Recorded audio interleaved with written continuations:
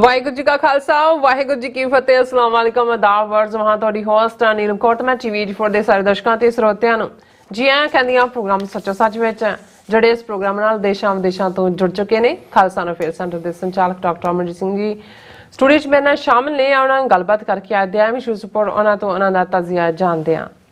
ਜੀ ਡਾਕਟਰ ਸਾਹਿਬ ਵਾਹਿਗੁਰੂ ਜੀ ਕਾ ਖਾਲਸਾ ਵਾਹਿਗੁਰੂ ਜੀ ਕੀ ਫਤਿਹ। हाँ जी नीलम कौर जी ਤੁਹਾਨੂੰ ਵੀ ਤੇ ਦੁਨੀਆ ਭਰ 'ਚ ਬੈਠੇ ਸਾਡੇ ਬਹੁਤ ਹੀ ਪਿਆਰੇ ਸੋਹਣੇ ਸਿਆਣੇ TV84 ਦੇ ਵਿਊਅਰਸ ਨੂੰ ਵੀ ਵਾਹਿਗੁਰੂ ਜੀ ਕਾ ਖਾਲਸਾ ਵਾਹਿਗੁਰੂ ਜੀ ਕੀ ਫਤਿਹ। ਸਾਡੇ ਬਹੁਤ ਹੀ ਪਿਆਰੇ ਮੁਸਲਮਾਨ ਭੈਣਾਂ ਭਰਾਵਾਂ ਨੂੰ ਅਸਲਾਮ ਅਲੈਕਮ ਤੇ ਗੰਗਾ ਜਮਨੀ ਤਹਿਜ਼ੀਬ ਦੇ ਹਿੰਦੂ ਤਵੀਆਂ ਨੂੰ ਨਮੋ ਨਮੇ। ਜੀ ਡਾਕਟਰ ਸਾਹਿਬ ਜੀ ਨੂੰ ਪ੍ਰੋਗਰਾਮ ਸੱਚੋ ਸੱਚ ਵਿੱਚ ਬਹੁਤ ਮਿਹਰਬਾਨੀ। ਜੀ ਡਾਕਟਰ ਸਾਹਿਬ ਅੱਜ 30 ਅਕਤੂਬਰ 2023 16 ਤੱਕ ਨਾਨਕਸ਼ਾਹੀ ਸੰਮਤ 555 ਦਾ ਦਿਨ ਹੈ ਤੇ ਡਾਕਟਰ ਸਾਹਿਬ ਪ੍ਰੋਗਰਾਮ ਸ਼ੁਰੂ ਕਰਨ ਤੋਂ ਪਹਿਲਾਂ ਅਸੀਂ ਆਪਣੇ ਦਰਸ਼ਕਾਂ ਤੇ ਸਰੋਤਿਆਂ ਨੂੰ ਹਮੇਸ਼ਾ ਤਰ੍ਹਾਂ ਦੱਸਿਓ ਵਿਊਅਰਸ ਜੇ ਤੁਸੀਂ ਹੱਕ ਸੱਚ ਇਨਸਾਫ ਤੇ ਪਹਿਰਾ ਦਿੰਦਾ ਇੱਕੋ ਇੱਕ ਚੈਨਲ TV84 ਨੂੰ ਦੇਖਣਾ ਚਾਹੁੰਦੇ ਹੋ ਤਾਂ ਤੁਸੀਂ ਦੇਖ ਸਕਦੇ ਸਪੈਕਟਰਮ ਕੇਬਲ ਆਰਸੀਨ ਕੇਬਲ ਵੈਲਫਰਮ ਕੈਨੇਡਾ roku ਜਾਦੂ ਬਾਕਸ ਸ਼ਾਵਾ Facebook TV84 ਦੀ ਐਪ ਰਾਹੀਂ online streaming and IP box ਤੇ ਤੁਸੀਂ TV84 ਨੂੰ ਦੇਖ ਸਕਦੇ ਹੋ। ਵਿਊਅਰਸ ਜੇ ਤੁਸੀਂ TV84 ਨਾਲ ਪ੍ਰੋਗਰਾਮ ਸੱਚੋ ਸੱਚ ਨਾਲ Facebook ਰਾਹੀਂ ਜੁੜੇ ਤਾਂ ਵੱਧ ਤੋਂ ਵੱਧ ਲਾਈਕ ਕਰੋ ਤੇ ਸ਼ੇਅਰ ਕਰੋ ਅਤੇ ਨਾਲ ਹੀ YouTube ਤੇ ਸਬਸਕ੍ਰਾਈਬ ਵੀ ਕਰੋ। ਇਹ ਵੀ ਦੱਸ ਦਿਓ ਕਿ ਤੁਸੀਂ TV84 ਦੀ ਐਪ ਨੂੰ Android ਐਂਡ App Store ਤੇ ਡਾਊਨਲੋਡ ਕਰਕੇ ਜੋ TV84 ਦੀ ਲਾਈਵ ਸਟ੍ਰੀਮ ਹੈ ਇਸ ਨੂੰ ਤੁਸੀਂ 24 ਆਵਰਸ ਦੇਖ ਸਕਦੇ ਹੋ। ਸੋ ਵਿਊਅਰਸ ਪ੍ਰੋਗਰਾਮ ਸ਼ੁਰੂ ਕਰਨ ਜਾ ਰਹੇ ਹਾਂ। ਇਸ ਵੀਕ ਦਾ ਪਹਿਲਾ ਪ੍ਰੋਗਰਾਮ ਕਰਨ ਜਾ ਰਹੇ ਹਾਂ ਅੱਜ ਮੰਡੇ ਵਾਲੇ ਦਿਨ। ਸੋ ਆਪਾਂ ਆਪਣੇ ਪ੍ਰੋਗਰਾਮ ਦੇ ਵਿੱਚ ਕਰਾਂਗੇ ਡਿਸਕਸ ਵੀਕਐਂਡ ਦੇ ਹਵਾਲੇ ਨਾਲ ਜਿਹੜੇ ਕਰੰਟ ਇਸ਼ੂ ਉਸ ਦੇ ਹਵਾਲੇ ਨਾਲ ਤੇ ਸਪਾਂਸਰਸ਼ਿਪ ਦੇ ਹਵਾਲੇ ਨਾਲ। ਸੋ ਸ਼ੁਰੂ ਕਰਦੇ ਹਾਂ ਪ੍ਰੋਗਰਾਮ ਨੂੰ ਅੱਜ ਦੀ ਸਪਾਂਸਰਸ਼ਿਪ ਦੇ ਹਵਾਲੇ ਨਾਲ ਕਿ ਅੱਜ ਦੇ ਪ੍ਰੋਗਰਾਮ ਸੱਚੋ ਸੱਚ ਨੂੰ ਸਪਾਂਸਰ ਕੀਤਾ ਗਿਆ ਹੈ ਨਿਊਯਾਰਕ ਤੋਂ ਸਰਦਾਰ ਬਲਜਿੰਦਰ ਸਿੰਘ ਜਰਾਂ ਵੱਲੋਂ। ਸੋ ਇਹਨਾਂ ਨੇ ਅੱਜ ਦੀ ਜਿਹੜੀ ਸਪਾਂਸਰਸ਼ਿਪ ਹੈ ਉਹ ਆਪਣੀ ਬੇਟੀ ਜਪਨੀਤ ਕੌਰ ਅਤੇ ਸੁਖਜੀਤ ਸਿੰਘ ਦੇ ਹੋਏ ਆਨੰਦ ਕਾਰਜ ਦੀ ਖੁਸ਼ੀ ਵਿੱਚ ਭੇਜੀ ਹੈ। ਅਸੀਂ TV84 ਦੀ ਸਮੁੱਚੀ ਟੀਮ ਔਰ ਸਮੂਹ ਪਰਿਵਾਰ ਵੱਲੋਂ ਜਿਹੜੇ ਹੈ ਨਵੀਂ ਵਿਆਹੀ ਜੋੜੀ ਅਤੇ ਦੋਹਾਂ ਪਰਿਵਾਰਾਂ ਨੂੰ ਵਧਾਈ ਦਿੰਦੇ ਹਾਂ ਔਰ ਵਾਹਿਗੁਰੂ ਚੜ੍ਹਦੀ ਕਲਾ ਬਖਸ਼ਣ ਜਪਨੀਤ ਕੌਰ ਅਤੇ ਸੁਖਜੀਤ ਸਿੰਘ ਦਾ ਜਿਹੜਾ ਆਉਣ ਵਾਲਾ ਸਮਾਂ ਹੈ ਉਹ ਖੁਸ਼ੀਆਂ ਭਰਿਆ ਹੋਵੇ। ਸੋ ਅੱਜ ਦੀ ਸਪਾਂਸਰਸ਼ਿਪ ਲਈ ਅਸੀਂ ਸਰਦਾਰ ਬਲਜਿੰਦਰ ਸਿੰਘ ਜਰਾਂ ਦਾ ਤਹਿ ਦਿਲ ਤੋਂ ਧੰਨਵਾਦ ਕਰ ਰਹੇ ਹਾਂ। ਤੁਹਾਨੂੰ ਵੀ ਅਪੀਲ ਤੇ ਬੇਨਤੀ ਕਰਦੇ ਹਾਂ ਕਿ ਤੁਸੀਂ ਪ੍ਰੋਗਰਾਮ ਸੱਚੋ ਸੱਚ ਨੂੰ ਵੱਧ ਤੋਂ ਵੱਧ ਸਪਾਂਸਰ ਕਰੋ। ਸਪਾਂਸਰਸ਼ਿਪ ਲਈ ਤੁਸੀਂ ਕਾਲ ਕਰ ਸਕਦੇ ਹੋ ਸਾਡੇ ਫੋਨ ਨੰਬਰ ਤੇ 5166191984 ਸੇਮ ਨੰਬਰ ਤੇ WhatsApp ਕਰ ਸਕਦੇ ਹੋ। ਤੁਸੀਂ ਸਾਨੂੰ ਈਮੇਲ ਵੀ ਕਰ ਸਕਦੇ ਹੋ info@tv84.tv। ਸੋ ਵਿਊਅਰਸ ਪਹਿਲੇ ਸੈਗਮੈਂਟ ਵਿੱਚ ਆਪਾਂ ਗੱਲਬਾਤ ਕਰਨ ਜਾ ਰਹੇ ਹਾਂ ਖਾਲਸਾ ਰੈਫਰੈਂਡਮ ਦੇ ਹਵਾਲੇ ਨਾਲ ਕਿ ਖਾਲਸਾ ਰੈਫਰੈਂਡਮ ਦੇ ਜਿਹੜੀਆਂ ਵੋਟਾਂ ਦਾ ਸਾਰੀ ਕੈਨੇਡਾ ਵਿਚਲਾ ਦੂਸਰਾ ਦੌਰ ਬਹੁਤ ਸਫਲਤਾ ਸਹਿਤ ਜਿਹੜਾ ਉਹ ਨੇਪਰੇ ਚੜਿਆ ਔਰ ਹਜ਼ਾਰਾਂ ਦੀ ਗਿਣਤੀ ਵਿੱਚ ਸਿੱਖ ਸੰਗਤਾਂ ਨੇ ਘੰਟਿਆਂ ਬੱਧੀ ਲਾਈਨਾਂ ਵਿੱਚ ਖਲੋ ਕੇ ਖਾਲਿਸਤਾਨ ਦੇ ਹੱਕ ਵਿੱਚ ਵੋਟਾਂ ਪਾਈਆਂ ਔਰ ਯਾਦ ਰਹੇ 10 ਸਤੰਬਰ ਨੂੰ ਇਸੇ ਵੋਟਿੰਗ ਸੈਂਟਰ ਵਿਖੇ 1,35,000 ਤੋਂ ਜ਼ਿਆਦਾ ਸਿੱਖਾਂ ਨੇ ਖਾਲਿਸਤਾਨ ਦੇ ਹੱਕ ਵਿੱਚ ਵੋਟ ਪਾਈ ਸੀ ਔਰ 18 ਸਤੰਬਰ ਨੂੰ ਜਸਟਨ ਟਰੂਡੋ ਵੱਲੋਂ ਪਾਰਲੀਮੈਂਟ ਵਿੱਚ ਭਾਈ ਹਰਦੀਪ ਸਿੰਘ ਨਿੱਜਰ ਦੇ ਕਤਲ ਕੇਸ ਲਈ ਭਾਰਤ ਸਰਕਾਰ ਨੂੰ ਦੋਸ਼ੀ ਜਿਹੜਾ ਉਹ ਠਹਿਰਾਇਆ ਗਿਆ ਸੀ ਔਰ ਭਾਈ ਹਰਦੀਪ ਸਿੰਘ ਨਿੱਜਰ ਇਸੇ ਗੁਰਦੁਆਰਾ ਸਾਹਿਬ ਦੇ ਮੁੱਖ ਸੇਵਾਦਾਰ ਸਨ ਔਰ ਜਿਨ੍ਹਾਂ ਨੂੰ 18 ਜੂਨ ਵਾਲੇ ਦਿਨ ਗੁਰਦੁਆਰਾ ਸਾਹਿਬ ਦੇ ਪਾਰਕਿੰਗ ਲਾਟ ਵਿੱਚ ਸ਼ਹੀਦ ਕੀਤਾ ਗਿਆ। ਸੋ ਇਸ ਬਾਰੇ ਆਪਾਂ ਗੱਲਬਾਤ ਕਰਨ ਜਾ ਰਹੇ ਹਾਂ। ਸੋ ਅਸੀਂ ਚਾਹਾਂਗੇ ਕਿ ਤੁਸੀਂ ਇਸੇ ਤਰ੍ਹਾਂ ਬਣੇ ਰਹਿਣਾ ਦੇਖਣ ਸੁਣ ਲਈ ਤੁਹਾਡਾ ਸਭ ਦਾ ਬਹੁਤ ਬਹੁਤ ਸ਼ੁਕਰੀਆ। ਜੀ ਡਾਕਟਰ ਸਾਹਿਬ ਕੀ ਵਿਚਾਰਾਂ ਨੇ? ਦੇਖੋ ਸਭ ਤੋਂ ਪਹਿਲਾਂ ਤਾਂ ਅੱਜ ਦੇ ਪ੍ਰੋਗਰਾਮ ਦੀ ਸਪਾਂਸਰਸ਼ਿਪ ਨੂੰ ਮੈਂ ਸਪਾਂਸਰਸ਼ਿਪ ਨਹੀਂ ਕਹਾਂਗਾ ਕਿਉਂਕਿ ਇਹ ਜਿਵੇਂ ਵੀਕਐਂਡ ਦੇ ਉੱਤੇ ਇੱਕ ਕੌਮੀ ਘਰ ਖਾਲਿਸਤਾਨ ਦਾ ਵੱਡਾ ਇਕੱਠ ਹੋਏ ਇਹੋ ਜਿਹਾ ਮਾਹੌਲ ਸੀ। ਬੇਸ਼ੱਕ ਜਦੋਂ ਵੀ ਕੋਈ ਪਰਿਵਾਰਕ ਸਮਾਗਮ ਖਾਸ ਤੌਰ ਤੇ ਉਹ ਪਰਿਵਾਰ ਜਿਹੜੇ ਪੰਥ ਨੂੰ ਸਮਰਪਿਤ ਨੇ ਉਹਨਾਂ 'ਚ ਵੀ ਉਹ ਜਿਹੜੇ ਇਸ 4 ਦਹਾਈਆਂ ਦੇ ਸਫ਼ਰ ਵਿੱਚ ਖਾਲਿਸਤਾਨ ਦੇ ਫਰੰਟ ਸੋਲਜਰ ਦੇ ਤੌਰ ਤੇ ਜਿਨ੍ਹਾਂ ਨੇ ਆਪਣਾ ਯੋਗਦਾਨ ਪਾਇਆ ਔਰ ਜਿਹੜੇ ਫਿਰ ਹਰ ਇੱਕ ਦੇ ਦੁੱਖ ਸੁੱਖ ਵਿੱਚ ਪਹੁੰਚਦੇ ਹੋਣ। ਸੋ ਜ਼ਾਹਰ ਹੈ ਵੀ ਇਹ ਆਨੰਦ ਕਾਰਜ ਜਿਹੜਾ ਸਰ ਲਖਵੀਰ ਸਿੰਘ ਬੀਬੀ ਅਮਰਜੀਤ ਕੌਰ ਉਹਨਾਂ ਦੇ ਸਪੁੱਤਰ ਸੁਖਜੀਤ ਸਿੰਘ ਔਰ ਭਾਈ ਬਲਜਿੰਦਰ ਸਿੰਘ ਬੀਬੀ ਗੁਰਜੀਤ ਕੌਰ ਉਹਨਾਂ ਦੀ ਸਪੁੱਤਰੀ ਜਪਨੀਤ ਕੌਰ ਜਿਨ੍ਹਾਂ ਦਾ ਆਨੰਦ ਕਾਰਜ ਸੈਚਰਡੇ ਗੁਰਦੁਆਰਾ ਰਿਚਮੰਡ ਹਿਲ ਕਲਚਰ ਸੁਸਾਇਟੀ ਵਿਖੇ ਹੋਇਆ। ਬਹੁਤ ਵੱਡੀ ਗੈਦਰਿੰਗ ਸੀ, ਰਿਪਰੈਜ਼ੈਂਟੇਟਿਵ ਗੈਦਰਿੰਗ ਤਾਂ ਹੈ ਹੀ ਸੀ।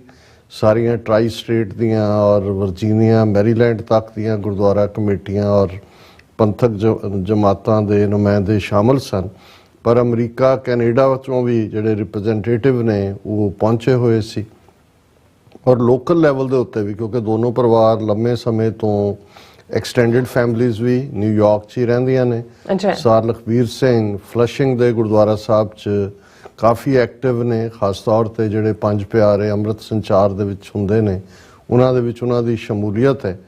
ਤੇ ਵੀਰ ਬਲਜਿੰਦਰ ਸਿੰਘ ਉਹਨਾਂ ਦੇ ਮਾਮਾ ਜੀ ਸਕੇ ਉਹ ਸੰਤ ਜਰਨੈਲ ਸਿੰਘ ਖਾਲਸਾ ਪਿੰਡਾਂ ਵਾਲਿਆਂ ਨਾਲ ਜੂਨ 84 'ਚ ਸਾਕਾ 84 ਘੱਲੂਘਾਰਾ ਵੇਲੇ ਸ਼ਹੀਦ ਹੋਏ ਜੂਝਦੇ ਹੋਏ, ਔਰ ਇਹਨਾਂ ਦੀ ਆਪਣੀ ਕੰਟਰੀਬਿਊਸ਼ਨ ਪੰਜਾਬ 'ਚ ਵੀ ਜੇਲ੍ਹਾਂ ਕੱਟੀਆਂ, ਫਰੰਟ ਦੇ ਆ ਕੇ ਜੰਗ ਲੜੀ, ਔਰ ਅਮਰੀਕਾ 'ਚ ਆ ਕੇ ਵੀ, ਕਿਉਂਕਿ ਉਹ ਜਿਹੜਾ ਜਨੂਨ ਤੁਹਾਨੂੰ ਕਦੇ ਵੀ ਇਹ ਭੁੱਲਣ ਨਹੀਂ ਦਿੰਦਾ ਕਿ ਸਾਡੇ ਸਾਥੀ ਸਿੰਘ ਸ਼ਹੀਦ ਹੋਏ ਨੇ ਔਰ ਅਸੀਂ ਇਸ ਝੰਡੇ ਨੂੰ ਬੁਲੰਦ ਰੱਖਣਾ ਹੈ। ਇੱਥੇ ਰਹਿ ਕੇ ਵੀ ਉਹਨਾਂ ਦੀ ਐਕਟੀਵਿਟੀ ਔਰ ਫਿਰ ਸਰਕਾਰੀ ਏਜੰਟਾਂ ਦਾ ਆਪਣਾ ਕੰਮ ਹੁੰਦਾ ਹੈ। 5 ਸਾਲ ਤੋਂ ਜ਼ਿਆਦਾ ਵਕਤ ਉਹਨਾਂ ਨੇ ਅਮਰੀਕਾ ਦੀਆਂ ਜੇਲ੍ਹਾਂ 'ਚ ਵੀ ਆ ਕੇ ਗੁਜ਼ਾਰਿਆ, ਔਰ ਇਹ ਸਾਰੇ ਦੌਰ 'ਚੋਂ ਗੁਜ਼ਰਦਿਆਂ ਵੀ ਉਹਨਾਂ ਦੀ ਕਮਿਟਮੈਂਟ, ਜਦੋਂ ਬਾਹਰ ਵੀ ਆਏ ਬਹੁਤ ਸਾਰੀਆਂ ਪਾਬੰਦੀਆਂ ਦੇ ਬਾਵਜੂਦ ਉਹਨਾਂ ਦੀ ਕੰਟਰੀਬਿਊਸ਼ਨ, ਉਹ ਬੇਸ਼ੱਕ ਗੁਰਦੁਆਰਾ ਕਮੇਟੀ ਤੋਂ ਲੈ ਕੇ ਹਰ ਸਿੱਖ ਜਥੇਬੰਦੀ, ਇਹ ਉਹ ਵੀਰ ਨੇ ਜਿਨ੍ਹਾਂ ਦਾ ਜਿਹੜਾ ਐਲਾਨੀਆ ਇਹ ਹੈ, ਐਲਾਨੀਆ ਬਿਆਨੀਆ ਇਹ ਹੈ ਕਿ ਹਮਰਾ ਧੜਾ ਹਰ ਰਾਹ ਸਮਾਈ, ਕਿ ਭਾਈ ਅਸੀਂ ਪੰਥ ਦੇ ਨਾਲ ਖੜੇ, ਬਿਲਕੁਲ ਜਿਹੜਾ ਵੀ ਪੰਥ ਦੀ ਚੜ੍ਹਦੀ ਕਲਾ ਲਈ, ਕੌਮੀ ਕਾਰ ਖਾਲਿਸਤਾਨ ਲਈ ਕੰਮ ਕਰੇਗਾ ਅਸੀਂ ਉਸ ਦੇ ਨਾਲ ਹੈ। ਸੋ ਇਹੀ ਇੱਕ ਜਿਹੜਾ ਆਊਟਪੋਰਿੰਗ ਆਫ ਲਵ ਸੀ ਉਹ ਤਾਂ ਵਿਜ਼ੀਬਲ ਸੀ ਹਰ ਸਮਾਗਮ ਤੇ। ਜਦੋਂ ਕੁੜਮਾਈ ਹੋਈ 2-3 ਦਿਨ ਪਹਿਲੇ ਅਸੀਂ ਦੱਸਿਆ ਸੀ, ਉਸ ਦਿਨ ਅਸੀਂ ਸਗੋਂ ਪ੍ਰੋਗਰਾਮ ਮਿਸ ਕੀਤਾ। ਇਸੇ ਹੀ ਜੋੜੀ ਦਾ ਜਿਨ੍ਹਾਂ ਦੀ ਕੁੜਮਾਈ ਸੀ ਉਹਨਾਂ ਦਾ ਆਨੰਦ ਕਾਰਜ ਸੀ ਸੈਚਰਡੇ ਸੰਡੇ। ਸੋ ਮੌਸਮ ਵੀ ਬਹੁਤ ਵਧੀਆ ਸੀ, 4 ਚੁਫੇਰੇ ਐਂ ਲੱਗਦਾ ਸੀ ਵੀ ਜੂਨ ਮਹੀਨੇ ਦਾ ਦਿਨ ਹੋਏ। ਤੁਸੀਂ ਵੀ ਸ਼ਮੂਲੀਅਤ ਕੀਤੀ, ਸੈਚਰਡੇ ਤੁਸੀਂ ਵੀ ਸ਼ਮੂਲੀਅਤ ਕੀਤੀ, ਔਰ ਇਹ ਸਾਰੇ 'ਚ ਜਿਹੜਾ ਖਾਸ ਪਾਰਟ ਸੀ ਕਿ ਦੋਨੋਂ ਹੀ, ਇੱਕ ਪਾਸੇ ਬੇਟਾ ਸੁਖਜੀਤ ਸਿੰਘ ਲੰਮਾ ਝੰਮਾ ਖਾਲਸਾਈ ਸਰੂਪ ਤੇ ਬੱਚੀ ਜਪਨੀਤ ਕੌਰ ਵੀ ਡੈਡੀਕੇਟਿਡ ਬੱਚੀ ਹੈ, ਦੋਨੋਂ ਹਾਈਲੀ ਐਜੂਕੇਟਿਡ ਨੇ, ਔਰ ਗੁਰਦੁਆਰਾ ਸਾਹਿਬ 'ਚ ਸਾਰੀਆਂ ਹੀ ਜਿਹੜੀਆਂ ਜਿਹਨੂੰ ਅਸੀਂ ਗੁਰਮਤ ਮਰਿਆਦਾ ਕਹਿੰਦੇ ਹਾਂ ਉਸ ਅਨੁਸਾਰ ਆਨੰਦ ਕਾਰਜ ਹੋਇਆ। ਹਰ ਇੱਕ ਨੇ ਟ੍ਰਿਬਿਊਟ ਦਿੱਤੀ ਕਿ ਭਾਈ ਕਿਵੇਂ ਦੋਵੇਂ ਪਰਿਵਾਰਾਂ ਨੇ ਪੰਥਕ ਪਿੜ ਦੇ ਵਿੱਚ ਯੋਗਦਾਨ ਪਾਇਆ। ਔਰ ਜੇ ਇਕੱਠ ਦੀ ਗੱਲ ਕਰੀਏ ਤੇ ਗੁਰਦੁਆਰਾ ਸਾਹਿਬ ਦਾ ਇਹ ਹਾਲ ਜਦੋਂ ਅਜੇ ਇੱਕ ਵਾਰ ਅਗਨਪੇਟ ਹੋਇਆ ਗੁਰਦੁਆਰੇ ਤੋਂ ਬਣਿਆ ਤੇ ਕੁਛ ਤਾਂ ਕਹਿਣਾ ਸੀ ਜੀ ਇੰਨਾ ਵੱਡਾ ਹਾਲ ਇਹ ਤਾਂ ਕਦੇ ਸਾਲ 'ਚ ਕਦੀ ਲੋੜ ਪੈਗੀ, ਪਰ ਉਸ ਦਿਨ ਹਾਲ ਵੀ ਛੋਟਾ ਲੱਗ ਰਿਹਾ ਸੀ, ਔਰ ਕਿਉਂਕਿ ਬਾਹਰ ਵੀ ਵਰਾਂਡੇ 'ਚ ਵੀ ਔਰ ਥੱਲੇ ਜਿਹੜਾ ਖਾਸ ਤੌਰ ਤੇ ਵਿਆਹ ਦੀ ਖਾਸ ਕੇਟਰਿੰਗ ਹੁੰਦੀ ਹੈ ਉੱਥੇ ਤਾਂ ਫਿਰ ਭੀੜਾਂ ਤਾਂ ਹੋਣੀਆਂ ਹੀ ਹੁੰਦੀਆਂ ਨੇ। ਸੋ ਅਸੀਂ ਸਮਝਦੇ ਹਾਂ ਕਿ ਮੈਂ ਜਦੋਂ ਵੀਰ ਬਲਜਿੰਦਰ ਸਿੰਘ ਹੋਰਾਂ ਨੂੰ ਕਿਹਾ ਵੀ, ਮੈਂ ਕਿਹਾ ਜੀ ਤੁਸੀਂ ਦੱਸੋ ਅਸੀਂ ਕੀ ਸੇਵਾ ਕਰੀਏ, ਸਾਡੇ ਕੋਲ ਹੁੰਦੀ ਤਾਂ ਵੈਸੇ ਅਰਦਾਸ ਹੈ ਆਨੰਦ ਕਾਰਜ ਤੋਂ ਪਹਿਲਾਂ। ਉਹ ਕਹਿੰਦਾ ਨਹੀਂ ਤੁਸੀਂ ਇੱਕ ਬੱਚਿਆਂ ਦੇ ਨਾਂ ਸਪਾਂਸਰਸ਼ਿਪ ਕਰ ਦਿਓ, ਬਾਕੀ ਜਿਹੜਾ ਹੈ ਉਹ ਮਹਾਰਾਜ ਦੀ ਕਿਰਪਾ ਹੈ। ਚਲੋ ਅਸੀਂ ਜਿੱਥੇ ਦੋਨਾਂ ਪਰਿਵਾਰਾਂ ਨੂੰ ਮੁਬਾਰਕਬਾਦ, ਸਾਡੇ ਪੇਕਿਓਂ ਵੀ ਸਰ ਬਲਵਿੰਦਰ ਸਿੰਘ ਚੱਠਾ, ਭਾਈ ਨਰਿੰਦਰ ਸਿੰਘ, ਵੀਰ ਊਧਮ ਸਿੰਘ ਸਾਰੇ ਆਏ ਹੋਏ ਸੀ, ਕਲਾਮਾਜ਼ੂ ਮਿਸ਼ੀਗਨ ਤੋਂ ਭਾਈ ਗੁਰਦੇਵ ਸਿੰਘ, ਉਹਨਾਂ ਦੇ ਦਾ ਸਮੁੱਚਾ ਪਰਿਵਾਰ, ਔਰ ਸਾਡੇ ਵੀਰ ਭਾਈ ਗੋਵਿੰਦਰ ਸਿੰਘ ਖਾਸ ਤੌਰ ਤੇ ਡਾਲਸ ਟੈਕਸਾਸ ਤੋਂ ਜਿਹੜੇ ਨੇ ਉਹ ਫਲਾਈ ਕਰਕੇ ਪਹੁੰਚੇ। ਉਹ ਸਾਡੇ ਸਟੂਡੀਓ ਵੀ ਆਏ, ਤੁਹਾਨੂੰ ਬਹੁਤ ਐਡਮਾਇਰ ਕਰਦੇ ਨੇ ਕਿਉਂਕਿ ਉਹਨਾਂ ਦਾ ਡਾਕਟਰ ਰਣਜੀਤ ਸਿੰਘ ਹੋਰਾਂ ਨਾਲ ਜਿਹੜਾ ਭਰਾਵਾਂ ਵਾਲਾ ਸੰਬੰਧ ਰਿਹਾ, ਤੇ ਡਾਕਟਰ ਰਣਜੀਤ ਸਿੰਘ ਬਹੁਤ ਵੱਡੇ ਖੈਰ ਖੁਆਹ ਵੀ ਸਨ ਬਲਜਿੰਦਰ ਸਿੰਘ ਹੋਰਾਂ ਦੇ ਦੁੱਖ ਸੁੱਖ ਦੇ ਸਾਥੀ, ਔਰ ਇਹਨਾਂ ਦੇ ਲਈ ਵੀ ਕਿਉਂਕਿ ਜਦੋਂ ਅਸੀਂ ਨਿਊਯਾਰਕ 'ਚ 1990 ਦੀ ਐਕਟੀਵਿਟੀ ਦੇਖਦੇ ਹਾਂ ਤੇ ਇਹੀ ਚਿਹਰੇ ਸਾਨੂੰ ਨਜ਼ਰ ਆਉਂਦੇ ਨੇ। ਹੁਣ ਇਸ ਗੱਲ ਦੀ ਖੁਸ਼ੀ ਹੈ ਕਿ ਬੇਸ਼ੱਕ ਅਸੀਂ ਆਪਣੇ ਸਫ਼ਰ ਦਾ ਇੱਕ ਵੱਡਾ ਪੈਂਡਾ ਤੈਅ ਕਰ ਲਿਆ ਤੇ ਅਗਲੀ ਜਨਰੇਸ਼ਨ ਜਿਹੜੀ ਹੈ ਉਹ ਵੀ ਉਸੇ ਹੀ ਖਾਲਸਾਈ ਸਪਿਰਿਟ ਦੇ ਨਾਲ ਜਿਹੜੀ ਆ ਉਹ ਝੰਡਾ ਬਰਦਾਰ ਹੈ, ਔਰ ਅਸੀਂ ਸਮੁੱਚੀ ਟੀਵੀ 84 ਦੀ ਫੈਮਿਲੀ ਵੱਲੋਂ ਇਹਨਾਂ ਸਮੁੱਚੇ ਦੋਨਾਂ ਪਰਿਵਾਰਾਂ ਨੂੰ ਵੀ ਔਰ ਸਮੁੱਚੀਆਂ ਸਿੱਖ ਸੰਗਤਾਂ ਨੂੰ ਵੀ ਬਹੁਤ-ਬਹੁਤ ਮੁਬਾਰਕਬਾਦ ਦਿੰਦੇ ਹਾਂ।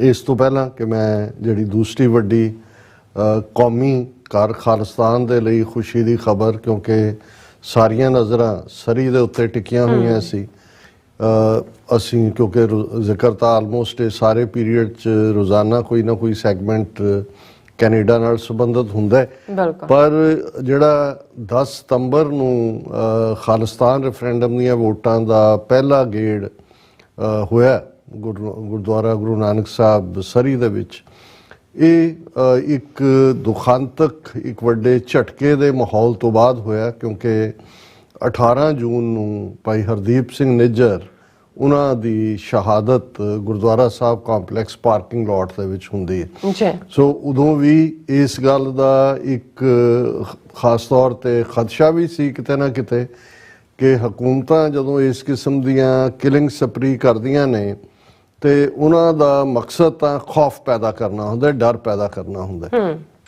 ਸੋ ਜਦੋਂ 10 ਸਤੰਬਰ ਨੂੰ ਪਹਿਲਾ ਗੇੜ ਵੋਟਾਂ ਦਾ ਰੱਖਿਆ ਗਿਆ ਸੀ, ਇਹ ਸੀ ਵੀ ਇਹ ਕਿਵੇਂ ਇੰਪੈਕਟ ਇਹਦਾ ਹੋਏਗਾ, ਲੇਕਿਨ ਇਹ ਜਿਵੇਂ ਜਿਉਂ-ਜਿਉਂ ਮੰਨੂ ਵੱਢਦਾ ਅਸੀਂ ਦੂਣ ਸਵਾਏ ਹੋਏ ਦੀ ਸਪਿਰਿਟ ਹੈ। 1,35,000 ਤੋਂ ਜ਼ਿਆਦਾ ਸਿੱਖ ਸੰਗਤਾਂ ਜਿਨ੍ਹਾਂ ਨੇ ਵੋਟ ਕਾਸਟ ਕੀਤੀ ਔਰ ਮੀਲਾਂ ਤੱਕ ਲੰਬੀਆਂ ਲਾਈਨਾਂ ਸਨ ਔਰ ਬਹੁਤ ਵੱਡੀ ਗਿਣਤੀ ਦੇ ਵਿੱਚ ਸਿੱਖ ਸੰਗਤਾਂ ਵੋਟ ਪਾਉਣ ਤੋਂ ਮਹਿਰੂਮ ਰਹੀਆਂ, ਕਿਉਂਕਿ ਉਹ ਵੋਟਿੰਗ ਜਿਹੜੀ ਬੈਲਟ ਐਸੋਸੀਏਸ਼ਨ ਹੈ ਇੰਟਰਨੈਸ਼ਨਲ ਰੈਕਗਨੀਸ਼ਨ ਦੀ, ਉਹਨਾਂ ਦੇ ਆਪਣੇ ਰੂਲ ਹੁੰਦੇ ਨੇ। ਇਹ ਨਹੀਂ ਹੁੰਦਾ ਕਿ ਬਈ ਸਾਡੇ ਵਾਂਗੂ ਅਸੀਂ ਚਾਹੀਏ ਤੇ 15 ਮਿੰਟ ਲੇਟ ਪ੍ਰੋਗਰਾਮ ਸ਼ੁਰੂ ਕਰੀਏ, ਇਵੇਂ ਨਹੀਂ ਹੈ, ਉਹ ਤੁਹਾਡੇ ਫਿਕਸ ਟਾਈਮ ਹੁੰਦਾ।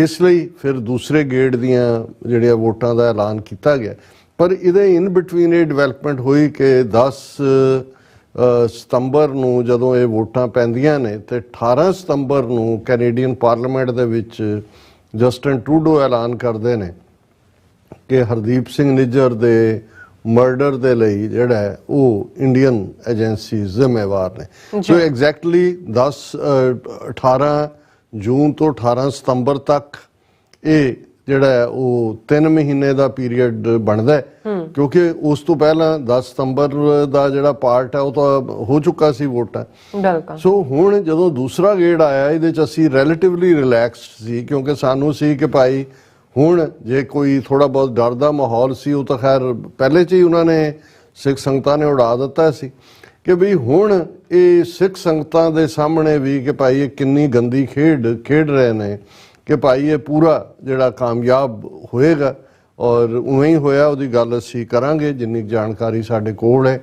ਔਰ ਇਹ ਕੱਲ ਹੀ ਜਦੋਂ ਅਸੀਂ ਇਹ ਸਾਰੇ ਬਾਰੇ ਖਬਰਾਂ ਵੀ ਲੈ ਰਹੇ ਸੀ, ਸਾਡੇ ਬਹੁਤੇ ਵੀਰ ਜਿਹੜੇ ਉੱਥੇ ਸ਼ਾਮਲ ਸੀ, ਲਾਈਨ 'ਚ ਲੱਗੇ ਸੀ, ਮੀਡੀਆ ਵਾਲੇ ਵੀ, ਸੋ ਉਹਨਾਂ ਨੇ ਸਾਨੂੰ ਮੌਕੇ ਦੀ ਕਵਰੇਜ ਤੋਂ ਹੀ ਜਿਹੜਾ ਉਹ ਦੱਸ ਦਿੱਤਾ ਸੀ ਕਿ ਭਾਈ ਰਿਕਾਰਡ ਤੋੜ ਗੈਦਰਿੰਗ ਹੈ। ਪਰ ਕਿਉਂਕਿ ਅਸੀਂ ਆਪਣੇ ਪ੍ਰੋਗਰਾਮਾਂ 'ਚ ਹਿਸਟਰੀ ਰਿਲੇਟਡ ਗੱਲ ਵੀ ਕਰਦੇ ਹਾਂ, ਅੱਜ ਉਹ ਦਿਨ ਹੈ ਜਦੋਂ ਕਿ ਠੀਕ 101 ਸਾਲ ਪਹਿਲੇ 30 ਅਕਤੂਬਰ 1922 ਨੂੰ ਸਾਕਾ ਪੰਜਾ ਸਾਹਿਬ, ਜਿਸ ਨੂੰ ਅਸੀਂ ਯਾਦ ਕਰਦੇ ਹਾਂ। 20ਵੀਂ ਸਦੀ ਦੇ ਸਾਡੇ ਜਿਹੜੇ ਮੋਰਚੇ ਨੇ ਉਹਨਾਂ 'ਚ ਅਸੀਂ 2 ਮੋਰਚੇ ਜਿਹੜੇ ਨੇ, ਗੁਰੂ ਕੇ ਬਾਗ ਦਾ ਮੋਰਚਾ, ਚਾਬੀਆਂ ਦਾ ਮੋਰਚਾ ਔਰ ਜੈਤੋ ਦਾ ਮੋਰਚਾ, ਇਹ 3 ਅਸੀਂ ਮੋਰਚਾ ਲਫ਼ਜ਼ ਕਹਿੰਦੇ ਹਾਂ ਤੇ 2 ਐਸੇ ਵਾਕਿਆਤ ਨੇ ਜਿਨ੍ਹਾਂ ਦੇ ਲਈ ਅਸੀਂ ਸਾਕਾ ਲਫ਼ਜ਼ ਇਸਤੇਮਾਲ ਕਰਦੇ ਹਾਂ। ਸਾਕਾ ਨਨਕਾਣਾ ਸਾਹਿਬ ਜਿਹੜਾ ਮਹੰਤ ਨਰੈਣੂ ਦੇ ਹੱਥਾਂ 'ਚ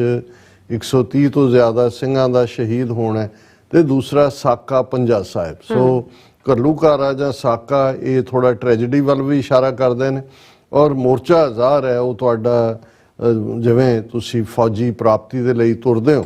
ਸੋ ਇਹ ਜਿਹੜਾ ਸਾਕਾ ਪੰਜਾ ਸਾਹਿਬ ਹੈ, ਬੇਸ਼ੱਕ ਲਫ਼ਜ਼ ਇਹਦੇ ਨਾਲ ਸਾਕਾ ਇਸ ਲਈ ਜੁੜਿਆ ਕਿਉਂਕਿ 2 ਗੁਰਸਿੱਖਾਂ ਦੀ ਸ਼ਹਾਦਤ ਹੋਈ, ਭਾਈ ਕਰਮ ਸਿੰਘ, ਭਾਈ ਪ੍ਰਤਾਪ ਸਿੰਘ, ਲੇਕਿਨ ਇਹ ਮੋਰਚੇ ਦੀ ਕੈਟਾਗਰੀ 'ਚ ਵੀ ਆ ਜਾਂਦਾ ਹੈ ਕਿਉਂਕਿ ਆਲਰੇਡੀ ਮੋਰਚਾ ਤਾਂ ਗੁਰੂ ਕੇ ਬਾਗ ਦਾ ਲੱਗਾ ਹੋਇਆ ਸੀ ਔਰ ਗੁਰੂ ਕੇ ਬਾਗ ਦੇ ਮੋਰਚੇ 'ਚ ਜਿਸ ਪ੍ਰਥਾ ਹੈ, ਅਸੀਂ ਕਈ ਵਾਰ ਉਹ ਕ੍ਰਿਸਚਨ ਪਾਦਰੀ ਐਂਡਰਿਊ ਦੀ ਗੱਲ ਕਰਦੇ ਹਾਂ ਜਿਹਦੇ 'ਚ ਉਹਨੇ ਜਿਹੜੇ ਪੀਸਫੁਲ ਢੰਗ ਨਾਲ ਕੁੱਟ ਖਾ ਰਹੇ ਨੇ, ਡਿੱਗਦੇ ਨੇ, ਫਿਰ ਉੱਠਦੇ ਨੇ, ਸਤਨਾਮ ਵਾਹਿਗੁਰੂ ਕਰਦੇ ਆ, ਫਿਰ ਉਹਨਾਂ ਨੂੰ ਬੀਟ ਕੀਤਾ ਜਾਂਦਾ ਹੈ ਜਦੋਂ ਤੱਕ ਉਹ ਬੇਹੋਸ਼ ਨਹੀਂ ਹੋ ਜਾਂਦੇ ਔਰ ਸਟ੍ਰੈਚਰ ਤੇ ਪਾ ਕੇ ਉਹਨਾਂ ਨੂੰ ਨਹੀਂ ਲਿਜਾਇਆ ਜਾਂਦਾ, ਉਹ ਅੱਗੇ ਵਧਣ ਦੀ ਕੋਸ਼ਿਸ਼ ਕਰਦੇ ਨੇ, ਜਿਹਨੂੰ ਉਹਨੇ ਐਂਡਰਿਊ ਨੇ ਕਿਹਾ ਸੀ ਕਿ ਜੀਸਸ ਦੇ ਭਰਾ, ਕਿ ਮੈਂ ਅੱਜ ਦੇਖੇ ਨੇ ਕਈ ਜੀਸਸ ਦੇ ਭਰਾ। ਇਹ ਛੋਟੀ ਗੱਲ ਨਹੀਂ ਸੀ ਕਿਉਂਕਿ ਐਂਡਰਿਊ ਬਹੁਤ ਵੱਡਾ ਪਾਦਰੀ ਸੀ ਉਸ ਖਿੱਤੇ ਦਾ, ਗਾਂਧੀ ਦੇ ਨਾਲ ਵੀ, ਸਰਕਾਰਾਂ ਨਾਲ ਵੀ ਤਾਲਮੇਲ ਸੀ, ਸਰਕਾਰੀ ਕਿਸਮ ਦੇ ਇਸ ਕਿਸਮ ਦੇ ਉਸ ਵੇਲੇ ਤੱਕ ਇਹ ਮਾਹੌਲ ਵਾਲੇ ਲੋਕ ਸੀ ਜਿਨ੍ਹਾਂ ਦਾ ਸਰਕਾਰੀ ਦਰਬਾਰੇ ਵੀ ਪ੍ਰਭਾਵ ਸੀ। ਹੁਣ ਗੁਰੂ ਕੇ ਬਾਗ ਦਾ ਮੋਰਚਾ ਲੱਗਾ ਹੋਇਆ ਹੈ, ਸਿੱਖ ਫੌਜੀਆਂ ਦਾ ਜਿਹੜੇ 6-6 ਫੁੱਟੇ ਜਿਨ੍ਹਾਂ ਨੇ ਫਸਟ ਵਰਲਡ ਵਾਰ ਲੜਿਆ ਹੋਇਆ ਸੀ ਉਹਨਾਂ ਦਾ ਜਥਾ। ਫਿਰ ਸਰਕਾਰ ਨੇ ਦੇਖਿਆ ਕਿ ਵੀ ਜੇ ਤੁਸੀਂ ਇਹਨਾਂ ਨੂੰ ਮਾਝੇ ਜਾਂ ਉਹਦੇ ਨੇੜੇ ਤੇੜੇ ਦੀਆਂ ਜੇਲ੍ਹਾਂ 'ਚ ਰੱਖਿਆ ਤੇ ਉੱਥੇ ਵੀ ਕੋਈ ਬਗਾਵਤ ਨਾ ਹੋਏ। ਸੋ ਉਹਨਾਂ ਨੇ ਇਸ ਗੱਲ ਨੂੰ ਵੀ ਯਕੀਨੀ ਬਣਾਇਆ ਕਿ ਜਿਹੜੇ ਉੱਥੋਂ ਗ੍ਰਿਫਤਾਰ ਕੀਤੇ ਜਾਂਦੇ ਸੀ ਉਹਨਾਂ ਨੂੰ ਗੱਡੀ ਰਾਹੀਂ ਜਿਹੜਾ ਹਸਨ ਅਬਦਾਲ ਵੀ ਕ੍ਰਾਸ ਕਰਾ ਕੇ ਪਰੇ ਅਟਕ ਉਹ ਇੰਡਸ ਦਰਿਆ ਦੇ ਕੰਢੇ ਤੱਕ ਪਹੁੰਚਾਉਣ ਦਾ ਉਹਨਾਂ ਦਾ ਸੀ। ਔਰ ਉੱਥੋਂ ਫੜੇ ਹੋਏ ਭੁੱਖੇ ਪਾਣੇ ਜਿਹੜੇ ਨੇ ਉਹ ਗੱਡੀਆਂ 'ਚ ਤੂੜ ਕੇ ਗੱਡੀ ਰਾਹੀਂ ਉਧਰ ਨੂੰ ਲਿਜਾਏ ਜਾ ਰਹੇ ਸੀ। ਸੋ ਗੱਡੀ ਉੱਥੋਂ ਹਸਨ ਅਬਦਾਲ ਸਟੇਸ਼ਨ ਹੈ ਪੰਜਾ ਸਾਹਿਬ ਦਾ। ਸੋ ਸਿੱਖ ਸੰਗਤਾਂ ਨੂੰ ਪਤਾ ਲੱਗਾ ਕਿ ਭਾਈ ਇਸ ਤਰ੍ਹਾਂ ਗੱਡੀ ਆ ਰਹੀ ਹੈ ਔਰ ਉਹਦੇ 'ਚ ਜਿਹੜੇ ਗੁਰੂ ਕੇ ਬਾਗ ਦੇ ਮੋਰਚੇ ਵਾਲੇ ਸਿੰਘ ਨੇ ਉਹਨਾਂ ਨੂੰ ਜਿਹੜਾ ਲਿਜਾਇਆ ਜਾ ਰਿਹਾ ਉਹ ਭੁੱਖੇ ਪਾਣੇ ਨੇ। ਔਰ ਉਹਨਾਂ ਨੇ ਅਰਦਾਸਾ ਸੋਧਿਆ ਕਿ ਭਾਈ ਇਹ ਤਾਂ ਹੋ ਨਹੀਂ ਸਕਦਾ ਕਿ ਸਾਡੇ ਕੋਲੋਂ ਸਾਡੇ ਵੀਰ ਭੁੱਖੇ ਲੰਘਣ। ਔਰ ਉੱਥੇ ਗੱਡੀ ਯੂਜੂਅਲੀ ਰੁਕਦੀ ਸੀ, ਹਸਨ ਅਬਦਾਲ ਸਟੇਸ਼ਨ ਸੀ। ਸੋ ਉਹਨਾਂ ਨੇ ਸਟੇਸ਼ਨ ਮਾਸਟਰ ਨਾਲ ਵੀ ਗੱਲ ਕਰ ਲਈ।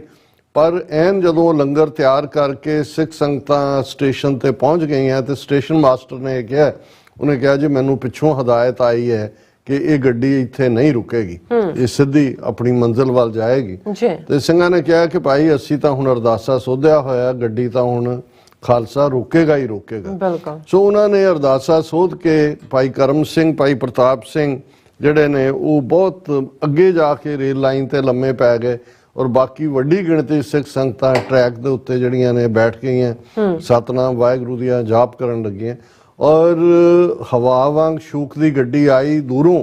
ਕੀ ਹੋਇਆ ਇਸ ਬਾਰੇ ਜਦੋਂ ਬਾਅਦ ਦੇ ਵਿੱਚ ਉਸ ਦੀ ਇਨਵੈਸਟੀਗੇਸ਼ਨ ਰਿਪੋਰਟ ਵੀ ਆਈ ਤਾਂ ਜਿਹੜਾ ਡਰਾਈਵਰ ਸੀ ਗੱਡੀ ਦਾ ਉਹਨੇ ਕਿਹਾ ਜੀ ਮੈਂ ਕੋਈ ਬ੍ਰੇਕ ਨਹੀਂ ਮਾਰੀ, ਮੈਨੂੰ ਨਹੀਂ ਪਤਾ ਹੈ ਵੀ ਕਿਵੇਂ ਗੱਡੀ ਰੁਕੀ ਹੈ। ਔਰ ਇਹ ਇਸ ਗੱਲ ਦੇ ਸਬੂਤ ਸਨ ਕਿ ਭਾਈ ਉਹਨੇ ਨਹੀਂ ਰੋਕੀ ਹੈ। ਔਰ ਇਵੇਂ ਜਿਹੜਾ ਜਿਉਂ ਹੀ ਉਹ ਆਈ ਔਰ ਭਾਈ ਪ੍ਰਤਾਪ ਸਿੰਘ, ਕਰਮ ਸਿੰਘ ਦੇ ਉੱਤੇ ਉਹਨਾਂ ਦੀਆਂ ਬਾਡੀਜ਼ ਨੂੰ ਟੱਚ ਕਰਦੇ ਆ ਥੋੜਾ ਹੀ ਡਿਸਟੈਂਸ, ਕਿਉਂਕਿ ਅੱਗੇ ਫਿਰ ਸਿੱਖ ਸੰਗਤਾਂ ਸੀ ਜਿਹੜੀਆਂ ਨੇ ਇਹ ਜਿਹੜੀ ਹੈ ਗੱਡੀ ਰੁਕੀ ਔਰ ਉਹਨਾਂ ਨੇ ਦੇਖਿਆ ਕਿ ਭਾਈ ਉਹ ਦੋਵੇਂ ਸਿੰਘ ਇੱਕ ਅਜੇ ਹੋਸ਼ੋ ਹਵਾਸ ਸੀ। ਜਦੋਂ ਸੰਗਤ ਦੌੜੀ ਉਹਨਾਂ ਨੂੰ ਕੱਢਣ ਲਈ ਉਹਨਾਂ ਨੇ ਕਿਹਾ ਨਹੀਂ ਪਹਿਲਾਂ ਇਹਨਾਂ ਨੂੰ ਲੰਗਰ ਛਕਾਓ। ਸੋ ਇਹ ਜਿਹੜਾ ਪਾਰਟ ਸੀ, ਅਕਸਰ ਮੈਂ ਕਰਤਾਰ ਸਿੰਘ ਦੁੱਗਲ ਜਿਹੜੇ ਇੱਕ ਪੰਜਾਬੀ ਸ਼ਾਰਟ ਸਟੋਰੀ ਰਾਈਟਰ ਹੋਏ ਨੇ, ਉਸ ਪਠਵਾਰ ਦੇ ਖਿੱਤੇ ਨਾਲ ਉਹਨਾਂ ਦਾ ਸੰਬੰਧ ਸੀ। ਉਹਨਾਂ ਦੀ ਇੱਕ ਕਹਾਣੀ ਜਿਹਦਾ ਇੰਪੈਕਟ ਮੇਰੇ ਮਾਈਂਡ ਤੇ ਹਮੇਸ਼ਾ ਰਿਹਾ, ਕਰਾਮਾਤ, ਉਹ ਉਹਨਾਂ ਨੇ ਲਿਖੀ। ਉਹਨਾਂ ਨੇ ਕਿਹਾ ਵੀ ਮੈਂ ਜਦੋਂ ਛੋਟਾ ਸੀ ਤੇ ਮੇਰੀ ਮਾਂ ਨੇ ਮੈਨੂੰ ਪੰਜਾ ਸਾਹਿਬ ਦੀ ਸਾਖੀ ਸੁਣਾਉਣੀ ਕਿ ਕਿਵੇਂ ਗੁਰੂ ਨਾਨਕ ਸਾਹਿਬ ਆਏ, ਉੱਪਰ ਵਲੀ ਕੰਧਾਰੀ ਸੀ, ਕਿਵੇਂ ਭਾਈ ਮਰਦਾਨੇ ਨੂੰ 2 ਵਾਰ 3 ਵਾਰ ਪਾਣੀ ਦਾ ਹੀ ਭੇਜਿਆ, ਉਹਨੇ ਪਾਣੀ ਤਾਂ ਕੀ ਦੇਣਾ ਸੀ, ਪਿਆਸਾ ਮੋੜਿਆ, ਫਿਰ ਗੁੱਸੇ 'ਚ ਉਹਨੇ ਪੱਥਰ ਸੁੱਟਿਆ, ਪਹਾੜੀ ਉੱਤੋਂ ਰੇੜ ਦਿੱਤਾ ਔਰ ਗੁਰੂ ਸਾਹਿਬ ਨੇ ਉਹਨੂੰ ਰੋਕਿਆ ਤੇ ਉਹਨਾਂ ਦਾ ਪੰਜੇ ਦੇ ਨਿਸ਼ਾਨ ਅੱਜ ਵੀ ਇਸ ਲਈ ਗੁਰਦੁਆਰੇ ਦਾ ਨਾਮ ਪੰਜਾ ਸਾਹਿਬ ਹੈ। ਤੇ ਉਹ ਕਹਿੰਦਾ ਵੀ ਜਦੋਂ ਇੱਥੇ ਪਹੁੰਚਣਾ ਤੇ ਮੈਂ ਆਪਣੀ ਮਾਂ ਨੂੰ ਕਹਿਣਾ ਵੀ ਇਹ ਕਿਵੇਂ ਹੋ ਸਕਦਾ ਕਿ ਕੋਈ ਬੰਦਾ ਆਪਣੇ ਹੱਥ ਨਾਲ ਪਹਾੜ ਰੋਕ ਲੇ। ਤੇ ਕਹਿੰਦਾ ਮੇਰੀ ਮਾਂ ਨੇ ਕਹਿਣਾ ਕਿ ਵੀ ਤੂੰ ਚੁੱਪ ਕਰ, ਬਾਬਾ ਨਾਨਕ ਸਭ ਕੁਝ ਕਰ ਸਕਦੇ ਨੇ। ਔਰ ਉਹਨਾਂ ਨੇ ਇਸ ਸਾਕੇ ਤੋਂ ਬਾਅਦ ਉਹਨਾਂ ਨੇ ਕਿਹਾ ਕਿ ਵੀ ਜਦੋਂ ਇਹ ਖਬਰ ਚਾਰਜ ਫੇਰੇ ਗਈ, ਕਿਉਂਕਿ ਪੰਜਾ ਸਾਹਿਬ ਉਸੇ ਹੀ ਬੈਲਟ ਸੀ, ਤੇ ਕਹਿੰਦੇ ਵੀ ਮੇਰਾ ਜਿਹੜਾ ਸਵਾਲ ਦਾ ਜਵਾਬ ਮੈਨੂੰ ਮਾਂ ਤੋਂ ਨਹੀਂ ਸੀ ਮਿਲਿਆ, ਉਹ ਮੈਨੂੰ ਜਵਾਬ ਮਿਲ ਗਿਆ ਕਿ ਜਿਸ ਗੁਰੂ ਦੇ ਸਿੱਖ ਇਸ ਤੂਫਾਨ ਵਾਂਗ ਆਉਂਦੀ ਗੱਡੀ ਨੂੰ ਰੋਕ ਸਕਦੇ ਨੇ, ਉਹ ਬਾਬਾ ਕੀ ਨਹੀਂ ਕਰ ਸਕਦਾ। ਸੋ ਗੱਲ ਸਿਰਫ ਇੱਕ ਕਰਾਮਾਤ ਤੱਕ, ਹਾਲਾਂਕਿ ਕਹਾਣੀ ਦਾ ਉਹਨਾਂ ਨੇ ਕਰਾਮਾਤ ਹੀ ਰੱਖਿਆ ਸੀ। ਕਰਾਮਾਤ ਮੈਂ ਸਮਝਦਾ ਉਹੀ ਜਿਹੜਾ ਗੁਰੂ ਸਾਹਿਬਾਨ ਨੇ ਦ੍ਰਿੜ ਇਰਾਦਿਆਂ ਵਾਲੇ ਉਹ ਇਨਸਾਨ ਪੈਦਾ ਕੀਤੇ ਜਿਹੜੇ ਜ਼ਬਰ ਜ਼ੁਲਮ ਦੇ ਸਾਹਮਣੇ ਕਿਸੇ ਦੀ ਧੌਂਸ ਮੰਨਣ ਵਾਲੇ ਨਹੀਂ ਨੇ। ਔਰ ਇੱਥੇ ਵੀ ਜਿੱਥੇ ਅਸੀਂ ਅਰਦਾਸ ਦੀ ਵੈਲਿਊ ਦੀ ਗੱਲ ਕਰਦੇ ਹਾਂ ਕਿ ਭਾਈ ਸਿੰਘਾਂ ਨੇ ਅਰਦਾਸਾ ਸੋਧ ਕੇ ਕਿੰਨੇ ਵੱਡੇ ਵੱਡੇ ਕਾਰਨਾਮੇ ਕੀਤੇ ਹੋਏ ਨੇ। ਅਕਾਲੀ ਫੂਲਾ ਸਿੰਘ ਦੀ ਸ਼ਹਾਦਤ ਦੀ ਜਦੋਂ ਅਸੀਂ ਨੌਸ਼ਹਿਰੇ ਦੀ ਜੰਗ ਦੀ ਗੱਲ ਕਰਦੇ ਹਾਂ, ਔਰ ਜਿੱਥੇ ਵੀ ਗੁਰੂ ਗ੍ਰੰਥ ਸਾਹਿਬ ਦੀ ਜਾਂ ਬਾਣੀ ਦੀ ਅਗਵਾਈ ਦੇ ਵਿੱਚ ਸਿੰਘ ਅਰਦਾਸਾ ਸੋਧ ਕੇ ਬੈਠੇ ਨੇ। ਅਸੀਂ 2-3 ਦਿਨ ਪਹਿਲਾਂ ਹੀ ਸਰ ਦਰਸ਼ਨ ਸਿੰਘ ਫੇਰੂਮਾਨ ਜਿਹੜੇ 85 ਸਾਲ ਦੀ ਉਮਰ 'ਚ ਕਿਵੇਂ 74 ਦਿਨ ਉਹਨਾਂ ਨੇ ਭੁੱਖ ਹੜਤਾਲ ਕਰਕੇ ਆਪਣੀ ਸ਼ਹਾਦਤ ਦਿੱਤੀ। ਤਾਂ ਉਹਨਾਂ ਨੇ ਵੀ ਕਿਹਾ ਸੀ ਵੀ ਮੈਂ ਅਰਦਾਸ ਦੀ ਅਹਿਮੀਅਤ ਜਿਹੜੀ ਸਤਿਗੁਰੂ ਮੇਰੇ ਤੋਂ ਇਹ ਸੇਵਾ ਲੈ ਰਹੇ ਨੇ ਕਿ ਲੋਕ ਇਹ ਨਾ ਸਮਝਣ ਕਿ ਭਾਈ ਇਹ ਤਾਂ ਐਵੇਂ ਜਿਹੜਾ ਉਹ ਡਰਾਮੇ ਜੇ ਕਰਦੇ ਨੇ, ਜਿਹੋ ਜਿਹੀ ਉਸ ਵੇਲੇ ਦੇ ਅਕਾਲੀ ਲੀਡਰ ਕਰ ਰਹੇ ਸੀ, ਅਰਦਾਸ ਕਰਕੇ ਵਰਤ ਰੱਖਣਾ ਛੱਡ ਦੇਣਾ, ਕੋ ਅਗਨ ਭੇਟ ਹੋਣਾ, ਕੋ ਦੂਜਾ ਹੋਣਾ। ਸੋ ਇਹ ਸਾਕਾ ਪੰਜਾ ਸਾਹਿਬ ਦੀ ਇੱਕ ਬਹੁਤ ਵੱਡੀ ਅਹਿਮੀਅਤ ਹੈ। ਔਰ ਹੁਣ ਅਸੀਂ ਇਸ ਗੱਲ ਲਈ ਪਾਕਿਸਤਾਨ ਸਿੱਖ ਗੁਰਦੁਆਰਾ ਪ੍ਰਬੰਧਕ ਕਮੇਟੀ ਰਾਹੀਂ ਪਾਕਿਸਤਾਨ ਸਰਕਾਰ ਦੇ ਸ਼ੁਕਰਗੁਜ਼ਾਰ ਹਾਂ, ਕਿਉਂਕਿ ਪੰਜਾ ਸਾਹਿਬ ਦਾ ਗੁਰਦੁਆਰਾ ਸਾਹਿਬ ਹੈ, ਲੇਕਿਨ ਉਹ ਥਾਂ ਮਾਰਕ ਨਹੀਂ ਸੀ ਹੋਈ ਜਿੱਥੇ ਕਿ ਭਾਈ ਪ੍ਰਤਾਪ ਸਿੰਘ, ਭਾਈ ਕਰਮ ਸਿੰਘ ਦੀ ਸ਼ਹਾਦਤ ਹੋਈ। ਔਰ ਹੁਣ ਉਸ ਥਾਂ ਦੇ ਉੱਤੇ ਵੀ ਸ਼ਾਇਦ ਮੈਨੂੰ ਕੁਝ ਡਿਵੈਲਪਮੈਂਟ ਹੈ, ਕੋਈ ਉੱਥੇ ਉਹਨਾਂ ਨੇ ਕਮਰਾ ਜਾਂ ਕੁਝ ਐਸਾ ਬਣਾਇਆ ਹੈ। ਉੱਥੇ ਪਿੱਛੇ ਜੇ ਕੀਰਤਨ ਸਮਾਗਮ ਵੀ ਹੋਇਆ ਜਦੋਂ 100 ਸਾਲ ਸਾਕਾ ਪੰਜਾ ਸਾਹਿਬ ਨੂੰ ਹੋ ਗਏ ਸੀ। ਅੱਜ ਅਸੀਂ 101ਵੇਂ ਵਰ੍ਹੇ 'ਚ ਗੱਲ ਕਰਦੇ।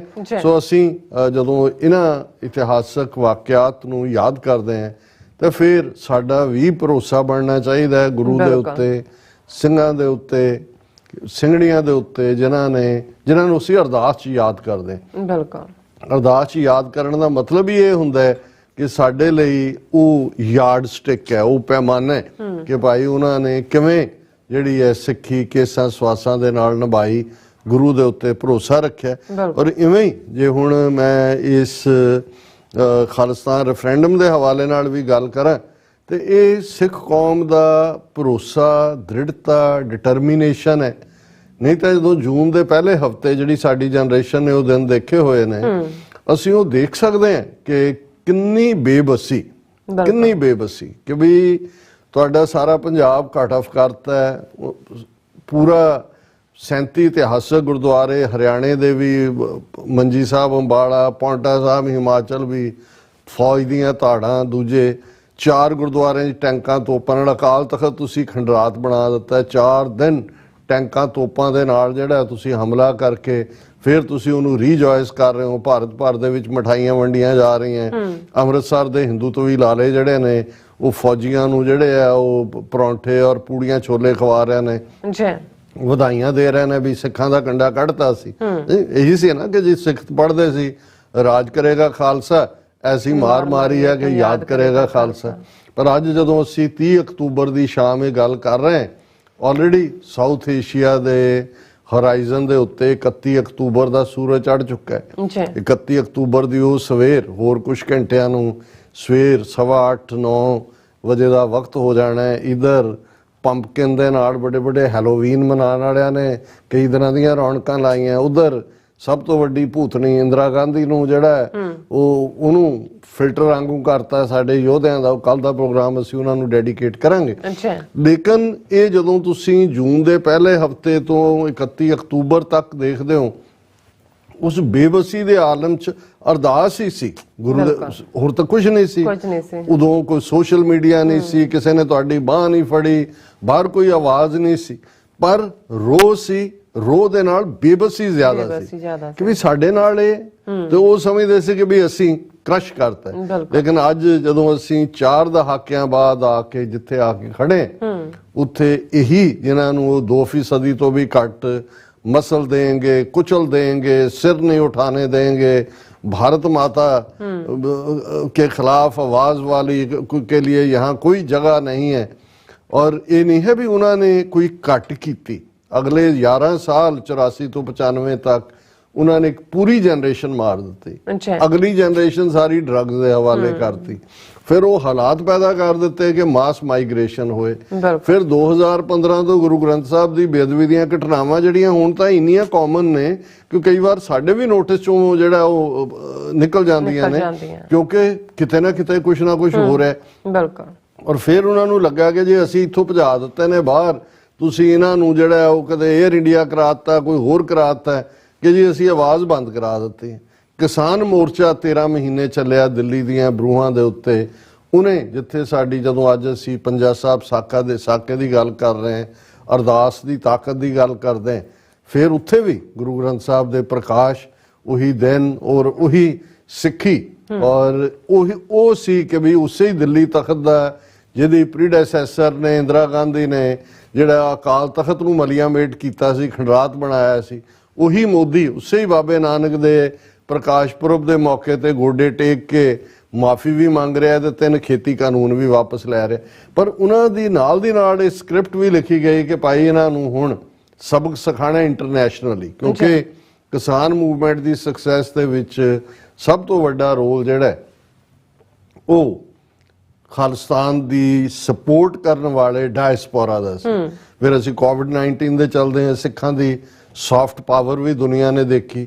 ਨਿਊਜ਼ੀਲੈਂਡ ਤੋਂ ਲੈ ਕੇ ਵੈਨਕੂਵਰ ਤੱਕ ਕਿਵੇਂ ਦੁਨੀਆ ਭਰ ਜਿੱਥੋਂ ਸੂਰਜ ਚੜ੍ਹਦਾ ਤੇ ਸੂਰਜ ਡੁੱਬਦਾ ਹੈ, ਸਿੱਖ ਕੌਮ ਬਾਹਰ ਨਿਕਲੀ। ਆਸਟ੍ਰੇਲੀਆ ਦੇ ਹਵਾਲੇ ਨਾਲ ਉਹਨਾਂ ਦੇ ਫਲੱਡਸ, ਉਹਨਾਂ ਦੀਆਂ ਵਾਈਲਡ ਫਾਇਰਸ, ਦੂਸਰੇ ਤੀਸਰੇ ਉਹਦੇ ਚ ਸਾਰਾ ਵਲੰਟੀਅਰਿੰਗ, ਔਰ ਉਹਦੇ ਚ ਯੂਨਾਈਟਿਡ ਸਿੱਖਸ, ਖਾਲਸਾ ਏਡ ਔਰ ਇੰਡੀਪੈਂਡੈਂਟ ਸਿੱਖ ਆਰਗੇਨਾਈਜੇਸ਼ਨਸ ਦਾ ਇੱਕ ਵੱਡਾ ਰੋਲ ਰਿਹਾ। ਔਰ ਇਸ ਸਾਰੇ ਚੀਜ਼ ਜਦੋਂ ਖਾਲਿਸਤਾਨ ਰੈਫਰੈਂਡਮ ਅਨਫੋਲਡ ਹੁੰਦਾ ਹੈ, ਕੋਵਿਡ ਦੇ ਚਲਦੇ ਆ ਡਿਲੇ ਸੀ, ਲੇਕਿਨ ਪਹਿਲੀ ਉਸ ਦੀ ਜਿਹੜੀ ਆ ਓਪਨਿੰਗ ਲੰਡਨ ਚ ਹੁੰਦੀ ਹੈ ਤੇ ਇਹ ਵੱਡਾ ਆਈ ਓਪਨਰ ਸੀ ਇੰਡੀਅਨ ਏਜੰਟਾਂ ਲਈ ਵੀ, ਉਹਨਾਂ ਦੇ ਏਜੰਸੀਆਂ ਲਈ ਵੀ। ਔਰ ਫਿਰ ਸਟੈਪ ਬਾਈ ਸਟੈਪ ਯੂਰਪ ਚੋਂ ਫਰਾਂਸ, ਇਟਲੀ ਹੁੰਦਾ ਹੋਇਆ ਟੋਰਾਂਟੋ, ਔਰ ਫਿਰ ਅਸੀਂ ਦੇਖਦੇ ਹਾਂ ਕਿ ਆਸਟ੍ਰੇਲੀਆ, ਮੈਲਬਰਨ, ਬ੍ਰਿਸਬੇਨ, ਸਿਡਨੀ ਔਰ ਸਰੀ ਦੀ ਅਸੀਂ ਆਲਰੇਡੀ ਜ਼ਿਕਰ ਕੀਤਾ ਵੀ ਪਹਿਲਾ ਦੌਰ, ਦੂਸਰਾ ਦੌਰ। ਔਰ ਇਹ ਉਹ ਪੀਰੀਅਡ ਸੀ ਜਦੋਂ ਕਿ ਉਹਨਾਂ ਦੀਆਂ ਏਜੰਸੀਆਂ ਨੇ ਫੈਸਲਾ ਕੀਤਾ ਕਿ ਵੀ ਹੁਣ ਅਜੀਤ ਡੋਵਲ ਦੀ ਜਿਹੜੀ ਕਿਲਰ ਟੀਮ ਹੈ ਉਹਨਾਂ ਨੇ ਥਾਂ ਥਾਂ ਹੀ ਆਪਣੀ ਕਿਲਿੰਗ ਸਪਰੀ ਸ਼ੁਰੂ ਕੀਤੀ। ਮਈ ਦੇ ਮਹੀਨੇ ਭਾਈ ਪਰਮਜੀਤ ਸਿੰਘ ਪੰਜਵੜ ਨੂੰ ਸ਼ਹੀਦ ਕੀਤਾ ਗਿਆ ਲਾਹੌਰ 'ਚ। ਫਿਰ ਅਸੀਂ ਦੇਖਦੇ ਹਾਂ ਕਿ 18 ਜੂਨ ਨੂੰ ਭਾਈ ਹਰਦੀਪ ਸਿੰਘ ਨਿੱਜਰ ਤੋਂ ਠੀਕ 3 ਦਿਨ ਜਾਂ 4 ਦਿਨ ਪਹਿਲਾਂ ਭਾਈ ਅਵਤਾਰ ਸਿੰਘ ਖੰਡਾ ਕੈਮੀਕਲ ਵੈਪਨ ਰਾਹੀਂ ਉਹਨਾਂ ਦਾ ਅੰਤ ਕੀਤਾ ਜਾਂਦਾ, ਔਰ ਭਾਈ ਹਰਦੀਪ ਸਿੰਘ ਨਿੱਜਰ ਦੀ ਸ਼ਹਾਦਤ। ਹੁਣ ਇਸ ਸਾਰੇ ਪੀਰੀਅਡ 'ਚ ਇਹ ਵੀ ਜਿਵੇਂ ਅਸੀਂ ਸ਼ੁਰੂ 'ਚ ਹੀ ਕਿਹਾ ਕਿ ਵੀ ਇੱਕ ਡਰ ਫੈਕਟਰ ਕ੍ਰੀਏਟ ਕਰਨਾ ਉਹਨਾਂ ਦਾ ਮਕਸਦ ਸੀ, ਲੇਕਿਨ ਉਹਦੇ 'ਚੋਂ ਪੂਰੀ ਤਰ੍ਹਾਂ ਫੇਲ ਹੋਏ। ਨਤੀਜੇ ਦੇ ਤੌਰ ਤੇ ਇਸ ਵੇਲੇ ਦੁਨੀਆ ਭਰ ਦੇ ਵਿੱਚ ਖਾਲਿਸਤਾਨ ਜ਼ਿੰਦਾਬਾਦ ਵੀ ਗੂੰਜ ਰਿਹਾ ਹੈ। ਖਾਲਿਸਤਾਨ ਰੈਫਰੈਂਡਮ ਦਾ ਜਿਹੜਾ ਇਹ ਗੇੜ ਜਿਹੜਾ ਬੀਤੇ ਕੱਲ੍ਹ ਜਿਹੜਾ ਸਰੀ ਦੇ ਵਿੱਚ ਹੋਇਆ, ਔਰ ਸਾਡੇ ਕੋਲ ਜਿਹੜੀ ਰਿਪੋਰਟਿੰਗ ਕੈਨੇਡੀਅਨ ਪ੍ਰੈਸ ਦੀ ਹੈ ਉਹਦੀ ਹੈਡਲਾਈਨ ਇਹ ਹੈ, Sikh independence vote in British Columbia sees thousands turn out amid Canada-India tension. Thousands turn out at BC Sikh independence vote. More than 200,000 people turned out to vote in 2 unofficial referendums at the center of Canada's ongoing tensions with India, officials said Sunday, after the latest one in the Metro Vancouver municipality of Surrey wrapped up in the evening. More than 200,000 ਇਸ ਲਈ ਕਿਉਂਕਿ 1,35,000 ਪਹਿਲੇ ਗੇੜ 'ਚ ਸੀ, ਔਰ organiser Sikhs for justice ਦੇ ਮੁਤਾਬਕ ਕੱਲ ਵਾਲੇ ਰੈਫਰੈਂਡਮ ਦੇ ਵਿੱਚ 65,700 ਜਿਹੜੀਆਂ ਵੋਟਾਂ ਨੇ ਉਹ ਖਾਲਿਸਤਾਨ ਦੇ ਹੱਕ 'ਚ ਪਈਆਂ ਨੇ। ਕਿਉਂਕਿ ਇਸ ਗੱਲ ਦਾ ਧਿਆਨ ਰਿਹਾ ਕਿ ਸਰੀ ਦੀ, ਜੇ ਮੈਂ ਗਲਤ ਨਾ ਹੋਵਾਂ, 25 ਤੋਂ 30% ਪਾਪੂਲੇਸ਼ਨ ਸਿੱਖ ਪਾਪੂਲੇਸ਼ਨ ਹੈ, ਲੇਕਿਨ ਵੱਡੇ ਸੈਂਟਰ ਜਿਹੜੇ ਅਜੇ ਕਿਉਂਕਿ ਹੋ ਸਕਦਾ ਲਾਗਲੀਆਂ ਥਾਵਾਂ ਤੋਂ ਵੀ ਆਏ ਹੋਣਗੇ, ਲੇਕਿਨ ਇਸ ਦੇ ਮੱਦੇਨਜ਼ਰ ਕਿ ਭਾਈ ਕੁਛ ਜਿਹੜੇ ਟਾਊਨ ਨੇ ਜਿਹੜੇ ਆਪਣੇ ਆਪ 'ਚ ਬੜੇ ਸਿੱਖ ਆਬਾਦੀ ਵਾਲੇ ਨੇ, ਔਰ ਜਿਹੜਾ ਆਰਗੇਨਾਈਜ਼ਰਸ ਵੱਲੋਂ ਐਲਾਨ ਕੀਤਾ ਗਿਆ ਹੈ ਕਿ ਅਗਲੇ ਵਰ੍ਹੇ ਦੇ ਵਿੱਚ 2024 ਦੇ ਵਿੱਚ ਐਬਸਫੋਰਡ ਇਹ ਬ੍ਰਿਟਿਸ਼ ਕੋਲੰਬੀਆ 'ਚ ਹੀ ਹੈ, ਐਡਮਿੰਟਨ, ਕੈਲਗਰੀ ਇਹ ਅਲਬਰਟਾ 'ਚ ਨੇ, ਔਰ ਮੌਂਟਰੀਆਲ ਇਹ ਓਨਟਾਰੀਓ 'ਚ ਹੈ। ਇਹਨਾਂ ਸ਼ਹਿਰਾਂ ਦੇ ਵਿੱਚ ਵੀ ਜਿਹੜੀ ਹੈ ਇਹ ਵੋਟਿੰਗ ਹੋਏਗੀ, ਔਰ ਜਿਵੇਂ ਅਸੀਂ ਅਕਸਰ ਕਿਹਾ ਕਿ ਵੀ ਇਹ ਨੌਨ ਬਾਈਂਡਿੰਗ ਵੋਟਿੰਗ ਹੈ, ਲੇਕਿਨ ਇਹ ਤੁਹਾਡੀ ਕੌਮ ਦੀ ਪਲਸ, ਬਿਲਕੁਲ ਨਬਜ਼ ਦੇ ਉੱਤੇ ਜਿਹੜਾ ਕੋਈ ਹੱਥ ਰੱਖ ਕੇ ਦੇਖ ਸਕਦਾ ਹੈ, ਉਹ ਸਮਝਦਾ ਹੈ ਵੀ ਸਿੱਖ ਇਸ ਵੇਲੇ ਕਿਵੇਂ ਬੇਤਾਬ ਨੇ ਆਪਣੇ ਮੁਲਕ ਦੇ ਲਈ। ਔਰ ਅੱਜ ਹੀ ਇੱਕ ਕਿਸੇ ਡਿਸਕਸ਼ਨ ਦੇ ਵਿੱਚ ਕਿਸੇ ਨੂੰ ਇਹ ਪੁੱਛਿਆ ਗਿਆ ਕਿ ਵੀ ਐਸਾ ਕੀ ਹੁੰਦਾ ਹੈ ਕਿ ਵੀ ਖਾਲਿਸਤਾਨ ਕੁਛ ਲੋਕ ਨੇ ਜਿਹੜੇ ਚੁੱਪ ਕਰਕੇ ਬੈਠੇ ਨੇ, ਕੁਛ ਵਿਰੋਧ 'ਚ ਨੇ, ਕੁਛ ਸਰਕਾਰੀ ਲਾਈਨ ਟੋ ਕਰਨ ਵਾਲੇ ਨੇ, ਕੁਛ ਬਿਆਨਬਾਜ਼ੀਆਂ ਕਰਦੇ ਨੇ। ਤਾਂ ਉਹਨਾਂ ਨੇ ਇੱਕ ਬੜੀ ਚੰਗੀ ਗੱਲ ਕਹੀ। ਉਹਨਾਂ ਨੇ ਕਿਹਾ ਕਿ ਜੀ ਇਹ ਤੁਹਾਨੂੰ ਲੱਗਦਾ ਵੀ ਜਦੋਂ ਫਲਸਤੀਨੀਆਂ ਨੇ ਅੱਡ ਇਜ਼ਰਾਈਲ ਦੇ ਨਾਲ ਤੋਂ ਅੱਡ ਹੋ ਕੇ ਆਪਣਾ ਮੁਲਕ ਬਣਾਉਣ ਦੀ ਗੱਲ ਕੀਤੀ ਕਿ ਭਾਈ ਇਹ ਸਾਡੇ 'ਚੋਂ ਨਿਕਲਣ, ਕਿ ਸਾਰੇ ਫਲਸਤੀਨੀ ਇੱਕੋ ਪੇਜ 'ਤੇ ਸੀ? ਉਹਨੇ ਕਿਹਾ ਨਹੀਂ ਜੀ। ਉਹਨਾਂ ਕਿਹਾ ਦੇਖੋ ਯਾਸਰ ਅਰਾਫਾਤ ਦੇ ਵਿਰੋਧ 'ਚੋਂ ਹੀ ਹਮਾਸ ਨਿਕਲਿਆ, ਉਹਨਾਂ ਦੇ ਵਿਰੋਧ ਆਪਸ 'ਚ ਵੀ ਕਈ ਵਾਰੀ ਟਕਰਾਅ ਸੀ, ਕਿਲਿੰਗਸ ਵੀ ਹੁੰਦੀਆਂ ਸੀ। ਉਹਨਾਂ ਨੇ ਕਿਹਾ ਵੀ ਅੱਜ ਜੋ ਕੁਛ ਇਜ਼ਰਾਈਲ ਹਮਾਸ ਨਾਲ ਕਰ ਰਿਹਾ ਹੈ ਜਾਂ ਫਲਸਤੀਨੀਆਂ ਨਾਲ ਕਰ ਰਿਹਾ ਹੈ, ਹੁਣ ਹਮਾਸ ਔਰ ਫਲਸਤੀਨੀ ਇਕਜੁੱਟ ਨਹੀਂ ਹੋ ਗਏ। ਉਹਨੇ ਕਿਹਾ ਵੀ ਕਿਹੜਾ ਫਲਸਤੀਨੀ ਹੈ ਜਿਹੜਾ ਕਹੇਗਾ ਵੀ ਉਹਨੂੰ ਆਪਣਾ ਆਜ਼ਾਦ ਮੁਲਕ ਨਹੀਂ ਚਾਹੀਦਾ, ਇਜ਼ਰਾਈਲ ਦੇ ਨਾਲ ਉਹ ਰਲ ਕੇ ਚੱਲ ਸਕਦਾ? ਉਹਨੇ ਕਿਹਾ ਜੀ ਕੋਈ ਨਹੀਂ। ਕਹਿੰਦੇ ਇਵੇਂ ਹੀ ਹੁੰਦਾ, ਜਿਹੜੇ ਲੋਕ ਫਰੰਟ ਰੈਂਕਿੰਗ ਹੁੰਦੇ ਨੇ ਕਿਸੇ ਵੀ ਗੱਲ, ਉਹ ਥੋੜੇ ਹੀ ਹੁੰਦੇ ਨੇ, ਬਿਲਕੁਲ ਉਹ ਝੰਡਾ ਚੁੱਕਦੇ ਨੇ, ਪਰ ਹੌਲੀ ਹੌਲੀ ਹਾਲਾਤ ਜਦੋਂ ਜੇ ਤਾਂ ਜਿਹਦੇ ਨਾਲ ਟੱਕਰ ਹੈ ਉਹਦੇ 'ਚ ਕੋਈ ਉਹਦੀ ਜਸਟਿਸ ਦੀ ਰਗ ਜਿਹੜੀ ਆ ਉਹ ਫੜਕਣ ਲੱਗ ਜਾਏ, ਨਿਆਂ ਦੀ, ਇਨਸਾਫ ਦੀ, ਉਹ ਇਨਸਾਫ ਪਸੰਦ ਹੋ ਜਾਏ, ਫਿਰ ਸੰਭਵ ਹੁੰਦਾ ਕਿ ਕੋਈ ਨਾ ਕੋਈ ਡੀਲ ਸਟ੍ਰਾਈਕ ਕਰਕੇ, ਜਿਵੇਂ ਸਿੱਖਾਂ ਦਾ ਜੂਨ 84 ਬੇਸ਼ੱਕ 47 'ਚ ਸਾਡੇ ਨਾਲ ਧੋਖਾ ਹੋਇਆ, ਫਿਰ ਵੀ ਸਾਡੀ ਲੀਡਰਸ਼ਿਪ ਨੇ 37 ਸਾਲ ਇੰਤਜ਼ਾਰ ਕੀਤਾ ਪੀਸਫੁਲੀ ਕਿ ਬਈ ਵਿਦਨ ਸਿਸਟਮ ਅਸੀਂ ਕੋਈ ਨਾ ਕੋਈ ਅਰੇਂਜਮੈਂਟ ਸਾਡਾ ਹੋ ਜਾਏ, ਸਾਡਾ ਧਰਮ, ਸਾਡੀ ਬੋਲੀ, ਸਾਡੀ ਤਹਿਜ਼ੀਬ ਇਹ ਸੁਰੱਖਿਅਤ ਰਹੇ, ਵਿਦਨ ਅਸੀਂ ਇੰਡੀਅਨ ਸਿਸਟਮ ਹੀ ਰਵਾਂਗੇ। ਲੇਕਿਨ ਜਦੋਂ ਉਹਨਾਂ ਨੇ ਤੁਹਾਡੇ ਖਿਲਾਫ ਟੋਟਲ ਵਾਰ ਹੀ ਵਿੜ ਦਿੱਤੀ ਤਾਂ ਫਿਰ ਤੁਹਾਡੇ ਕੋਲ ਕੀ ਚੁਆਇਸ ਸੀ। ਲੇਕਿਨ ਇਹਦੇ ਬਾਵਜੂਦ ਇੱਕ ਤਬਕਾ, ਉਹੀ ਕਾਂਗਰਸ ਪੰਜਾਬ 'ਚ ਮੁੜ ਕੇ ਵੀ ਪਾਵਰ 'ਚ ਆਈ, ਅੱਜ ਵੀ ਇੱਕ ਤਬਕਾ ਕੋਈ ਬੀਜੇਪੀ 'ਚ ਬੈਠਾ ਹੈ, ਕੋਈ ਉੱਥੇ ਬੈਠਾ ਹੈ, ਕੋਈ ਉੱਥੇ ਬੈਠਾ ਹੈ। ਲੇਕਿਨ ਜਿਉਂ-ਜਿਉਂ ਸਟੇਟ ਦੇ ਜ਼ੁਲਮ ਵੱਧਦੇ ਚਲੇ ਗਏ, ਤਿਉਂ-ਤਿਉਂ ਹਰ ਫਲਸਤੀਨੀ ਅੱਜ ਦੁਨੀਆ 'ਚ ਹੀ ਨਹੀਂ, ਇਕੱਲਾ ਫਲਸਤੀਨੀ, ਕਿੰਨੇ ਲੋਕ ਉਹਨਾਂ ਦੀ ਹਮਾਇਤ ਤੇ ਆਏ। ਸੋ ਇਹ ਵੀ ਇੱਕ ਹਿਸਟਰੀ ਆਫ ਪਰਸੀਕਿਊਸ਼ਨ 'ਚੋਂ ਵੀ ਤੁਹਾਡਾ ਅੱਗੋਂ ਕਲੈਰਿਟੀ ਵੀ ਨਿਕਲਦੀ ਹੈ। ਜਾਂ ਜਿਹੜੇ ਲੋਕ ਫੈਂਸ ਸਿਟਰ ਹੁੰਦੇ ਨੇ, ਜਾਂ ਜਿਨ੍ਹਾਂ ਨੂੰ ਇਹ ਲੱਗਦਾ ਹੁੰਦਾ ਵੀ ਨਹੀਂ ਅਸੀਂ ਕਿੱਥੇ ਗੁਲਾਮ ਆ ਜੀ, ਬਹੁਤ ਵਧੀਆ ਸਾਡੇ ਕੋਲ ਕੋਠੀ ਹੈ, ਕਾਰ ਹੈ, ਸਾਨੂੰ ਕੌਣ ਰੋਕਦਾ ਹੈ। ਸੋ ਉਹ ਵੀ ਅਲਟੀਮੇਟਲੀ ਆ ਕੇ ਉਸੇ ਪਾਲੇ 'ਚ ਡਿੱਗਦੇ ਨੇ। ਸੋ ਅਸੀਂ ਸਮਝਦੇ ਹਾਂ ਵੀ ਇਹ ਇੱਕ ਖੁਸ਼ੀ ਦਾ ਮੁਕਾਮ ਹੈ ਕਿ ਭਾਈ ਡਾਇਸਪੋਰਾ ਸਿੱਖਾਂ ਨੇ, ਔਰ ਖਾਸ ਤੌਰ ਤੇ ਇਸ ਦੇ ਵਿੱਚ ਸਿੱਖਸ ਫਾਰ ਜਸਟਿਸ ਵਧਾਈ ਦੀ ਹੱਕਦਾਰ ਹੈ ਕਿ ਖਾਲਿਸਤਾਨ ਰੈਫਰੈਂਡਮ ਦੇ ਨਾਲ ਉਹਨਾਂ ਨੇ ਰਾਹ ਨੂੰ ਰੁਸ਼ਨਾਇਆ। ਔਰ ਜਿਵੇਂ ਜਦੋਂ ਅਸੀਂ ਪਰਸੋਂ ਵੀ ਸਾਰੇ ਪੰਥਕ ਵੀਰ ਭੈਣਾਂ ਇਕੱਠੇ ਹੋਏ ਆਨੰਦ ਕਾਰਜ ਤੋਂ ਬਾਅਦ, ਸਾਰਿਆਂ ਦੇ ਨਾਲ ਮੀਟਿੰਗ ਵੀ ਸੀ, ਤਾਂ ਬਹੁਤ ਸਾਰਿਆਂ ਨੇ ਈਵਨ ਜਦੋਂ ਦੀਵਾਨ ਦੇ ਵਿੱਚ ਇੱਕ ਸਰ ਨਲਵੀ ਨੇ ਸ਼ਾਇਦ ਕਥਾਵਾਚਕ, ਉਹਨਾਂ ਨੇ ਆਪਣੀ ਪ੍ਰੈਜੈਂਟੇਸ਼ਨ 'ਚ ਵੀ ਕਿਹਾ ਕਿ ਜੀ ਅਸੀਂ ਵਰਲਡ ਸਿੱਖ ਪਾਰਲੀਮੈਂਟ ਦੀ 7 ਘੰਟੇ ਦੀ ਕਾਰਵਾਈ ਦੇਖੀ ਹੈ, ਔਰ ਅਸੀਂ ਇਹ ਸਮਝਦੇ ਹਾਂ ਕਿ ਸਿੱਖਾਂ ਦਾ ਮੁਲਕ ਬਹੁਤ ਜਲਦੀ ਬਣਨ ਵਾਲਾ। ਸੋ ਮਤਲਬ ਇਹ ਹੈ ਵੀ ਐਕਟੀਵਿਟੀ ਜਦੋਂ ਜਿਸ ਲੈਵਲ ਤੇ ਵੀ ਚੱਲ ਰਹੀ ਹੁੰਦੀ ਹੈ, ਉਹਦੇ 'ਚੋਂ ਬੇਸ਼ੱਕ ਥੋੜੇ ਬਹੁਤ ਮਤਭੇਦ ਹਮੇਸ਼ਾ ਹੁੰਦੇ ਨੇ, ਇਹ ਜਾਨਦਾਰ ਕੌਮਾਂ 'ਚ ਹੁੰਦੇ ਨੇ, ਹੁੰਦੇ ਰਹੇ ਨੇ, ਹੁੰਦੇ ਰਹਿਣਗੇ ਵੀ, ਅਦਰਵਾਈਜ਼ ਤਾਂ ਫਿਰ ਭੇਡ ਚਾਲ ਹੋਏਗੀ, ਜਦੋਂ ਇੱਕ ਭੇਡ ਗਈ ਉਹਦੇ ਮਗਰ ਸਾਰੀਆਂ ਗਈਆਂ। ਸੋ ਇਸ 'ਚੋਂ ਤੁਹਾਡੀ ਤਾਕਤ ਨਿਕਲਦੀ ਹੈ। ਸੋ ਇਸ ਵੇਲੇ ਜਿੱਥੇ ਜਿੱਥੇ ਵੀ ਸਿੱਖ ਬੈਠੇ ਨੇ, ਅਮਰੀਕਾ, ਕੈਨੇਡਾ, UK, ਆਸਟ੍ਰੇਲੀਆ, ਇਹ ਵੱਡੇ ਪਲੇਟਫਾਰਮ ਨੇ, ਯੂਰਪ ਦੇ ਵਿੱਚ ਜਰਮਨ ਔਰ ਦੂਸਰੇ ਜਿੱਥੇ ਜਿੱਥੇ ਵੀ ਸਿੱਖਾਂ ਨੂੰ ਮੌਕਾ ਮਿਲਦਾ ਉਹ ਆਪਣੀ ਗੱਲ ਕਹਿੰਦੇ ਨੇ, ਇਹਨੂੰ ਕੰਟੀਨਿਊ ਰੱਖਿਆ ਹੋਇਆ ਹੈ। ਅਗਲੀ ਜਨਰੇਸ਼ਨ ਵੀ ਝੰਡਾ ਬਰਦਾਰ ਹੈ, ਔਰ ਅਸੀਂ ਸਮਝਦੇ ਹਾਂ ਕਿ ਬਹੁਤ ਜਲਦੀ ਦਰਿਆਏ ਜਮਨਾ ਤੋਂ ਵਾਘਾ ਤੱਕ ਇੰਡੀਪੈਂਡੈਂਟ ਸੋਵਰਨ ਨੇਸ਼ਨ ਖਾਲਿਸਤਾਨ ਇੱਕ ਰਿਐਲਿਟੀ ਹੋਣ ਜਾ ਰਿਹਾ ਹੈ। ਇਸ ਬਾਰੇ ਕਿਸੇ ਨੂੰ ਕੋਈ ਸ਼ੱਕ ਸ਼ੁਬਾ ਨਹੀਂ ਹੋਣਾ ਚਾਹੀਦਾ।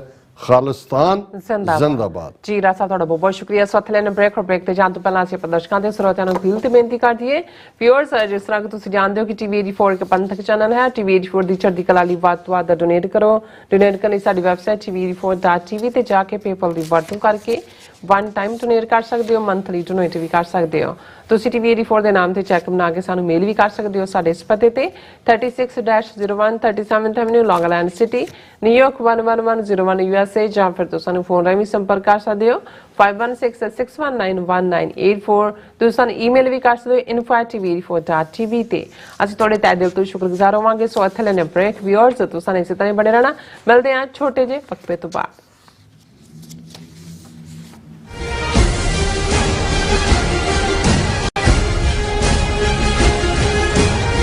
ਕੀ ਤੁਸੀਂ ਭਰੋਸੇ ਸਿਗਨੇਚਰ ਟਰੱਕ ਸਰਵਿਸ ਰਾਊਟ 81 ਉੱਤੇ ਐਗਜ਼ਿਟ 235 ਤੇ ਟਰੱਕਰ ਵੀਰਾਂ ਲਈ 24 ਘੰਟੇ ਰੋਡ ਸਰਵਿਸ ਦੀ ਸੁਵਿਧਾ ਮੌਜੂਦ।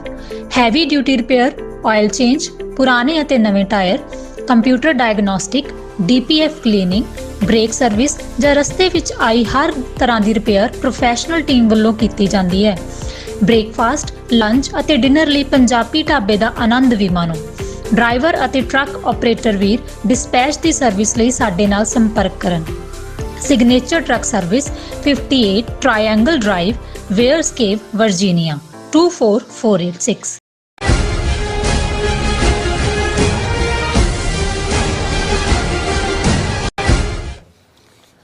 ਦਰਸ਼ਕੋ ਬ੍ਰੇਕ ਤੋਂ ਬਾਅਦ ਤੁਹਾਡਾ ਸਭ ਦਾ ਭਰਪੂਰ ਸਵਾਗਤ ਹੈ। ਸੋ ਵੀਅਰਸ ਗੱਲਬਾਤ ਕਰਨ ਜਾ ਰਹੇ ਹਾਂ ਕਿ 7 ਅਕਤੂਬਰ ਤੋਂ ਸ਼ੁਰੂ ਹੋਇਆ ਮਿਡਲ ਈਸਟ ਟਕਰਾਅ ਵਿੱਚ ਇਜ਼ਰਾਈਲ ਦੀਆਂ ਗਜ਼ਾ ਤੇ ਵਧੀਕੀਆਂ ਲਗਾਤਾਰ ਜਾਰੀ ਹਨ ਔਰ ਬੀਤੇ ਦਿਨੀ ਯੂਨਾਈਟਿਡ ਨੇਸ਼ਨ ਜਨਰਲ ਅਸੈਂਬਲੀ ਵਿੱਚ ਇਨਸਾਨੀ ਬਿਨਾਹ ਤੇ ਜੰਗ ਬੰਦੀ ਰੁਕਵਾਉਣ ਲਈ ਜਾਰਡਨ ਵੱਲੋਂ ਮਤਾ ਪੇਸ਼ ਕੀਤਾ ਗਿਆ ਔਰ ਆਪਣੇ ਆਪ ਨੂੰ ਸ਼ਾਂਤੀ ਦੂਤ ਕਹਾਉਣ ਵਾਲੇ ਭਾਰਤ ਨੇ ਇਸ ਵੋਟ ਵਿੱਚ ਹਿੱਸਾ ਨਹੀਂ ਲਿਆ ਅਤੇ ਇਹ ਦੱਸ ਦਿੱਤਾ ਹੈ ਕਿ ਉਹ ਜ਼ੁਲਮ ਕਰਨ ਵਾਲੀ ਧਿਰ ਇਜ਼ਰਾਈਲ ਦੇ ਨਾਲ ਖਲੋਤਾ ਹੈ। ਸੋ ਇਸ ਬਾਰੇ ਆਪਾਂ ਗੱਲਬਾਤ ਕਰਨ ਜਾ ਰਹੇ ਹਾਂ। ਸੋ ਅਸੀਂ ਚਾਹਾਂਗੇ ਕਿ ਤੁਸੀਂ ਇਸੇ ਤਰ੍ਹਾਂ ਬਣੇ ਰਹਿਣਾ, ਦੇਖਣ ਸੁਣ ਲਿਆ ਲਿਖਣ ਲਈ ਤੁਹਾਡਾ ਸਭ ਦਾ ਬਹੁਤ ਬਹੁਤ ਸ਼ੁਕਰੀਆ ਜੀ। ਡਾਕਟਰ ਸਾਹਿਬ ਕੀ ਵਿਚਾਰਾਂ ਨੇ? ਦੇਖੋ, ਅੱਜ 30 ਅਕਤੂਬਰ ਨੂੰ ਅਸੀਂ ਗੱਲ ਕਰ ਰਹੇ ਹਾਂ। 7 ਅਕਤੂਬਰ ਤੋਂ ਮਿਡਲ ਈਸਟ ਦਾ ਉਹ ਖਿੱਤਾ ਜਿਸ ਵਿੱਚ ਸਭ ਤੋਂ ਪਹਿਲਾਂ 7 ਅਕਤੂਬਰ ਨੂੰ ਹਮਾਸ ਵੱਲੋਂ ਇਜ਼ਰਾਈਲ ਦੇ ਉੱਤੇ ਹਮਲਾ ਬੋਲਿਆ ਜਾਂਦਾ ਹੈ। ਉਹਨਾਂ ਦੀ ਹੌਲੀਡੇ ਹੈ, ਮਿਊਜ਼ਿਕ ਡੇ ਵੀ ਚੱਲ ਰਿਹਾ ਸੀ ਔਰ 1200-1300 ਤੋਂ ਜ਼ਿਆਦਾ ਇਜ਼ਰਾਈਲੀ ਮਾਰੇ ਜਾਂਦੇ ਨੇ। ਜਿਹੜੇ ਹਮਾਸ ਦੇ ਗੁਰੀਲਿਆਂ ਵੱਲੋਂ ਅਗਵਾ ਕੀਤੇ ਗਏ ਉਹਨਾਂ ਦੀ ਗਿਣਤੀ ਪਹਿਲਾਂ 199 ਦੱਸੀ ਗਈ, ਫਿਰ 222 ਆਈ, ਹੁਣ 252 ਦੀ ਗੱਲ ਹੋ ਰਹੀ ਹੈ। ਹਾਲਾਂ ਉਸ ਚੋਂ 2 ਮਾਂ ਧੀਆਂ ਪਹਿਲਾਂ ਅਮਰੀਕਾ ਦੀਆਂ ਉਹ ਕਤਰ ਉਹਨਾਂ ਦੀ ਮੀਡੀਏਸ਼ਨ ਨਾਲ ਛੁੱਟੀਆਂ, 2 ਫੇਰ ਉਹਨਾਂ ਨੇ ਛੱਡੇ ਔਰ ਹੁਣ ਇੱਕ ਕੱਲ ਦਾਅਵਾ ਕੀਤਾ ਗਿਆ ਇਜ਼ਰਾਈਲ ਵੱਲੋਂ ਕਿ ਜੀ ਅਸੀਂ ਜਿਹੜੀ ਉਹ ਫੌਜਣ ਸੀ ਬੀਬੀ ਉਹਨੂੰ ਛੁਡਾਇਆ, ਉਹਦੀ ਪਿਕਚਰ ਔਰ ਦੂਸਰੀ ਵੀ ਆਈ। ਕਿਉਂਕਿ ਜਿਹੜੀਆਂ ਰਿਪੋਰਟਾਂ ਨੇ ਉਸ ਮੁਤਾਬਕ ਹੁਣ ਜਿੱਥੇ ਬੰਬਾਰਡਮੈਂਟ ਤਾਂ ਲਗਾਤਾਰ ਜਾਰੀ ਹੈ ਔਰ ਉਹਨਾਂ ਨੇ ਉਹਨਾਂ ਹਸਪੀਟਲਸ ਨੂੰ ਵੀ ਜਿਹੜਾ ਉਹ ਨਿਸ਼ਾਨਾ ਬਣਾਇਆ, ਜਿਹੜੇ ਇਕੱਲੇ ਹਸਪੀਟਲ ਹੀ ਨਹੀਂ ਜਿਨ੍ਹਾਂ 'ਚ ਕਿ ਮਰੀਜ਼ ਰਹਿੰਦੇ ਨੇ, ਉੱਥੇ 30-35 ਹਜ਼ਾਰ ਬੰਦੇ ਨੇ ਸ਼ੈਲਟਰ ਲਈ ਹੋਈ ਹੈ UN ਦੇ ਥੱਲੇ, ਉਹਨਾਂ ਦੇ ਉੱਤੇ ਵੀ ਬੰਬਾਰੀ ਜਿਹੜੀ ਹੈ ਉਹ ਲਗਾਤਾਰ ਜਾਰੀ ਹੈ। ਔਰ ਇਹ ਜਿਹੜੀ ਹੈ ਹੁਣ ਪਿਛਲੇ 2 ਦਿਨ ਤੋਂ ਇਹ ਖਬਰਾਂ ਨੇ, ਹਾਲਾਂ ਕਿਉਂਕਿ ਇਸ ਵੇਲੇ ਜਿਵੇਂ ਯੂਕਰੇਨ ਵਾਰ ਦੇ ਵੇਲੇ ਅਸੀਂ ਪ੍ਰੋਪੇਗੈਂਡਾ ਲਫ਼ਜ਼ ਦੇਖਿਆ ਕਿ ਜੋ ਖਬਰਾਂ ਅਸੀਂ ਵੀ ਡਿਸਕਸ ਕਰਦੇ ਆਏ ਜਾਂ ਹੁਣ ਵੀ ਕਰਦੇ ਰਹੇ, ਉਹ ਸਾਰੀਆਂ ਤਾਂ ਉਹੀ ਸੀ ਜਿਹੜਾ ਵੈਸਟਰਨ ਮੀਡੀਆ ਜਾਂ BBC ਜਾਂ ਦੂਸਰਾ ਦੇ ਰਿਹਾ ਸੀ। ਗਰਾਊਂਡ ਦੇ ਉੱਤੇ ਤਾਂ ਸਾਨੂੰ ਨਹੀਂ ਪਤਾ ਵੀ ਕੀ ਚੱਲ ਰਿਹਾ ਸੀ, ਲੇਕਿਨ ਜੇ ਤੁਸੀਂ ਉਹਦੀ ਰਸ਼ੀਅਨ ਵਰਜ਼ਨ ਜਾਂ ਦੂਸਰੀ ਦੇਖੋ ਤੇ ਉਹ ਜਿੱਥੇ ਵੀ ਸੀ ਉਹ ਬਿਲਕੁਲ ਆਲਟੂਗੈਦਰ ਅੱਡ ਸੀ। ਲੇਕਿਨ ਜਿਵੇਂ ਰਸ਼ੀਆ ਹੁਣ ਵੀ ਖੜਾ ਹੈ ਉੱਥੇ ਕੀ, ਔਰ ਉਹ ਸਾਰੇ ਨੂੰ ਉਸ ਤੋਂ ਲੱਗਦਾ ਹੈ ਵੀ ਬਹੁਤ ਸਾਰਾ ਜਿਹੜਾ ਈਵਨ ਰਸ਼ੀਆ ਦੇ ਬੈਕਗੇਅਰ ਲੱਗਣ ਵਾਲੀਆਂ ਖਬਰਾਂ ਵੀ ਸ਼ਾਇਦ ਰੀਅਲਿਸਟਿਕ ਨਹੀਂ ਸੀ। ਔਰ ਹੁਣ ਤਾਂ ਇਹ ਹੋ ਰਿਹਾ ਕਿ ਵੀ ਇੱਕ ਪਾਸੇ ਏਡੀ ਜ਼ਾਲਮ ਜ਼ਾਬਰ ਧਿਰ ਇਜ਼ਰਾਈਲ ਹੈ ਜਿਹਦੀ ਪਿੱਠ ਦੇ ਉੱਤੇ ਅਮਰੀਕਾ ਔਰ ਵੈਸਟਰਨ ਯੂਰਪ ਦੇ ਮੁਲਕ ਖੜੇ ਨੇ, ਫਰਾਂਸ ਇੱਕ ਐਕਸੈਪਸ਼ਨ ਹੈ, ਅਸੀਂ ਗੱਲ ਕਰਾਂਗੇ ਕਿ United nation general assembly vote 'ਚ ਜਿਹਦੇ 'ਚ ਕਿ ਹਿਊਮੈਨੀਟੇਰੀਅਨ ਬੇਸਿਸ ਦੇ ਉੱਤੇ ਸੀਜ਼ ਫਾਇਰ ਦੀ ਮੰਗ ਸੀ, ਜਿਸ ਮਤੇ ਨੂੰ ਜਾਰਡਨ ਲੈ ਕੇ ਆਇਆ ਔਰ 120 ਮੁਲਕਾਂ ਨੇ ਉਸ ਦੀ ਹਮਾਇਤ ਕੀਤੀ। ਫਰਾਂਸ ਵੀ ਉਹਨਾਂ ਹਮਾਇਤ ਕਰਨ ਵਾਲਿਆਂ 'ਚੋਂ ਸੀ, ਲੇਕਿਨ ਅਮਰੀਕਾ ਸਮੇਤ ਦੂਜਿਆਂ ਨੇ ਇਹ ਕਹਿ ਕੇ ਬਹਾਨਾ ਬਣਾ ਕੇ ਜੀ ਇਹਦੇ 'ਚ ਹਮਾਸ ਨੂੰ ਹਮਲਾਵਰ ਨਹੀਂ ਦੱਸਿਆ ਗਿਆ, ਇਸ ਲਈ ਜਿਹੜਾ ਅਸੀਂ ਵੋਟ ਨਹੀਂ ਕਰਦੇ। ਔਰ ਇੰਡੀਆ ਵੀ ਉਸ ਬਲਾਕ ਦੇ ਨਾਲ ਗਿਆ ਕੁਛ ਨੇ ਜਿਨ੍ਹਾਂ ਨੇ ਨਾ ਪੱਖੀ ਵੋਟ ਪਾਏ, ਕੁਛ ਨੇ ਜਿਨ੍ਹਾਂ ਨੇ ਐਬਸਟੇਨ ਕੀਤਾ ਭਗੌੜਾ। ਸੋ ਇਹ ਸਾਰਾ, ਲੇਕਿਨ ਕਿਸੇ ਨੇ ਵੀ ਇਸ, ਔਰ ਇਹ ਗੱਲ ਜਿਹੜੀ ਹੈ ਇਹ ਦੁੱਖ ਦਾ ਕਾਰਨ ਹੈ ਕਿ ਵੀ ਅਮਰੀਕਨ ਸੁਸਾਇਟੀ ਦੇ ਵਿੱਚ, ਹਾਲਾਂ ਸੁਸਾਇਟੀ ਦੀ ਜੇ ਗੱਲ ਕਰੀਏ ਤੇ ਬੀਤੇ ਵੀਕਐਂਡ ਵੀ ਜਿੰਨੇ ਵੱਡੇ ਪ੍ਰੋਟੈਸਟ ਮੁਜ਼ਾਹਰੇ ਦੁਨੀਆ ਭਰ 'ਚ ਹੋਏ ਨੇ, ਬੀਤੇ ਦਿਨਾਂ 'ਚ ਮੈਨਹਟਨ ਦੇ ਵਿੱਚ 1 ਲੱਖ ਤੋਂ ਜ਼ਿਆਦਾ ਦਾ ਪ੍ਰੋਟੈਸਟ, ਜਿਹਦਾ 'ਚ ਬਹੁਤ ਸਾਰੇ ਯਹੂਦੀ, ਲੰਡਨ, ਹਰ ਕੋਈ ਸ਼ਹਿਰ। ਔਰ ਇਹ ਮੈਂ ਮੀਡੀਆ ਬਰੀਫਿੰਗ ਦੇਖ ਰਿਹਾ ਸੀ ਕਿ 2003 'ਚ ਜਦੋਂ ਕਿ ਜੂਨੀਅਰ ਬੁਸ਼ ਨੇ ਇਰਾਕ ਦੇ ਉੱਤੇ ਹਮਲਾ ਕਰਨ ਦੀ ਲਾਈਨ ਲਈ ਸੀ, ਉਦੋਂ ਵੀ ਦੁਨੀਆ ਦੇ ਵਿੱਚ ਇੱਕੋ ਦਿਨ 'ਚ 600 ਤੋਂ ਜ਼ਿਆਦਾ ਥਾਵਾਂ ਤੇ ਵਿਖਾਵੇ ਹੋਏ ਸੀ। ਲੰਡਨ ਦੇ ਵਿਖਾਵੇ 'ਚ ਲੱਖਾਂ ਲੋਕ ਸ਼ਾਮਲ ਹੋਏ ਸੀ। ਜੇ ਉਸ ਤੋਂ ਬਾਅਦ ਕਹਿਣਾ ਹੋਏ 2003 ਤੋਂ ਬਾਅਦ ਕਿ ਗਲੋਬਲੀ ਕਿਸੇ ਇਸ਼ੂ ਦੇ ਉੱਤੇ ਜਿਹੜੀ ਆਮ ਜਨਤਾ ਦੀ ਰਾਏ ਹੈ, ਔਰ ਇਹ ਇੱਕ ਖੁਸ਼ੀ ਦੀ ਗੱਲ ਹੈ ਕਿ ਇਹਦੇ ਬਾਵਜੂਦ ਕਿ ਜਿੱਥੇ ਸਟੇਟਸ ਜਿਹੜੀਆਂ ਨੇ, ਨੇਸ਼ਨ, ਉਹ ਆਪਣੇ ਸੋ ਕਾਲਡ ਵੈਸਟਡ ਇੰਟਰਸਟ ਜਾਂ ਆਪਣੀ ਪੋਲੀਟੀਕਲ ਅਲਾਇੰਸ ਨੂੰ ਸੇਵ ਕਰਨ ਤੇ ਲੱਗੇ ਹੋਏ ਨੇ, ਕਾਮਨ ਲੋਕ ਜਿਹੜੇ ਨੇ ਉਹਨਾਂ ਨੂੰ ਪਤਾ ਹੈ ਕਿ ਭਾਈ ਜੋ ਅੱਜ ਗਜ਼ਾ ਦੇ ਵਿੱਚ ਆਮ ਫਲਸਤੀਨੀ ਸਫਰ ਕਰ ਰਹੇ ਨੇ ਉਹ ਆਪਣੇ ਆਪ ਨੂੰ ਉਹਨਾਂ ਦੇ ਫੁੱਟ ਸਟੈਪ 'ਚ ਪਲੇਸ ਕਰਕੇ ਦੇਖਦੇ ਨੇ ਕਿ we can be one of them, ਕਿ ਵੀ ਅਸੀਂ ਵੀ ਉਹ ਹੋ ਸਕਦੇ ਹਾਂ। ਤੇ ਜਦੋਂ ਤੁਸੀਂ ਕਿਸੇ ਸਿਚੁਏਸ਼ਨ ਬਾਰੇ ਇਹ ਲੈ ਲਓ, ਉਦੋਂ ਹੀ ਤੁਹਾਡੇ ਅੰਦਰਲੀ ਇਨਸਾਨੀਅਤ ਆਉਂਦੀ ਹੈ, ਤੁਹਾਡੇ ਵਿਚਲੀ ਹਿਊਮੈਨਿਟੀ ਉਦੋਂ ਹੀ ਜਾਗਦੀ ਹੈ ਜਦੋਂ ਤੁਸੀਂ, ਜੇ ਫੀਲਿੰਗ ਹੈ ਜਿਹਨੂੰ ਅਸੀਂ ਸੰਵੇਦਨਸ਼ੀਲਤਾ ਕਹਿੰਦੇ ਆ ਜਾਂ ਮਹਿਸੂਸ ਕਰਨਾ ਕਹਿੰਦੇ ਆ ਜਾਂ ਕਿਸੇ ਦੇ ਦੁੱਖ ਦਾ ਅਹਿਸਾਸ ਕਰਨਾ ਕਹਿੰਦੇ ਆ, ਬਿਲਕੁਲ। ਤੇ ਜਦੋਂ ਇਹੀ ਗਾਇਬ ਹੋ ਜਾਂਦਾ ਹੈ, ਘੱਟੋ ਘੱਟ ਇਨਸਾਨੀਅਤ ਦੀ ਹੋਪ ਤਾਂ ਕਾਇਮ ਹੈ ਕਿ ਜੇ ਨਿਊਯਾਰਕ ਦੇ ਵਿੱਚ 1 ਲੱਖ ਬੰਦਾ ਜਿਨ੍ਹਾਂ ਦੇ ਵਿੱਚ ਮੈਜੋਰਟੀ ਯਹੂਦੀ ਨੇ ਔਰ ਉਹਨਾਂ 'ਚੋਂ ਆਪਣੇ ਪਰੰਪਰਾ ਵਾਲੇ ਡਰੈਸ 'ਚ ਆਰਥੋਡਾਕਸ ਜਿਨ੍ਹਾਂ ਨੂੰ ਕਿਹਾ ਜਾਂਦਾ ਉਹਨਾਂ ਪਹਿਰਾਵਿਆਂ ਦੇ, ਤੇ ਇਹ ਬਹੁਤ ਵੱਡੀ ਗੱਲ ਹੈ। ਹੁਣ ਇਸ ਸਭ ਦੇ ਚੱਲਦੇ ਆ, ਜੇ 2003 'ਚ ਇਸ ਲੈਵਲ ਤੇ ਪ੍ਰੋਟੈਸਟ ਹੋਏ ਸੀ, ਕੋਈ ਜੂਨੀਅਰ ਬੁਸ਼ ਹਟਿਆ ਤਾਂ ਨਹੀਂ ਸੀ, ਝੂਠ ਬੋਲ ਕੇ ਜਨਰਲ ਪਾਵੈਲ ਜਿਹੜਾ UN 'ਚ ਐਂਬੈਸਡਰ ਸੀ ਉਦੋਂ ਇਹਨਾਂ ਦਾ ਅਮਰੀਕਾ ਦਾ, ਉਹਦੇ ਤੋਂ ਝੂਠ ਬੁਲਵਾਇਆ, ਇੱਕ ਸ਼ਰੀਫ ਜਿਹਾ ਬੰਦਾ ਸੱਚਾ ਜਿਹਾ, ਕਿ ਵੀ ਉਹ ਸਦਾਮ ਹੁਸੈਨ ਦੇ ਕੋਲ ਵੈਪਨਸ ਆਫ ਮਾਸ ਡਿਸਟਰਕਸ਼ਨ ਨੇ ਔਰ ਉਹਨੂੰ ਅਸੀਂ ਪ੍ਰੀਐਂਪਟ ਕਰਨਾ।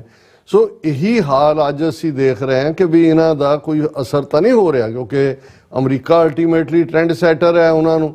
ਔਰ ਜੇ ਤੁਸੀਂ ਕੰਪੀਟੀਸ਼ਨ ਦੇਖੋ ਵੀ ਬਾਈਡਨ ਐਡਮਿਨਿਸਟ੍ਰੇਸ਼ਨ ਜਿਹੜਾ ਹਿਊਮਨ ਰਾਈਟਸ ਤੇ ਡੈਮੋਕ੍ਰੈਟਸ ਤੋਂ ਇਹ ਆਸ ਹੁੰਦੀ ਹੈ, ਉਹ ਇੱਕ ਐਕਸਟ੍ਰੀਮ ਤੱਕ ਪਹੁੰਚਿਆ ਹੋਇਆ ਵੀ ਉਹ ਤਾਂ ਆਪਣੇ ਬਿਬਲੀਕਲ ਸਟੋਰੀਜ਼ ਸੁਣਾਉਣ ਤੱਕ ਜਾਣ ਵਾਲੀ ਗੱਲ ਹੈ ਕਿ ਭਾਈ ਅਸੀਂ ਨਾਲ ਖੜੇ। ਟਰੰਪ ਜਿਹੜਾ ਉਹ ਫੇਸ ਕਰ ਰਿਹਾ ਚਾਰਜ ਸਾਰੇ, ਉਹਨੇ ਧੱਜੀਆਂ ਉਡਾਈਆਂ ਸਿਸਟਮ ਦੀਆਂ, ਝੂਠ ਬੋਲਿਆ। ਉਹਨੇ ਪਰਸੋਂ ਇੱਕ ਕਨਵੈਨਸ਼ਨ 'ਚ ਕਿਹਾ ਕਿ ਜੇ ਮੈਂ ਪ੍ਰੈਜ਼ੀਡੈਂਟ ਬਣਿਆ ਤੇ ਜਿੱਦਾਂ ਪਹਿਲੀ ਵਾਰੀ ਪ੍ਰੈਜ਼ੀਡੈਂਟ ਬਣਦਿਆਂ ਮੈਂ ਮੁਸਲਮਾਨ ਦੇਸ਼ਾਂ ਤੋਂ ਆਉਣ ਵਾਲੇ ਜਿਹੜੇ ਸੀ ਲੋਕ, ਉਹਨਾਂ ਦੇ ਆਉਣ ਤੇ ਅਮਰੀਕਾ ਐਂਟਰੀ ਤੇ ਪਾਬੰਦੀ ਲਾਈ ਸੀ, ਉਵੇਂ ਹੀ ਕਰੂੰਗਾ ਮੈਂ। ਸੋ ਮਤਲਬ ਇਹ ਤੁਸੀਂ ਵਿਦਨ ਸੁਸਾਇਟੀ ਦਾ ਦੇਖ ਸਕਦੇ ਹੋ ਕਿ ਵੀ ਇਹ ਕਿਸ ਲੈਵਲ ਦੀ ਹੇਟਰੇਡ, ਨਫ਼ਰਤ ਇਹ ਸਾਰਾ ਚੱਲ ਰਿਹਾ। ਤੇ ਜੇ ਮੈਂ ਮੇਜਰ ਖਬਰਾਂ ਉਹ CNN ਜਾਂ ਦੂਜੇ ਮੀਡੀਆ ਦੀਆਂ ਦੇਖਾਂ ਵੀ ਹੁਣ ਆਲਰੇਡੀ ਇਜ਼ਰਾਈਲ ਦਾ ਗਰਾਊਂਡ ਅਟੈਕ ਵੀ ਸ਼ੁਰੂ ਹੋ ਚੁੱਕਾ ਹੈ, ਏਅਰ ਦਾ ਤਾਂ ਹੋਇਆ ਹੀ। Israel tanks enter Gaza city fringes as army ramps up assault. Since Friday, Israeli forces have stepped up their ground offensive as part of the military response to the October 7 Hamas attack. ਇਹਦਾ ਮਤਲਬ ਹੈ ਵੀ ਆਉਣ ਵਾਲੇ ਦਿਨਾਂ ਜਿੱਥੇ ਉਹਨਾਂ ਦੀ air power ਤਾਂ ਹੈ ਹੀ ਆ, ਯੂਜ਼ ਕਰ ਰਹੇ ਨੇ, ਹੁਣ ਉਹਨਾਂ ਦੇ ਟੈਂਕ ਵੀ ਗਜ਼ਾ ਦੇ ਵਿੱਚ ਵੜ ਗਏ ਨੇ। ਫਿਰ Israel strikes near Gaza's largest hospital after accusing Hamas of using it as a base.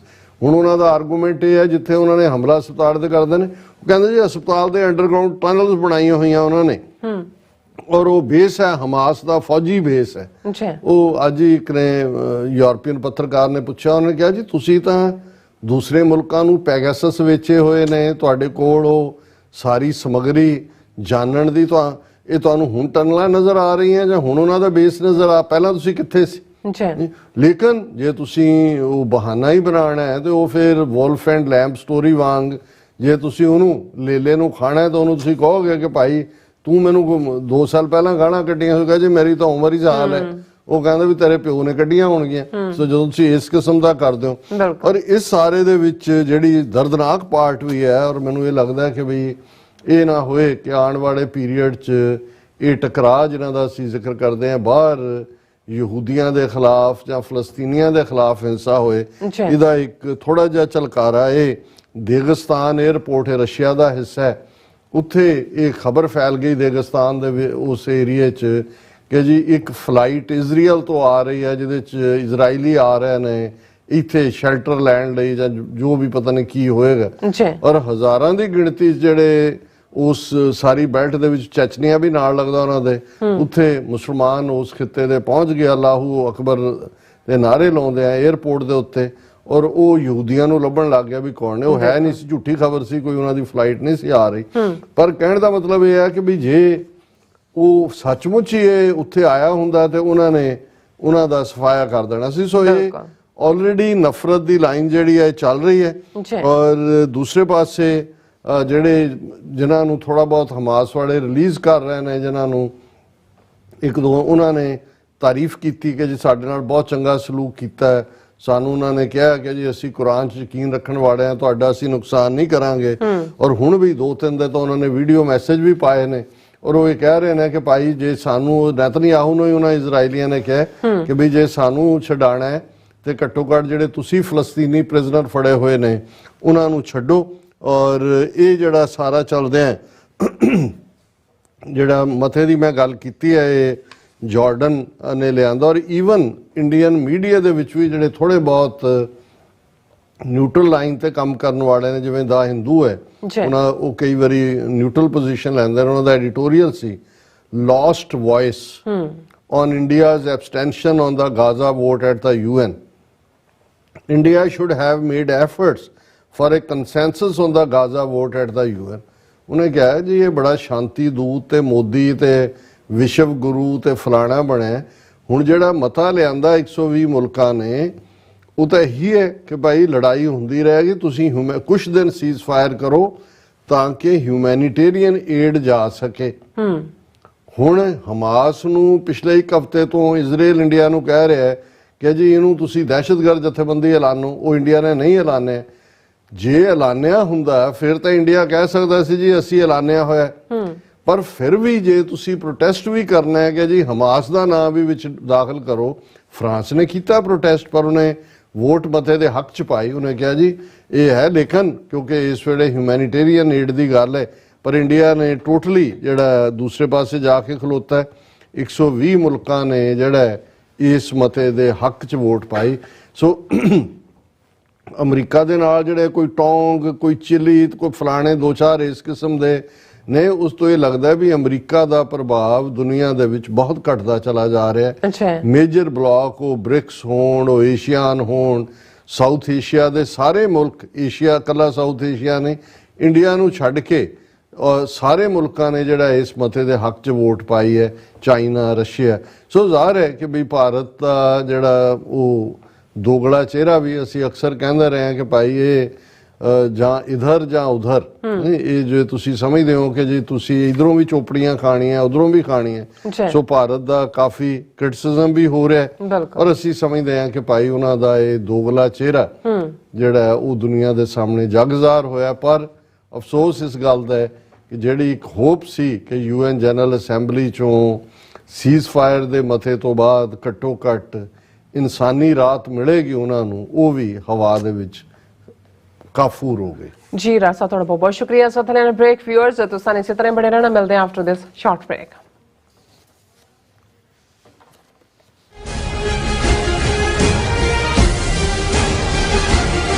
ਕੀ ਤੁਸੀਂ ਆਪਣੇ ਟੈਕਸਸ ਨੂੰ ਲੈ ਕੇ ਚਿੰਤਤ ਹੋ? ਤੁਸੀਂ ਆਪਣੀ ਕਮਾਈ ਲਈ ਮਿਹਨਤ ਕਰਦੇ ਹੋ, ਭਾਵੇਂ ਤੁਸੀਂ ਨੌਕਰੀ ਵਿੱਚ ਹੋਵੋ ਜਾਂ ਆਪਣਾ ਬਿਜ਼ਨਸ ਚਲਾਉਂਦੇ ਹੋ। ਜਦੋਂ ਟੈਕਸ ਭਰਨ ਦਾ ਸਮਾਂ ਆਉਂਦਾ ਤਾਂ ਤੁਹਾਨੂੰ ਇੱਕ ਭਰੋਸੇਯੋਗ ਟੈਕਸ ਅਕਾਊਂਟੈਂਟ ਦੀ ਲੋੜ ਹੈ ਜੋ ਟੈਕਸ ਬੈਲੈਂਸ ਦਾ ਤੁਹਾਡੇ ਪੱਖ ਵਿੱਚ ਜਾਣਾ ਯਕੀਨੀ ਬਣਾਵੇ। ਸਿਆਟਲ ਦੀ ਜਾਣੀ ਪਹਿਚਾਣੀ company accurate accountants and taxes ਤੁਹਾਡੀ ਸੇਵਾ ਵਿੱਚ ਹਾਜ਼ਰ ਹੈ। ਅਸੀਂ ਹਰ ਤਰ੍ਹਾਂ ਦੇ ਟੈਕਸ ਭਰਨ ਵਿੱਚ ਤੁਹਾਡੀ ਮਦਦ ਕਰਾਂਗੇ। ਟੈਕਸ ਸੰਬੰਧੀ ਕਿਸੇ ਵੀ ਤਰ੍ਹਾਂ ਦੇ ਸਵਾਲ ਲਈ ਅੱਜ ਹੀ ਸਾਡੇ ਤੱਕ ਪਹੁੰਚ ਕਰੋ। Accurate accountants and Texas. ਜੋ ਵਾਪਰਦਾ ਹੈ ਉਹ ਦਿਸਦਾ ਹੈ, ਉਸ ਦੇ ਪਿੱਛੇ ਬੜਾ ਕੁਝ ਅਣਦਿਸਿਆ ਰਹਿੰਦਾ ਹੈ। ਉਸ ਸੱਚ ਨੂੰ ਉਜਾਗਰ ਕਰਨ ਲਈ ਮੈਂ ਸੁਖਵਿੰਦਰ ਸਿੰਘ ਆ ਰਿਹਾ ਖਾਸ ਪ੍ਰੋਗਰਾਮ ਦਾ ਫਾਲਟ ਲਾਈਨਸ ਲੈ ਕੇ TV 84 ਤੇ ਸੋਮਵਾਰ ਤੋਂ ਸ਼ੁੱਕਰਵਾਰ ਰਾਤ 9:30 ਵਜੇ।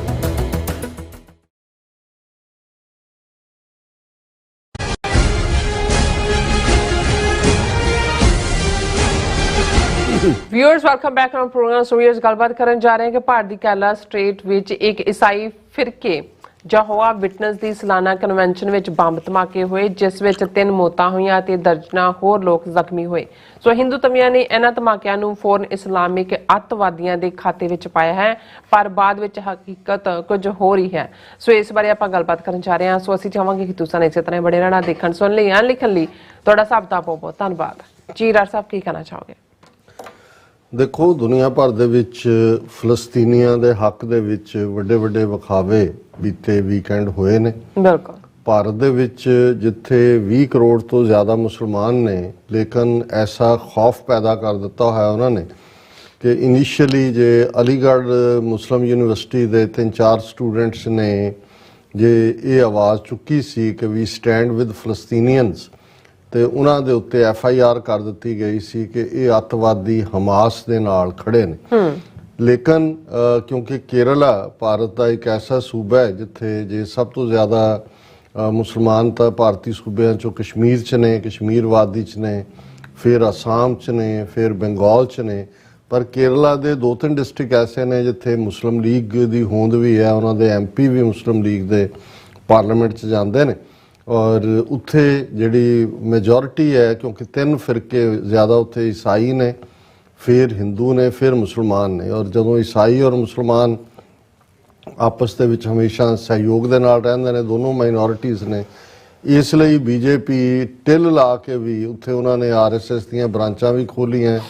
ਕਈ ਵਾਰੀ ਜਿਵੇਂ ਇੱਕ ਮੰਦਰ ਸਾਬਰਮਾਲਾ ਕਿ ਕੀ ਹੈ, ਉਹਦੇ ਇਸ਼ੂ ਨੂੰ ਲੈ ਕੇ ਉਹਨਾਂ ਨੇ ਹਿੰਦੂਤਵਾ ਨੂੰ ਉੱਥੇ ਭੜਕਾਉਣਾ ਚਾਹਿਆ। ਅਕਸਰ ਉੱਥੇ ਸ਼ਰਾਰਤ ਕਰਦੇ ਨੇ, ਪਰ ਕਿਉਂਕਿ ਉੱਥੇ ਇਹਨਾਂ ਦੀ ਹਕੂਮਤ ਨਹੀਂ ਹੈ BJP ਦੀ, ਜਾਂ ਉੱਥੇ ਕਾਂਗਰਸ ਦੀ ਰਹੀ ਹੈ, ਜਾਂ ਕਮਿਊਨਿਸਟ ਲੈਫਟਿਸਟ ਰਹੇ ਨੇ, ਜਾਂ ਕੋਲੀਸ਼ਨ ਹਕੂਮਤਾਂ ਬਣਦੀਆਂ ਨੇ, ਸੋ ਇਹਨਾਂ ਦੀ ਹਿੰਦੂਤਵਾ ਦੀ ਨਫ਼ਰਤ ਅਜੇ ਤੱਕ ਉਸ ਦੀ ਲਪੇਟ ਵਿੱਚ ਕੇਰਲਾ ਨਹੀਂ ਆਇਆ। ਤਮਿਲਨਾਡੂ ਔਰ ਕੇਰਲਾ ਇਹ ਬਚੇ ਹੋਏ ਨੇ, ਹਾਲਾਂਕਿ ਇਹ ਪੂਰਾ ਟਿਲ ਲਾ ਰਹੇ ਨੇ, ਉੱਥੇ ਵੜਨਗੇ ਸੂਨਰ ਔਰ ਲੇਟਰ।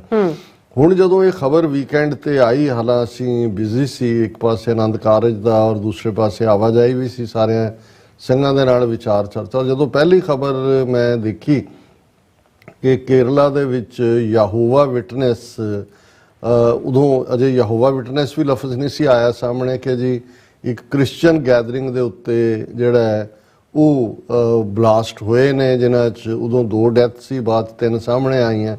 60 ਤੋਂ ਜ਼ਿਆਦਾ ਜ਼ਖਮੀਆਂ ਦੀ ਗੱਲ ਸੀ। ਤੇ ਮੈਨੂੰ ਪਹਿਲਾ ਜਿਹੜਾ ਇਹ ਆਇਆ ਮੇਰੇ ਮਨ 'ਚ ਖਿਆਲ, ਮੈਂ ਕਿਹਾ ਵੀ ਹਿੰਦੂ ਤਵੀਆਂ ਨੇ ਮੁਸਲਮਾਨਾਂ ਦਾ ਕੰਮ ਕਰਨਾ ਭਾਰਤ ਦੇ ਵਿੱਚ ਇਲੈਕਸ਼ਨਾਂ ਤੋਂ ਪਹਿਲਾਂ, 2024 ਤੋਂ ਪਹਿਲਾਂ ਇੱਕ ਨਸਲਕੁਸ਼ੀ ਦਾ ਦੌਰਾ, ਔਰ ਇਹ ਕੰਮ ਇਹਨਾਂ ਦਾ ਕੀਤਾ ਲੱਗਦਾ ਵੀ ਇਹਨਾਂ ਨੇ ਜਿਹੜਾ ਉਹ ਈਸਾਈਆਂ ਦੇ ਉੱਤੇ ਅਟੈਕ ਕਰਵਾ ਦਿੱਤਾ। ਔਰ ਇਹ ਦੱਸਣ ਦੇ ਲਈ ਕਿ ਜੀ ਈਸਾਈ ਮੁਲਕ, ਕਿਉਂਕਿ ਅਮਰੀਕਾ ਹੋਏ ਜਾਂ ਵੈਸਟਰਨ ਯੂਰਪ ਹੋਏ, ਉਹ ਯਹੂਦੀਆਂ ਦੇ ਨਾਲ ਖੜੇ ਨੇ, ਇਜ਼ਰਾਈਲ ਦੇ, ਇਸ ਲਈ ਅਸੀਂ ਇਹਨਾਂ ਨੂੰ ਸਬਕ ਸਿਖਾ ਰਹੇ। ਔਰ ਮੈਨੂੰ ਔਰ ਇੱਕਦਮ ਈਵਨ ਜਿਹੜੇ BJP ਦੇ ਸਪੋਕਸਮੈਨ ਤੋਂ ਲੈ ਕੇ ਉਹਨਾਂ ਦੇ ਯੂਨੀਅਨ ਮਿਨਿਸਟਰ ਤੱਕ ਆ, ਉਹਨਾਂ ਨੇ ਇੱਕਦਮ ਕਿਹਾ ਜੀ ਕੇਰਲਾ ਜਹਾਦੀਆਂ ਦਾ ਹੈੱਡਕੁਆਰਟਰ ਬਣਿਆ ਹੋਇਆ ਹੈ ਔਰ ਉੱਥੇ ISIS ਦੀਆਂ ਬ੍ਰਾਂਚਾਂ ਉੱਥੇ, ਯਾਨੀ ਉਹਨਾਂ ਨੇ ਪੂਰੀ ਤਰ੍ਹਾਂ ਪਹਿਲਾਂ ਹੀ ਜਿਹੜਾ ਇਹ ਸਾਰੇ ਨੂੰ ਜਿਹੜਾ ਉਹ ਮੁਸਲਮਾਨਾਂ ਦੇ ਖਾਤੇ 'ਚ ਪਾ ਦਿੱਤਾ। ਕਿਉਂਕਿ ਉਸ ਤੋਂ 1-2 ਦਿਨ ਪਹਿਲਾਂ ਹੀ ਬਹੁਤ ਵੱਡਾ, ਜਿੱਥੇ ਮੈਂ ਪ੍ਰੋਟੈਸਟ ਦੀ ਗੱਲ ਕੀਤੀ, ਜਿੱਥੇ ਭਾਰਤ ਦੇ ਹੋਰ ਕਿਸੇ ਹਿੱਸੇ 'ਚ ਕੋਈ ਐਸੇ ਕਿਸੇ ਨੂੰ ਹੌਸਲਾ ਨਹੀਂ ਪਿਆ ਕਿ ਉਹ ਫਲਸਤੀਨੀਆਂ ਦੇ ਹੱਕ 'ਚ ਮੁਜ਼ਾਹਰਾ ਕਰੇ, ਕੇਰਲਾ ਦੇ ਵਿੱਚ ਬਹੁਤ ਵੱਡਾ ਪ੍ਰੋਟੈਸਟ ਹੋਇਆ, ਜਿਸ ਨੂੰ ਇੱਕ ਹਮਾਸ ਦੇ ਉੱਘੇ ਆਗੂ ਨੇ ਐਡਰੈਸ ਵੀ ਕੀਤਾ, ਬਾਈ ਜ਼ੂਮ ਕੀਤਾ ਜਾਂ ਕਿਵੇਂ ਕੀਤਾ, ਮੈਂ ਉਹ ਡਿਟੇਲ ਨਹੀਂ ਦੇਖੀ ਹੈ। ਸੋ ਉਸ ਤੋਂ ਇੱਕਦਮ ਬਾਅਦ ਅਸੀਂ ਜਦੋਂ ਇਸ ਘਟਨਾ ਨੂੰ ਦੇਖਿਆ ਤਾਂ ਮੈਨੂੰ ਲੱਗਾ ਵੀ ਇਹ BJP ਨੂੰ ਹੁਣ ਮਿਲ ਗਿਆ, ਇਹਨਾਂ ਨੇ ਇਹ ਕਰਵਾਇਆ ਹੋਣਾ ਔਰ ਇਹੀ ਕਾਰਨ। ਲੇਕਿਨ ਜਿਹੜਾ ਉਹਦੇ 'ਚ ਇੱਕ ਟਰਨ ਆਫ ਇਵੈਂਟ ਇਹ ਹੋਇਆ ਕਿ ਇੱਕ ਬੰਦੇ ਨੇ ਆਪਣਾ ਵੀਡੀਓ ਜਿਹੜਾ ਮੈਸੇਜ ਹੈ ਉਹ ਪਾਇਆ, ਉਹਨੇ ਕਿਹਾ ਜੀ ਕਿ ਵੀ ਇਹ ਮੈਂ ਕੀਤਾ ਔਰ ਮੈਂ ਇਸੇ ਹੀ ਕ੍ਰਿਸਚੀਅਨ ਸੈਕਟ ਜਿਹਨੂੰ ਯਹੋਵਾ ਵਿਟਨੈਸ ਕਹਿੰਦੇ ਨੇ ਉਹਦਾ ਮੈਂਬਰ ਰਿਹਾ 10-15 ਸਾਲ, ਔਰ ਇਹ ਜਿਹੜੇ ਨੇ ਮੈਂ ਡਿਸਇਲੂਜਨ ਹੋਇਆ, ਇਹ ਦੇਸ਼ ਭਗਤ ਨਹੀਂ ਹੈਗੇ ਔਰ ਮੈਂ ਕੀਤਾ ਔਰ ਮੈਂ ਆਪਣੇ ਆਪ ਨੂੰ ਪੇਸ਼ ਵੀ ਕਰਾਂਗਾ। ਉਹ ਪਹਿਲਾਂ ਉਹਦਾ ਵੀਡੀਓ ਮੈਸੇਜ ਆਇਆ, ਕੁਝ ਚੈਨਲ ਨੇ ਚਲਾਇਆ, ਹੁਣ ਤਾਂ ਉਹ ਸੋਸ਼ਲ ਮੀਡੀਆ ਪਲੇਟਫਾਰਮ ਤੋਂ ਡਿਲੀਟ ਕਰਤਾ ਗਿਆ, ਫਿਰ ਉਹਨੇ ਜਾ ਕੇ ਆਪਣੇ ਆਪ ਨੂੰ ਪੇਸ਼ ਕਰਤਾ। ਇਸ ਲਈ ਜਿਹੜੀ ਐਂਟਾਈ ਮੁਸਲਿਮ ਲਾਈਨ ਲਈ ਪਹਿਲੇ 4-5 ਘੰਟੇ ਦੇ ਵਿੱਚ ਉਹਨਾਂ ਨੇ ਮਾਹੌਲ ਬਣਾ ਦਿੱਤਾ ਸੀ, ਉਹ that evil was nipped in the bud, beginning 'ਚ ਉਹ ਦੱਬ ਲਈ ਗਈ। ਹੁਣ ਸਾਡੇ ਵਿਊਅਰਸ ਲਈ ਵੀ ਔਰ ਇਹ ਵੀ ਚਰਚਾ ਬਹੁਤ ਸਾਰਿਆਂ ਲਈ ਕਿ ਵੀ ਇਹ ਕੌਣ ਨੇ ਯਹੋਵਾ ਵਿਟਨੈਸ, ਔਰ ਦੂਸਰਾ ਕਿ ਵੀ ਕੀ ਹੈ। ਮੈਂ ਇਨ ਬਰੀਫ ਇਹ ਦੱਸਦੇ ਹਾਂ। ਔਰ ਮੈਨੂੰ ਯਾਦ ਹੈ ਚੰਗੀ ਤਰ੍ਹਾਂ ਕਿ ਲੇਟ 80s 'ਚ ਜਦੋਂ ਮੈਂ ਫਰੀਮਾਉਂਟ ਕੈਲੀਫੋਰਨੀਆ 'ਚ ਰਿਜ਼ਾਈਡ ਕਰਦਾ ਸੀ, ਪੜ੍ਹਾਈ ਵੀ ਔਰ ਜੌਬ ਵੀ ਪਾਰਟ ਟਾਈਮ ਨਾਲ ਚੱਲ ਰਿਹਾ ਸੀ, ਤਾਂ ਮੇਰੇ ਲਈ ਵੀ ਇਹ ਲਫ਼ਜ਼ ਜਿਹੜਾ ਯਹੋਵਾ ਇਹ ਕੋਈ ਨੋਨ ਲਫ਼ਜ਼ ਨਹੀਂ ਸੀ, ਕਿਉਂਕਿ ਅਸੀਂ ਭਾਰਤ 'ਚ ਜਿਹੜਾ ਹੈ ਉਹ ਦੂਸਰੇ ਜਿਹੜੇ ਇਹਨਾਂ ਦੇ ਚਰਚ ਨੇ, ਕੈਥੋਲਿਕ ਚਰਚ ਹੈ ਜਾਂ ਪ੍ਰੋਟੈਸਟੈਂਟ ਬੈਪਟਿਸਟ ਨਾਰਥ ਈਸਟ ਦੇ ਵਿੱਚ ਨੇ, ਕੋਈ ਬਹੁਤਾ ਯਹੋਵਾ ਲਫ਼ਜ਼ ਨਹੀਂ ਸੀ ਸੁਣਿਆ ਹੋਇਆ। ਔਰ ਇੱਥੇ ਇੱਕ ਬਹੁਤ ਮੀਂਹ ਦਾ ਦਿਨ, 4 ਚੁਫੇਰੇ ਝੱਖੜ ਚੱਲ ਰਿਹਾ ਸੀ ਸਵੇਰ ਤੋਂ ਦੁਪਹਿਰ ਵੇਲੇ। ਜਿਹੜਾ ਨੌਕ ਹੋਇਆ ਦਰਵਾਜ਼ਾ, ਮੈਂ ਖੋਲ੍ਹਿਆ ਤੇ ਬਾਹਰ 2 ਬੀਬੀਆਂ ਜਿਹੜੀਆਂ ਨੇ ਉਹ ਮੀਂਹ 'ਚ ਭਿੱਜੀਆਂ ਹੋਈਆਂ, ਉਹਨਾਂ ਦੇ ਕੁਛ ਫੜਿਆ ਵੀ ਹੋਇਆ ਪਲਾਸਟਿਕ 'ਚ ਰੈਪਡ ਜਾਂ ਦੂਜਾ, ਤੇ ਉਹ ਖੜੀਆਂ ਸੀ। ਉਹਨਾਂ ਨੇ, ਮੈਂ ਉਹਨਾਂ ਨੂੰ ਪੁੱਛਿਆ, ਉਹਨਾਂ ਨੇ ਕਿਹਾ ਜੀ we can be come inside. ਚਲੋ ਉਹ ਠੰਡ 'ਚ ਆਈਆਂ ਸੀ, ਮੈਂ ਕੁਦਰਤੀ ਚਾਹ ਬਣਾਈ ਹੋਈ ਸੀ, ਮੈਂ ਉਹਨਾਂ ਨੂੰ ਚਾਹ ਵੀ ਸਰਵ ਕੀਤੀ। ਮੈਂ ਕਿਹਾ ਭਾਈ ਦੱਸੋ। ਔਰ ਉਹਨਾਂ ਨੇ ਕਿਹਾ ਕਿ ਜੀ ਅਸੀਂ ਜਿਹੜਾ ਉਹ ਪਹਿਲੀ ਵਾਰ ਮੈਂ ਜਿਹੜਾ ਲਫ਼ਜ਼ ਯਹੋਵਾ ਸੁਣਿਆ ਉਹ ਕਿ ਵੀ ਉਹ ਉਸ ਚਰਚ ਨੂੰ ਰਿਪਰੈਜ਼ੈਂਟ ਕਰਦੀਆਂ ਸੀ। ਔਰ ਦੂਸਰਾ ਮੈਂ, ਉਹਨਾਂ ਨੇ ਆਪਣਾ ਲੰਬਾ ਚੌੜਾ ਜੋ ਕਹਾਣੀ ਸੁਣਾਈ, ਤੇ ਮੈਂ ਤਾਂ ਉਹਨਾਂ ਨੂੰ ਲਾਸਟ 'ਚ ਕਿਹਾ, ਮੈਂ ਕਿਹਾ ਜੀ ਦਿਲ ਕਿੰਨੇ ਹੁੰਦੇ ਨੇ? ਕਹਿੰਦੇ 1। ਤੇ ਮੈਂ ਕਿਹਾ ਇਸ ਦਿਲ 'ਚ ਬਾਬਾ ਨਾਨਕ ਵੱਸਦਾ ਹੈ, ਤੇ ਜਿੱਥੇ ਬਾਬਾ ਨਾਨਕ ਆ ਜਾਏ ਉੱਥੇ ਕੁੱਲ ਆਲਮ ਹੀ ਆ ਜਾਂਦਾ। ਪਰ ਮੈਂ ਕਿਹਾ ਵੀ ਜਿਹੜੀ ਤੁਹਾਡੀ ਸਪਿਰਿਟ ਹੈ ਕਿ ਵੀ ਜਿਵੇਂ ਤੁਸੀਂ ਇਸ ਖਰਾਬ ਮੌਸਮ 'ਚ ਵੀ, ਵਰਦੇ ਮੀਂਹ 'ਚ ਵੀ ਆਪਣਾ ਜਿਹੜਾ ਉਹ ਮੈਸੇਜ ਦੇਣ ਆਈਆਂ ਹੋ, ਇਹ ਕਾਸ਼ ਕਿ ਜਿਹੜੇ ਅਸੀਂ ਆਪਣੇ ਆਪ ਨੂੰ ਗੁਰੂ ਨਾਨਕ ਦੇ ਵਾਰਸ ਸਮਝਦੇ ਹਾਂ, ਬੇਸ਼ੱਕ ਅਸੀਂ ਕਨਵਰਸ਼ਨ 'ਚ ਯਕੀਨ ਨਹੀਂ ਰੱਖਦੇ, ਲੇਕਿਨ ਘੱਟੋ ਘੱਟ ਤੁਸੀਂ ਆਪਣਾ ਮੈਸੇਜ ਜੋ ਕੀ ਹੈ ਕੀ ਨਹੀਂ ਹੈ। ਮੈਂ ਕਿਹਾ ਵੀ ਇਹ ਮੇਰਾ ਸਬਜੈਕਟ ਕ੍ਰਿਸਚਨ ਥਿਓਲੋਜੀ ਮੇਰਾ ਸਬਜੈਕਟ ਨਹੀਂ ਹੈ ਵੀ, ਪਰ ਮੈਂ ਜਦੋਂ ਫਿਰ ਉਹ ਦੇ ਗਈਆਂ ਆਪਣਾ ਕੁਛ ਲਿਟਰੇਚਰ, ਤੇ ਮੈਂ ਉਹਨੂੰ ਜਦੋਂ ਬਾਅਦ 'ਚ ਵੀ ਦੇਖਿਆ ਤੇ ਇਹ ਯਹੋਵਾ ਵਿਟਨੈਸ ਜਿਹੜੇ ਨੇ, ਇਹ ਨਾ ਤਾਂ ਇਹਨਾਂ ਨੂੰ ਯਹੂਦੀ ਆਪਣਾ ਮੰਨਦੇ ਨੇ, ਨਾ ਇਹਨਾਂ ਨੂੰ ਕ੍ਰਿਸਚਨ ਆਪਣਾ ਮੰਨਦੇ ਨੇ।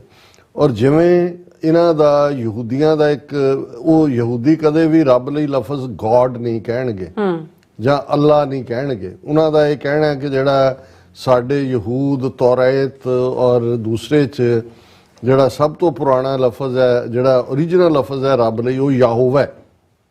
ਇਹ ਉਹਨਾਂ ਦਾ ਇੱਕ ਫੇਥ ਹੈ। ਕ੍ਰਿਸਚਨ ਵੀ ਉਹਨਾਂ ਨੂੰ ਹੈਰੇਟਿਕ ਮੰਨਦੇ ਨੇ, ਯਹੂਦੀ ਤਾਂ ਆਪਣਾ ਮੰਨਦੇ ਨਹੀਂ। ਹਾਲਾਂ ਬਹੁਤ ਇਹਨਾਂ ਦਾ ਜ਼ੋਰ ਜਿਹੜਾ, ਜਦੋਂ ਤੁਸੀਂ ਇਹਨਾਂ ਦੀ ਹਿਸਟਰੀ ਦੇਖੋਗੇ ਤੇ ਫਿਰ ਉਹ 19th ਸੈਂਚੁਰੀ ਅਮਰੀਕਾ 'ਚ ਹੀ ਫਾਊਂਡ ਹੋਇਆ, ਪੈਨਸਿਲਵੇਨੀਆ 'ਚ ਹੀ ਸੀ।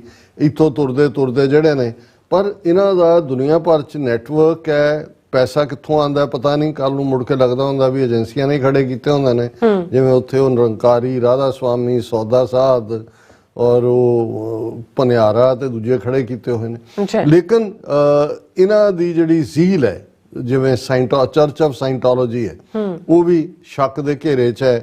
ਉਹ ਸਾਇੰਸ ਦੇ ਨਾਂ ਥੱਲੇ ਕਿਵੇਂ ਕਰਦੇ ਨੇ, ਜਾਂ ਮੈਸਨ, ਇੱਕ ਮੈਸਨ ਇਹਨਾਂ ਦਾ ਹੋਰ।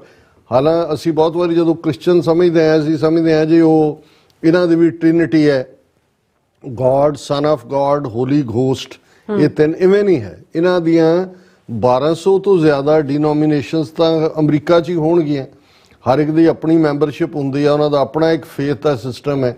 ਹਾਂ, ਔਰ ਇਸੇ ਤਰ੍ਹਾਂ ਬਾਈਬਲ ਹੈ, ਕੋਈ ਬਾਈਬਲ ਵੀ ਇੱਕ ਨਹੀਂ ਹੈ, ਕੋਈ ਗ੍ਰੀਕ 'ਚੋਂ ਆਏ, ਕੋਈ ਇਸੇ ਤਰ੍ਹਾਂ ਇਹਨਾਂ ਦੀਆਂ ਗੋਸਪਲਸ ਨੇ, ਕੋਈ ਮੈਥਿਊ ਦੀ ਹੈ, ਕੋਈ ਕਿਸੇ ਨੂੰ ਮੰਨਦਾ ਹੈ, ਕੋਈ ਕਿਸੇ। ਤੇ ਜੇ ਇਹਨਾਂ ਦੀ ਬਲੱਡੀ ਹਿਸਟਰੀ ਦੇਖਣੀ ਹੋਏ ਤਾਂ ਫਿਰ ਤੁਸੀਂ UK ਦੇ ਵਿੱਚ ਪ੍ਰੋਟੈਸਟੈਂਟ ਵਰਸਸ ਕੈਥੋਲਿਕਸ, ਬਲੱਡੀ ਮੈਰੀ ਜਿਹੜੀ ਕੁਈਨ ਸੀ, ਕਿਵੇਂ ਉਹਨਾਂ ਦੀ ਹੋਇਆ।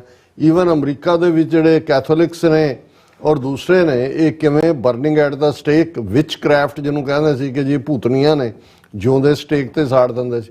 ਸੋ ਬਹੁਤ ਵਾਰੀ ਸਾਨੂੰ ਆਪਣੀਆਂ ਥੋੜੇ ਬਹੁਤ ਡਿਫਰੈਂਸ ਦੇਖ ਕੇ ਲੱਗਦਾ ਹੁੰਦਾ ਜੀ ਸਾਡੇ ਆਪਸ 'ਚ ਸਿੱਖ ਇਹ ਕਿਉਂ ਤੇ ਉਹ ਕਿਉਂ। ਇਹ ਜੇ ਅਸੀਂ ਦੇਖੀਏ, ਸੋ ਇਸ ਕਿਸਮ ਦਾ ਜਿਹੜਾ ਇਹਨਾਂ ਦਾ ਯਹੋਵਾ ਵਿਟਨੈਸ ਨਾਂ ਦਾ ਇਹ ਕਲਟ ਹੈ, ਔਰ ਇਹ ਇਸ ਗੱਲ 'ਚ ਯਕੀਨ ਰੱਖਦੇ ਨੇ ਕਿ ਬਈ ਅਸੀਂ ਕਿਸੇ ਦੁਨਿਆਵੀ ਹਕੂਮਤ ਨੂੰ ਨਹੀਂ ਮੰਨਦੇ।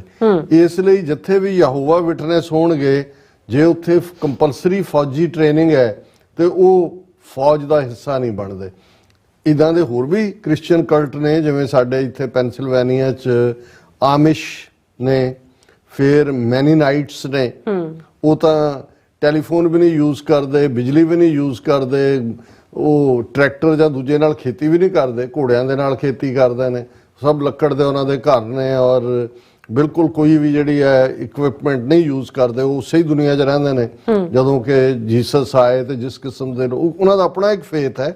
ਹਾਲਾਂ ਭਲੇ ਲੋਕ ਨੇ, ਮੈਂ ਉਹਨਾਂ ਦੀਆਂ ਇੱਥੇ ਜਿਹੜੇ ਉਹਨਾਂ ਦੇ ਇਲਾਕੇ 'ਚ ਵੀ 1-2 ਦਿਨ ਗੁਜ਼ਾਰੇ ਹੋਏ ਨੇ। ਉਹਨਾਂ ਦਾ ਇੱਕ ਆਪਣਾ ਘੋੜਿਆਂ ਨਾਲ ਖੇਤੀ, ਔਰ ਬੜਾ ਜ਼ਬਰਦਸਤ ਲੰਮੀ ਦਾੜੀ, ਪਿੱਛੇ ਵਾਲ, ਔਰ ਘੋੜਿਆਂ ਦੀ ਸਵਾਰੀ, ਸੋ ਉਹਨਾਂ ਦਾ ਇੱਕ ਆਪਣਾ ਤਰੀਕਾ ਹੈ। ਅੱਛਾ ਲੇਕਿਨ ਇਹ ਯਹੋਵਾ ਵੀ ਜਿਹੜੇ ਨੇ ਫੌਜ 'ਚ ਨਹੀਂ ਜਾਂਦੇ, ਔਰ ਇਹ ਕਿਸੇ ਵੀ ਮੁਲਕ ਦਾ, ਜਿਸ ਮੁਲਕ 'ਚ ਰਹਿੰਦੇ ਨੇ, ਉਹਦਾ ਨੈਸ਼ਨਲ ਐਂਥਮ ਵੀ ਨਹੀਂ ਗਾਉਂਦੇ। ਇਹਨਾਂ ਦਾ ਕਹਿਣਾ ਹੁੰਦਾ ਹੈ ਕਿ ਜੀ ਅਸੀਂ ਉਸ ਰੱਬ ਦੀ, ਕਿੰਗਡਮ ਆਫ ਗॉड, ਕਿ ਰੱਬ ਦਾ ਨਾਮ ਯਹੋਵਾ ਹੈ ਔਰ ਇਹ ਜਿਹੜਾ ਅਲਟੀਮੇਟਲੀ ਦੁਨੀਆ ਡਿਸਟਰੋਏ ਹੋਏਗੀ, ਜਿਹਨੂੰ ਆਰਮੈਗੈਡਨ ਕਹਿੰਦੇ ਨੇ, ਜਿਹੜੇ ਹੁਣ ਬਹੁਤ ਸਾਰੇ ਬਿਬਲੀਕਲ ਐਕਸਪਰਟ ਵੀ ਤੇ ਕਈ ਹਦੀਸਾਂ ਦੇ ਮਾਹਿਰ ਇਸਲਾਮਿਕ ਸਕਾਲਰ ਵੀ ਲੱਗੇ ਹੋਏ ਨੇ, ਜੋ ਵਰਲਡ ਆ ਗਿਆ, ਐਂਡ ਆ ਗਿਆ, ਗ੍ਰੇਟਰ ਇਜ਼ਰਾਈਲ, ਫਲਾਣਾ, ਉਹ ਸਾਰਾ ਇੱਕ ਆਪਣਾ। ਸੋ ਇਹਨਾਂ ਦਾ ਵੀ ਇਹੀ ਕਹਿਣਾ ਕਿ ਬਾਚੀ ਉਹ ਵਕਤ ਆ ਗਿਆ ਕਿ ਵੀ ਫਿਰ ਜੀਸਸ ਆਏਗਾ ਔਰ ਕਿੰਗਡਮ ਆਫ ਹੈਵਨ, ਉਹ ਸਾਰੇ ਮੁਰਦੇ ਉੱਠਣਗੇ, ਉਹਨਾਂ ਦਾ ਹਿਸਾਬ ਕਿਤਾਬ ਹੋਏਗਾ। ਉਹ ਉਸ ਦੇ ਵਿੱਚ ਨੇ। ਹੁਣ ਇਹ ਕੇਰਲਾ ਦੇ ਵਿੱਚ ਇਹਨਾਂ ਦਾ ਕਿੰਨਾ ਫੁੱਟ ਹੋਲਡ ਹੈ ਮੈਨੂੰ ਵੀ ਨਹੀਂ ਸੀ ਰਿਅਲਾਈਜੇਸ਼ਨ। ਇਹਨਾਂ ਦੀ ਜਿਹੜੀ ਕਨਵੈਨਸ਼ਨ ਯਹੋਵਾ ਵਿਟਨੈਸ ਦੀ ਸੀ, ਜਿਹਦੇ 'ਚ 2000 ਤੋਂ ਜ਼ਿਆਦਾ ਦੀ ਗੈਦਰਿੰਗ ਸੀ, ਔਰ ਜਿਸ ਬੰਦੇ ਨੇ ਜ਼ਿੰਮੇਵਾਰੀ ਲਈ ਹੈ ਇਹ ਕਰਨ ਦੀ, ਉਹਨੇ ਕਿਹਾ ਜੀ ਮੈਂ ਇਹਨਾਂ 'ਚ ਰਿਹਾ, ਇਹ ਐਂਟੀ ਨੈਸ਼ਨਲ। ਹੁਣ ਇੱਕ ਕੇਸ ਮੈਨੂੰ ਜ਼ਰੂਰ ਪਤਾ ਸੀ ਵੀ ਕੇਰਲਾ 'ਚ ਹੋਇਆ, ਜਿਹਦੇ 'ਚ ਜਿਹੜੇ ਇਹਨਾਂ ਦੇ ਯਹੋਵਾ ਵਿਟਨੈਸ ਦੇ ਮੈਂਬਰ ਸੀ, ਉਹਨਾਂ ਦੇ ਬੱਚੇ 3 ਸਕੂਲ 'ਚ ਉਹਨਾਂ ਨੇ ਨੈਸ਼ਨਲ ਐਂਥਮ ਪੜ੍ਹਨ ਤੋਂ ਨਾ ਕਰ ਦਿੱਤੀ ਸੀ, ਸਕੂਲ ਨੇ ਐਕਸਪੈਲ ਕਰਤਾ। ਉਹ ਕੇਸ ਸ਼ਾਇਦ ਹਾਈ ਕੋਰਟ ਕੇ ਸੁਪਰੀਮ ਕੋਰਟ ਤੱਕ ਗਿਆ। ਉਹਨਾਂ ਨੇ ਕਿਹਾ ਜੀ ਸਾਡਾ ਰਿਲੀਜੀਅਸ ਫੇਥ ਹੈ। ਜਿਵੇਂ ਹੁਣ ਇੱਥੇ ਜਿਹੜੇ ਆਮਿਸ਼ ਔਰ ਮੈਨਨਾਈਟਸ ਨੇ, ਉਹ ਫੌਜ 'ਚ ਨਹੀਂ ਜਾਂਦੇ, ਉਹ ਕਹਿੰਦੇ ਅਸੀਂ ਕਿਸੇ ਨੂੰ ਨਹੀਂ ਮਾਰਨਾ ਹੈ। ਤੇ ਜਦੋਂ ਅਮਰੀਕਾ ਦੇ ਵਿੱਚ ਵਿਤਨਾਮ ਵਾਰ ਹੋਈ, ਡਰਾਫਟਿੰਗ ਸੀ ਕਿ ਹਰ ਬੰਦਾ 18 ਸਾਲ ਤੋਂ ਉੱਪਰ ਵਾਲਾ ਜਾਏਗਾ, ਉਹ ਨਹੀਂ ਗਏ ਔਰ ਉਹਨਾਂ ਨੂੰ ਐਗਜ਼ੈਂਪਸ਼ਨ ਦਿੱਤੀ ਗਈ। ਹੁਣ ਵੀ ਜਦੋਂ ਸਿਟੀਜ਼ਨਸ਼ਿਪ ਦੀ ਤੁਹਾਨੂੰ ਪੜ੍ਹਾਇਆ ਜਾਂਦਾ ਜਾਂ ਦੂਜਾ ਉਹਦੇ 'ਚ ਹੁੰਦਾ ਹੈ ਕਿ ਇਹਨਾਂ ਨੂੰ ਧਾਰਮਿਕ ਐਗਜ਼ੈਂਪਸ਼ਨ ਹੈ। ਸੋ ਕੇਰਲਾ 'ਚ ਵੀ ਇਸ ਕਿਸਮ ਦਾ ਕਿ ਉਹਨਾਂ ਨੇ ਕਿਹਾ ਜੀ ਅਸੀਂ ਕਿਸੇ ਦੇਸ਼ ਦੇ ਨੂੰ ਲਾਇਲ ਹੈ ਹੀ ਨਹੀਂ, ਅਸੀਂ ਤਾਂ ਕਿੰਗਡਮ ਆਫ ਹੈਵਨ 'ਚ ਯਕੀਨ ਕਰਦੇ ਹਾਂ, ਯਹੋਵਾ 'ਚ ਯਕੀਨ ਕਰਦੇ ਹਾਂ। ਔਰ ਉਹ ਕੋਰਟ ਨੇ ਆਰਡਰ ਕੀਤਾ ਸੀ ਕਿ 3 ਬੱਚਿਆਂ ਨੂੰ ਵਾਪਸ ਦਾਖਲ ਕਰੋ। ਸੋ ਇਹ ਵਿਦਨ ਇਸ ਕਿਸਮ ਦੀ ਲਾਈਨ ਹੈ। ਪਰ ਇੱਕ ਲਾਈਨ ਆਉਣ ਵਾਲੇ ਪੀਰੀਅਡ 'ਚ ਜੇ ਈਸਾਈਆਂ ਨੂੰ ਉਹਨਾਂ ਨੇ ਐਂਟੀ ਨੈਸ਼ਨਲ ਸਾਬਤ ਕਰਨਾ ਹੈ ਤੇ ਇਹ ਫਿਰ ਯਹੋਵਾ ਕਲਟ ਦੀ ਗੱਲ ਕਰਨਗੇ। ਹਾਲਾਂ ਈਸਾਈ ਇਹਨਾਂ ਨੂੰ ਮੇਨ ਸਟ੍ਰੀਮ ਨਹੀਂ ਮੰਨਦੇ, ਨਾ ਪੋਪ ਮੰਨਦੇ ਨੇ, ਨਾ ਪ੍ਰੋਟੈਸਟੈਂਟ ਮੰਨਦੇ ਨੇ। ਪਰ ਅਸੀਂ ਇਹ ਗੱਲ ਤੋਂ ਜ਼ਰੂਰ ਸਾਨੂੰ ਥੋੜੀ ਜਿਹੀ ਤਸੱਲੀ ਹੈ, ਜਾਨਾਂ ਤਾਂ 3 ਗਈਆਂ, ਜ਼ਖਮੀ ਵੀ ਨੇ, ਪਰ ਘੱਟੋ ਘੱਟ ਕੇ ਜਿਹੜਾ ਮੁਸਲਮਾਨਾਂ ਦੇ ਖਾਤੇ 'ਚ ਪਾ ਕੇ ਉਹਨਾਂ ਦੇ ਖਿਲਾਫ ਵਾਇਲੈਂਸ ਦਾ ਦੌਰ ਸ਼ੁਰੂ ਕਰਨਾ ਸੀ, ਜਿਹੜਾ ਉਹਨਾਂ ਨੇ ਪਹਿਲੇ 4-5 ਘੰਟੇ ਕਰ ਦਿੱਤਾ ਹੈ, ਉਸ ਦਾ ਬਚਾਅ ਹੋ ਗਿਆ। ਪਰ ਆਉਣ ਵਾਲੇ ਪੀਰੀਅਡ 'ਚ ਕੋਈ ਹੈਰਾਨੀ ਨਹੀਂ ਹੋਣੀ ਚਾਹੀਦੀ ਕਿ ਕਿਸੇ ਯਹੂਦੀ ਦੇ ਖਿਲਾਫ ਜਿੱਥੇ ਜਿੱਥੇ ਵੀ ਨੇ ਉਹ ਕੋਈ ਨੁਕਸਾਨ ਹੋਏ ਜਾਂ ਦੂਜਾ ਉਹ ਮੁਸਲਮਾਨਾਂ ਦੇ ਖਾਤੇ 'ਚ ਪਾਣ ਜਾਂ ਕੋਈ ਹੋਰ ਇਸ ਕਿਸਮ, ਕਿਉਂਕਿ ਇੰਡੀਆ ਤਾਂ ਖੁੱਲ੍ਹ ਕੇ ਇਜ਼ਰਾਈਲ ਦੇ ਨਾਲ ਖਲੋ ਗਿਆ। ਬਿਆਨਬਾਜ਼ੀ ਪਹਿਲਾਂ ਵੀ ਸੀ, ਔਰ ਜਿਵੇਂ ਇਹਨਾਂ ਨੇ ਯੂਨਾਈਟਿਡ ਨੇਸ਼ਨ ਜਨਰਲ ਅਸੈਂਬਲੀ 'ਚ ਜਿਸ ਰੈਜ਼ੋਲੂਸ਼ਨ ਨੂੰ ਜਾਰਡਨ ਲਿਆਇਆ, 120 ਮੁਲਕਾਂ ਨੇ ਹਮਾਇਤ ਕੀਤੀ ਕਿ ਭਾਈ cease fire on humanitarian basis ਹੋਏ। ਇੰਡੀਆ ਨੇ ਐਬਸਟੇਨ ਕੀਤਾ, ਵੋਟ ਤੋਂ ਗੈਰ ਹਾਜ਼ਰ ਰਿਹਾ। ਸੋ ਆਉਣ ਵਾਲੇ ਪੀਰੀਅਡ 'ਚ ਅਸੀਂ ਦੇਖ ਸਕਦੇ ਹਾਂ, ਕਿਉਂਕਿ 2024 ਦੀਆਂ ਚੋਣਾਂ ਤੋਂ ਪਹਿਲਾਂ ਜੋ ਕੁਝ ਵੀ ਹੋਏਗਾ ਉਹਦੇ 'ਚ ਤੁਹਾਨੂੰ ਕੋਈ ਨਾ ਕੋਈ ਇਹਨਾਂ ਦਾ ਜਿਹੜੀ ਨਾਟਕੀ ਇਨਪੁਟ ਹੈ ਉਹ ਜ਼ਰੂਰ ਨਜ਼ਰ ਆਏਗੀ। ਜੀ ਡਾਕਟਰ ਸਾਹਿਬ ਤੁਹਾਡਾ ਬਹੁਤ ਬਹੁਤ ਸ਼ੁਕਰੀਆ। ਇਸ ਵਕਤ ਲੈਣੇ ਬ੍ਰੇਕ ਵੀਅਰਸ, ਤੁਸੀਂ ਇਸੇ ਤਰ੍ਹਾਂ ਬਣੇ ਰਹਿਣਾ। ਮਿਲਦੇ ਹਾਂ ਛੋਟੇ ਜਿਹੇ ਬ੍ਰੇਕ ਤੋਂ ਬਾਅਦ।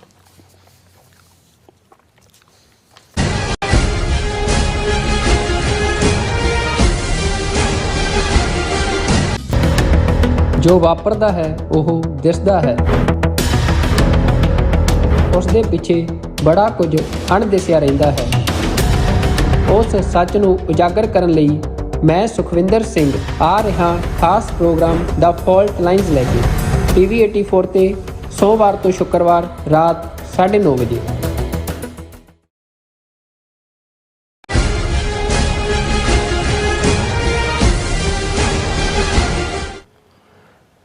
ਦਰਸ਼ਕੋ ਬ੍ਰੇਕ ਤੋਂ ਬਾਅਦ ਤੁਹਾਡਾ ਸਭ ਦਾ ਭਰਪੂਰ ਸਵਾਗਤ ਹੈ। ਸੋ ਵੀਅਰਸ, ਗੱਲਬਾਤ ਕਰਨ ਜਾ ਰਹੇ ਹਾਂ ਕਿ ਸ਼੍ਰੋਮਣੀ ਕਮੇਟੀ ਵੱਲੋਂ ਭਾਰਤ ਦੇ ਪ੍ਰਧਾਨ ਮੰਤਰੀ ਨਰਿੰਦਰ ਮੋਦੀ ਨੂੰ ਸਨਮਾਨ ਵਜੋਂ ਦਿੱਤਾ ਗਿਆ ਦਰਬਾਰ ਸਾਹਿਬ ਦਾ ਮਾਡਲ ਮੋਦੀ ਸਰਕਾਰ ਨੇ ਨਿਲਾਮੀ ਤੇ ਲਾਇਆ ਹੋਇਆ ਹੈ ਔਰ ਇਸ ਨੂੰ ਲੈ ਕੇ ਸਿੱਖ ਸੰਗਤਾਂ ਵਿੱਚ ਕਾਫੀ ਰੋਸ ਹੈ। ਔਰ ਇਸ ਸੰਬੰਧੀ ਸਾਡੀ ਭੈਣ ਕਿਰਨਜੋਤ ਕੌਰ ਨੇ ਸਾਨੂੰ ਲਿਖਤ ਜਿਹੜੀ ਭੇਜੀ ਹੈ ਉਹ ਤੁਹਾਨੂੰ ਸਾਂਝੀ ਕਰਾਂਗੇ।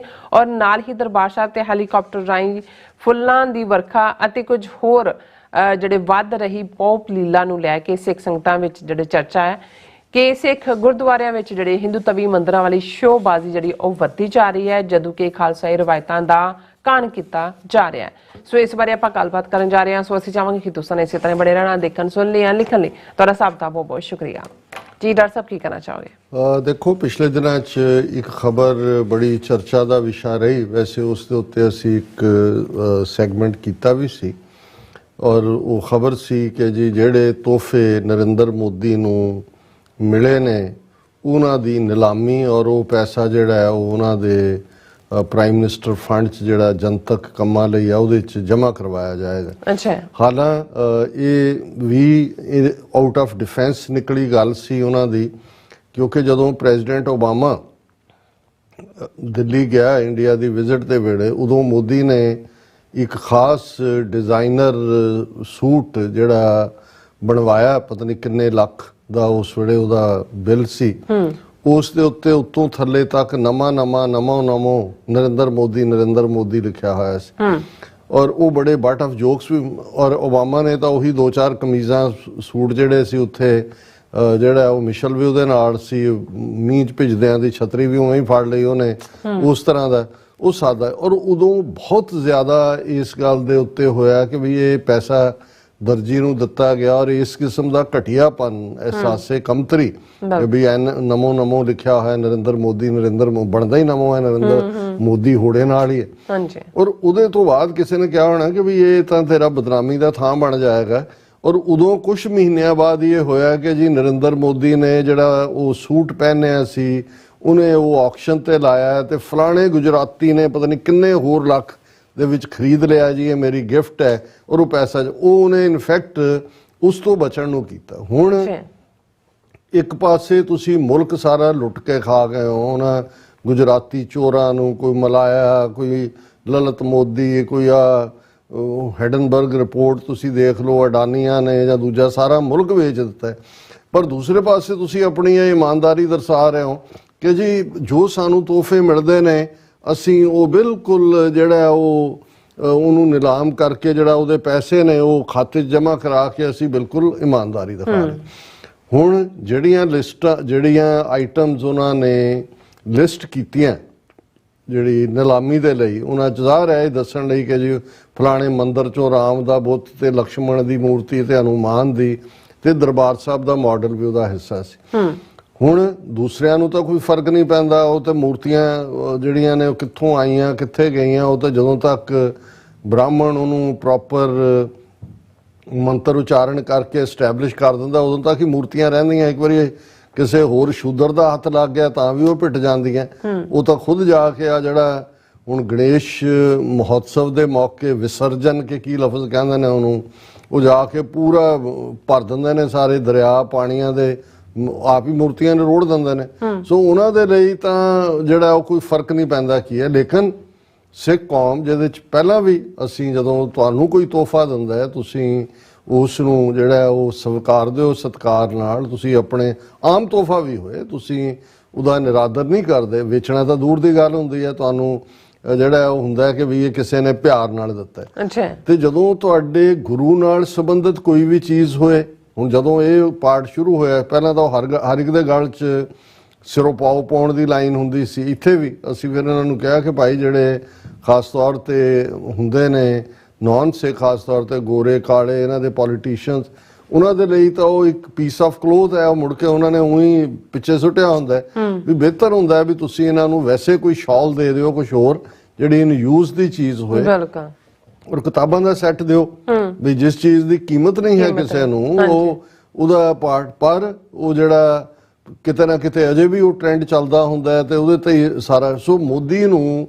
ਦਰਬਾਰ ਸਾਹਿਬ ਦਾ ਮਾਡਲ ਉਹਦੀ ਕਿਸੇ ਵਿਜ਼ਿਟ ਵੇਲੇ ਦਿੱਤਾ ਹੋਣਾ ਉਹ ਆਨਰ ਦੇ ਤੌਰ ਤੇ, ਉਹ ਵੀ ਉਸ ਲਿਸਟ ਦੇ ਵਿੱਚ ਸੀ ਜਿਸ ਦਾ ਸਿੱਖਾਂ ਨੇ ਬੁਰਾ ਮੰਨਿਆ। ਉਹਨਾਂ ਨੇ ਕਿਹਾ ਕਿ ਭਾਈ ਪਹਿਲੀ ਗੱਲ ਤਾਂ ਇਹ ਕੋਈ ਨਿਲਾਮੀ, ਹੁਣ ਜੇ ਤੁਸੀਂ ਕਹੋ ਜੀ ਆਕਸ਼ਨ ਭਾਵੇਂ ਆਕਸ਼ਨ ਹੈ ਕਿ ਵੀ ਇਹ ਤੁਹਾਡੇ ਦਿਮਾਗ 'ਚ ਵੀ ਨਹੀਂ। ਇੱਥੇ ਐਸਾ ਵੀ ਹਾਲ ਰਿਹਾ, ਮੈਂ ਜਦੋਂ ਤੁਸੀਂ ਨਿਲਾਮੀ ਲਫ਼ਜ਼ ਜਾਂ ਦੂਸਰੇ ਦੇਖਦੇ ਹੋ, ਜਿਵੇਂ ਪੈਨਸਿਲਵੇਨੀਆ ਐਵਨਿਊ ਦੇ ਉੱਤੇ ਜਿੱਥੇ ਐਮਬੈਸੀਜ਼ ਨੇ ਸਾਰੀਆਂ, ਇੱਕ ਗੁਰਦੁਆਰਾ ਜਿਹੜਾ ਬਹੁਤ ਵੱਡਾ ਪਤਾ ਨਹੀਂ ਕਿੰਨੇ ਮਿਲੀਅਨ ਦਾ ਜਿਹਨੇ ਲਾਇਆ, ਉਹਨੇ ਵੀ ਕਮਰਸ਼ੀਅਲ ਐਂਗਲ ਤੋਂ ਹੀ ਪਹਿਲਾਂ ਸ਼ੁਰੂ ਕੀਤਾ, ਉਹ ਚੱਲਿਆ ਨਹੀਂ। ਫਿਰ ਇਹ ਹੋਇਆ ਕਿ ਵੀ ਗੁਰਦੁਆਰੇ ਤਾਂ ਸੰਗਤ ਨਾਲ ਚੱਲਦੇ ਨੇ, ਉਹਨੇ ਉਹਨੂੰ ਜਿਹੜਾ ਉਹ ਸੇਲ ਤੇ ਲਾ ਦਿੱਤਾ। ਹੁਣ ਇਹ ਖਬਰ ਬਾਹਰ ਨਿਕਲਣ ਦੀ ਦੇਰ ਸੀ ਕਿ ਸਿੱਖਾਂ 'ਚ ਸਾਨੂੰ, ਮੈਂ ਉਦੋਂ ਵਾਸ਼ਿੰਗਟਨ ਜ਼ਿਆਦਾ ਵਕਤ ਹੁੰਦਾ ਸੀ, ਇਹ ਹੋਇਆ ਜੀ ਇਹ ਕਿਵੇਂ ਹੋ ਸਕਦਾ ਕਿ ਗੁਰਦੁਆਰਾ ਜਿਹੜਾ ਉਹ ਸੇਲ ਤੇ ਲੱਗਾ ਹੋਵੇ ਔਰ ਕਿਵੇਂ, ਔਰ ਉੱਥੇ ਫਿਰ ਉਹ ਸਾਨੀ, ਡਾਕਟਰ ਸਾਨੀ ਔਰ ਉਹਨਾਂ ਦੇ ਕੁਝ ਬੇਟੇ ਜਾਂ ਦੂਜੇ ਉਹਨਾਂ ਨੇ ਮਿਲ ਕੇ ਉਹ ਲਿਆ, ਹੁਣ ਉਹ ਚੱਲ ਰਿਹਾ ਗੁਰਦੁਆਰਾ ਹੀ ਹੈ। ਸੋ ਮਤਲਬ ਸਾਡੇ ਲਈ ਤਾਂ ਇਹ ਲਫ਼ਜ਼ ਜਿਹੜਾ ਆਪਣੇ ਆਪ ਦੇ ਵਿੱਚ ਹੀ ਕੋਈ ਗੁਰਦੁਆਰਾ ਬਣਾਉਣ ਲਈ ਤਾਂ ਅਸੀਂ ਆਪਣੇ ਘਰਾਂ ਨੂੰ ਗਿਰਵੀ ਰੱਖ ਸਕਦੇ ਹਾਂ। ਬਿਲਕੁਲ ਉਹਨਾਂ ਦੇ ਅਗੇਂਸਟ ਅਸੀਂ ਲੋਨ, ਬਹੁਤ ਸਾਰੀਆਂ ਥਾਵਾਂ ਤੇ ਐਵੇਂ ਹੀ ਹੁੰਦਾ ਹਾਂ, ਪਰ ਇਹ ਹੈ ਵੀ ਗੁਰਦੁਆਰਾ ਸੇਲ ਤੇ ਲੱਗਾ ਹੋਏ ਨਹੀਂ, ਇਹ ਐਕਸੈਪਟੇਬਿਲਟੀ ਨਹੀਂ ਹੈ ਇਸ ਗੱਲ ਦੀ। ਸੋ ਇਸ ਨਾਲ ਭਾਵਨਾਵਾਂ ਜਿਹੜੀਆਂ ਨੇ ਉਹ ਜ਼ਾਹਰ ਹੈ, ਠੀਕ ਹੈ ਕਿ ਵੀ ਇਸ ਬੰਦੇ ਨੂੰ ਜਿਹਨੂੰ ਜਿਹੜਾ ਆ ਕੇ 5-5 ਮਿੰਟ ਨੱਕ ਰਗੜਨੋਂ ਨਹੀਂ ਹਟਦਾ, ਜਦੋਂ ਆਂਦਾ ਤੇ ਇਹਨੂੰ ਇੰਨਾ ਨਹੀਂ ਪਤਾ ਹੈ ਵੀ ਉਹ ਕਹਿੰਦਾ ਜੀ ਮੇਰੇ ਤੋਂ ਜ਼ਿਆਦਾ ਸਿੱਖਾਂ ਨੂੰ ਕੌਣ ਸਮਝਦਾ ਹੈ, ਮੈਂ ਤਾਂ 2 ਸਾਲ ਰਿਹਾ ਹੀ ਸਿੱਖ ਬਾਣੇ 'ਚ ਹੈ ਜੀ। ਉਹਦਾ ਇੱਕ ਚਮਚਾ ਮਾਈਨੋਰਿਟੀ ਕਮਿਸ਼ਨ ਦਾ ਕੀ ਇਕਬਾਲ ਸਿੰਘ, ਉਹਨੇ ਇੱਕ ਇੰਟਰਵਿਊ 'ਚ ਕਿਹਾ कि मैनू नरेंद्र मोदी ने कहा इकबाल सिंह मुझसे ले लो सिखों के लिए, मैं तो खुद 2 साल सिख रहा हूं, जो मांगो मैं करने को तय। ਉਹਦੀਆਂ ਸਿਫਤਾਂ ਦੇ ਪੁੱਲ ਬਣ ਰਿਹਾ ਤੇ ਜੇ ਤੂੰ ਬਾਣੇ 'ਚ ਵੀ ਰਿਹਾ ਹੁੰਦਾ ਜੋ ਵੀ, ਉਹ ਤਾਂ ਤੂੰ ਜਾਨ ਬਚਾਉਣ ਲਈ ਸਿੱਖਾਂ 'ਚ ਲੁਕਿਆ ਸੀ ਆ ਕੇ, ਤੇ ਤੈਨੂੰ ਪਤਾ ਹੋਣਾ ਚਾਹੀਦਾ ਸੀ ਕਿ ਵੀ ਸਿੱਖ ਇਹਦੇ ਤੇ ਕਿਵੇਂ ਮਹਿਸੂਸ ਕਰਦੇ ਨੇ। ਅੱਛਾ, ਪਰ ਉਹ ਜਿਹਨੂੰ ਤੁਸੀਂ ਕਹਿੰਦੇ ਹੋ ਕਿ ਭਾਈ ਇੱਕ ਤਾਂ ਜੋ ਹੈ ਹੀ ਹੈ, ਉਹ ਉਹਨਾਂ ਦੇ ਅੱਗੋਂ ਜਿਹੜੇ ਨੇ ਹੁਣ ਜੇ ਤਾਂ ਜਿਹੜੇ ਉਹ ਚਮਚੇ ਚੋਰ ਕਿਸਮ ਦੇ ਮਨਜਿੰਦਰ ਸਰਸੇ ਵਰਗੇ ਆਲੇ ਦੁਆਲੇ ਇਕੱਠੇ ਕੀਤੇ ਹੋਏ ਨੇ, ਉਹ ਹੀ ਉਹਨੂੰ ਕਹਿੰਦੇ ਕਿ ਜੀ ਕੋਈ ਗੱਲ ਨਹੀਂ ਹੈ, ਇਹ ਤੁਸੀਂ ਜਿੰਨਾ ਕੁ ਵੀ ਹੈ, ਕਿੰਨਾ ਕੁ ਦੀ ਉਹਦੀ ਕੀਮਤ ਤਾਂ ਮਾਡਲ ਦੀ, ਵੈਸੇ ਤਾਂ ਮਾਡਲ ਵਿਕਦਾ ਹੀ ਨੇ, ਉਹ ਦੁਕਾਨਦਾਰਾਂ ਨੇ ਵੀ ਰੱਖੇ ਹੋਏ ਨੇ, ਪਰ ਵੰਸ ਤੁਹਾਨੂੰ ਦਰਬਾਰ ਸਾਹਿਬ ਦੀ ਜਾਂ ਸ਼੍ਰੋਮਣੀ ਕਮੇਟੀ ਜਾਂ ਉਹਦਾ ਇੱਕ ਆਪਣਾ ਰੁਤਬਾ ਬਣ ਜਾਂਦਾ।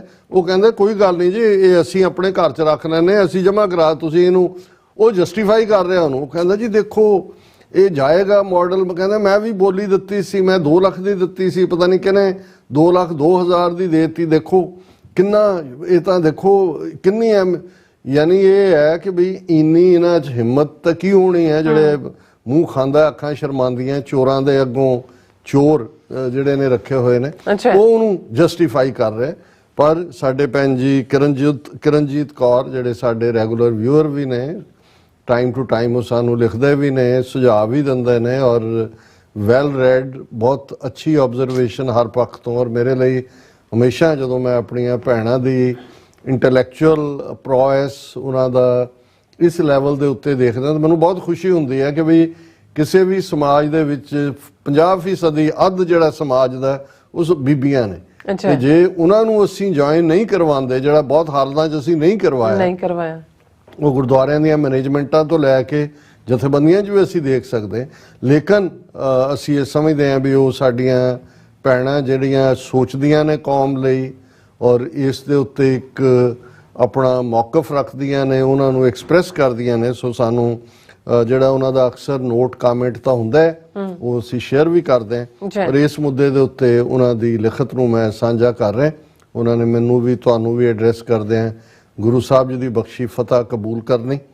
ਮੋਦੀ ਅਕਸਰ ਹੀ ਕਹਿੰਦਾ ਹੁੰਦਾ ਮੈਂ ਗੁਜਰਾਤੀ ਹਾਂ, ਤੇ ਸਾਡੇ ਗੁਜਰਾਤੀਆਂ ਦੇ ਤਾਂ ਖੂਨ ਵਿੱਚ ਹੀ ਵਪਾਰ ਹੈ। ਇਹਨਾਂ ਨੇ ਸਿਰਫ ਪੈਸਾ ਕਮਾਉਣਾ ਹੁੰਦਾ, ਇਹ ਨਹੀਂ ਦੇਖਣਾ ਕਿ ਪੈਸੇ ਕਮਾਉਣ ਦਾ ਢੰਗ ਜਾਇਜ਼ ਹੈ ਜਾਂ ਨਹੀਂ। ਹੁਣ ਤੱਕ ਬੈਂਕਾਂ ਨਾਲ ਧੋਖਾਧੜੀ ਕਰਕੇ ਵੱਡੇ ਵੱਡੇ ਕਰਜ਼ੇ ਲੈ ਕੇ ਵਿਦੇਸ਼ ਭੱਜਣ ਵਾਲੇ ਸਾਰੇ ਬੰਦੇ ਗੁਜਰਾਤੀ ਹੀ ਨੇ। ਮੋਦੀ ਨੇ ਤਾਂ ਕੁਰਸੀ ਤੇ ਬੈਠਣ ਲਈ ਇੰਡੀਆ ਦੀਆਂ ਸਾਰੀਆਂ ਸਰਕਾਰੀ ਸੰਸਥਾਵਾਂ ਵੇਚ ਕੇ 2 ਗੁਜਰਾਤੀਆਂ ਨੂੰ ਹੀ ਦੁਨੀਆ ਦੇ ਚੋਟੀ ਦੇ ਅਮੀਰ ਬਣਾ ਛੱਡਿਆ। ਇਹ ਅਸੀਂ ਦੇਖਦੇ ਹਾਂ ਇਹ ਵਰਤਾ। ਖੈਰ, ਗੱਲ ਕਰਦੇ ਹਾਂ ਸ਼੍ਰੀ ਦਰਬਾਰ ਸਾਹਿਬ ਦੇ ਮਾਡਲ ਦੀ ਨਿਲਾਮੀ ਦੀ। ਸਿੱਖਾਂ ਦੀਆਂ ਧਾਰਮਿਕ ਭਾਵਨਾਵਾਂ ਸ਼੍ਰੀ ਦਰਬਾਰ ਸਾਹਿਬ ਦੇ ਮਾਡਲ ਨਾਲ ਜੁੜੀਆਂ ਹਨ। ਬਾਕੀ ਲੋਕਾਂ ਵਾਸਤੇ ਤਾਂ ਉਹ ਬਸ ਇੱਕ ਸਜਾਵਟ ਦੀ ਚੀਜ਼ ਹੈ। ਸੋ ਪਹਿਲੀ ਗਲਤੀ ਤਾਂ ਗਿਫਟ ਕਰਨ ਵਾਲਿਆਂ ਦੀ ਹੈ, ਅੱਗੋਂ ਵਾਸਤੇ ਫਿਰਤ ਬੰਦ ਹੋਣੀ ਚਾਹੀਦੀ ਹੈ। ਬਿਲਕੁਲ। ਸਿੱਖਾਂ ਨੇ ਇਤਰਾਜ਼ ਕੀਤਾ, ਕਈਆਂ ਨੇ ਪੋਸਟਾਂ ਵੀ ਪਾਈਆਂ ਕਿ ਕਿਵੇਂ ਵੀ ਕਰਕੇ ਸਾਨੂੰ ਇਹ ਮਾਡਲ ਨਿਲਾਮੀ ਵਿੱਚ ਖਰੀਦ ਲੈਣਾ ਚਾਹੀਦਾ। ਪਹਿਲਾਂ ਨਿਲਾਮੀ ਦੀ ਕੀਮਤ ਘੱਟ ਰੱਖੀ ਸੀ, ਇਤਰਾਜ਼ ਤੋਂ ਬਾਅਦ ਅਗਲਿਆਂ ਨੇ ਕੀਮਤ ਵੀ ਵਧਾ ਦਿੱਤੀ। ਉਹਨਾਂ ਨੂੰ ਕੋਈ ਪਰਵਾਹ ਨਹੀਂ ਕਿ ਤੁਹਾਡੀਆਂ ਭਾਵਨਾਵਾਂ ਨੂੰ ਠੇਸ ਪਹੁੰਚਦੀ ਹੈ, ਸਗੋਂ ਵਪਾਰੀ ਤਾਂ ਇਸ ਗੱਲ ਦਾ ਫਾਇਦਾ ਲੈ ਕੇ ਵੱਧ ਪੈਸੇ ਕਮਾਉਣ ਦੇ ਚੱਕਰ ਵਿੱਚ ਹੈ। ਕੋਈ ਵੱਡੀ ਗੱਲ ਨਹੀਂ ਕਿ ਨਿਲਾਮੀ ਵਿੱਚ ਖਰੀਦਣ ਦਾ ਸ਼ੋਸ਼ਾ ਵੀ ਇਹਨਾਂ ਨੇ ਆਪ ਹੀ ਛੱਡਿਆ ਹੋਇਆ। ਬਿਲਕੁਲ ਤੁਹਾਡੀ ਠੀਕ ਹੈ ਆਬਜ਼ਰਵੇਸ਼ਨ। ਹੋ ਸਕਦਾ ਕਈਆਂ ਨੂੰ ਇਹ ਗੱਲ ਸਹੀ ਨਾ ਲੱਗੇ, ਪਰ ਸਾਡੀ ਹੀ ਦਿੱਤੀ ਗਈ ਸੌਗਾਤ ਸਾਨੂੰ ਵਾਪਸ ਨਹੀਂ ਖਰੀਦਣੀ ਚਾਹੀਦੀ, ਕਿਉਂਕਿ ਇਹ ਗੱਲ ਸਿਧਾਂਤ ਦੇ ਉਲਟ ਹੈ। ਜੇ ਉਹਨਾਂ ਨੂੰ ਨਹੀਂ ਚਾਹੀਦੀ ਉਹ ਵਾਪਸ ਕਰ ਦੇਣ। ਸਾਨੂੰ ਦੁਖੀ ਤਾਂ ਇਹ ਗੱਲ ਕਰ ਰਹੀ ਹੈ ਨਾ ਕਿ ਸਾਡੇ ਦਰਬਾਰ ਸਾਹਿਬ ਦੇ ਮਾਡਲ ਦੀ ਨਿਲਾਮੀ ਹੋ ਰਹੀ ਹੈ, ਨਹੀਂ ਤਾਂ ਬਾਜ਼ਾਰ ਵਿੱਚ ਵੀ ਇਹ ਮਾਡਲ ਵਿਕਦੇ ਹਨ। ਸੋ ਨਿਲਾਮੀ ਵਿੱਚ ਜੇ ਤੁਸੀਂ ਖਰੀਦ ਵੀ ਲੈਂਦੇ ਹੋ, ਨਿਲਾਮੀ ਤਾਂ ਫਿਰ ਵੀ ਹੋਈ ਕਿ ਨਹੀਂ। ਜੇ ਹੁਣ ਉਹਨਾਂ ਦੀ ਇਸ ਚਾਲ ਵਿੱਚ ਫਸ ਗਏ ਤਾਂ ਇਹਨਾਂ ਦੇ ਮੂੰਹ ਨੂੰ ਲਹੂ ਲਾਉਣ ਵਾਲੀ ਗੱਲ ਹੈ। ਬਿਲਕੁਲ ਠੀਕ ਫਰਮਾਇਆ ਭੈਣ ਜੀ ਤੁਸੀਂ। ਬਾਕੀ ਮਨਜਿੰਦਰ ਸਿਰਸੇ ਵਰਗੇ ਜਿਹੜੇ ਇੱਕ ਪਾਸੇ ਸਿੱਖਾਂ ਦੇ ਠੇਕੇਦਾਰ ਤੇ ਦੂਜੇ ਪਾਸੇ ਮੋਦੀ ਦੀ ਪੂੰਛ ਬਣੇ ਫਿਰਦੇ ਨੇ, ਉਹਨਾਂ ਵਾਸਤੇ ਮੌਕਾ ਹੈ ਕਿ ਹੁਣ ਇਹ ਮਾਡਲ ਵਾਪਸ ਲੈ ਕੇ ਦਿਖਾ ਦੇਣ ਕਿ ਮੋਦੀ ਉਹਨਾਂ ਦੀ ਗੱਲ ਕਿੰਨੀ ਸੁਣਦਾ। ਇਸ ਦੇ ਉੱਤੇ ਮੈਂ ਆਪਣੀ ਟਿੱਪਣੀ ਕਰ ਦਿੱਤੀ ਹੈ ਕਿ ਉਹ ਤਾਂ ਜਿਹੜਾ ਚੋਰ ਨਾਲੋਂ ਪੰਡ ਕਾਲੀ, ਉਹ ਤਾਂ ਉਹਨੂੰ ਡਿਫੈਂਡ ਕਰ ਰਿਹਾ। ਦੇਖੋ ਜੀ, ਮੈਂ 2 ਲੱਖ ਦੀ ਬੋਲੀ ਦੇ ਮੇਰੇ ਤੋਂ ਵੀ ਉੱਤੇ ਦੀ ਆ ਗਈ, ਔਰ ਇਹ ਜਿਹੜਾ ਰੱਖੇਗਾ ਘਰ 'ਚ ਰੱਖੇਗਾ ਉਹਨੂੰ ਯਾਦ ਹੋਏਗਾ। ਫਿਰ ਉਹਨਾਂ ਨੇ ਭੈਣ ਜੀ ਨੇ ਮਨੀਸ਼ ਤਿਵਾੜੀ ਦਾ ਜ਼ਿਕਰ ਕੀਤਾ, ਕਿਉਂਕਿ ਮਨੀਸ਼ ਤਿਵਾੜੀ ਦੀ ਵੀ ਇਹ ਸਟੇਟਮੈਂਟ PTI ਨੇ ਸਗੋਂ ਇਹਨੂੰ ਬਣਾਇਆ ਆਪਣੀ story. Congress leader Manish Tiwari urges Prime Minister Modi not to auction Golden Temple's replica. Everything is not saleable or purchasable like a commodity, and even a replica of Harmandir Sahib is sacred and sacrosanct for all Punjabi Sikhs and Hindus alike.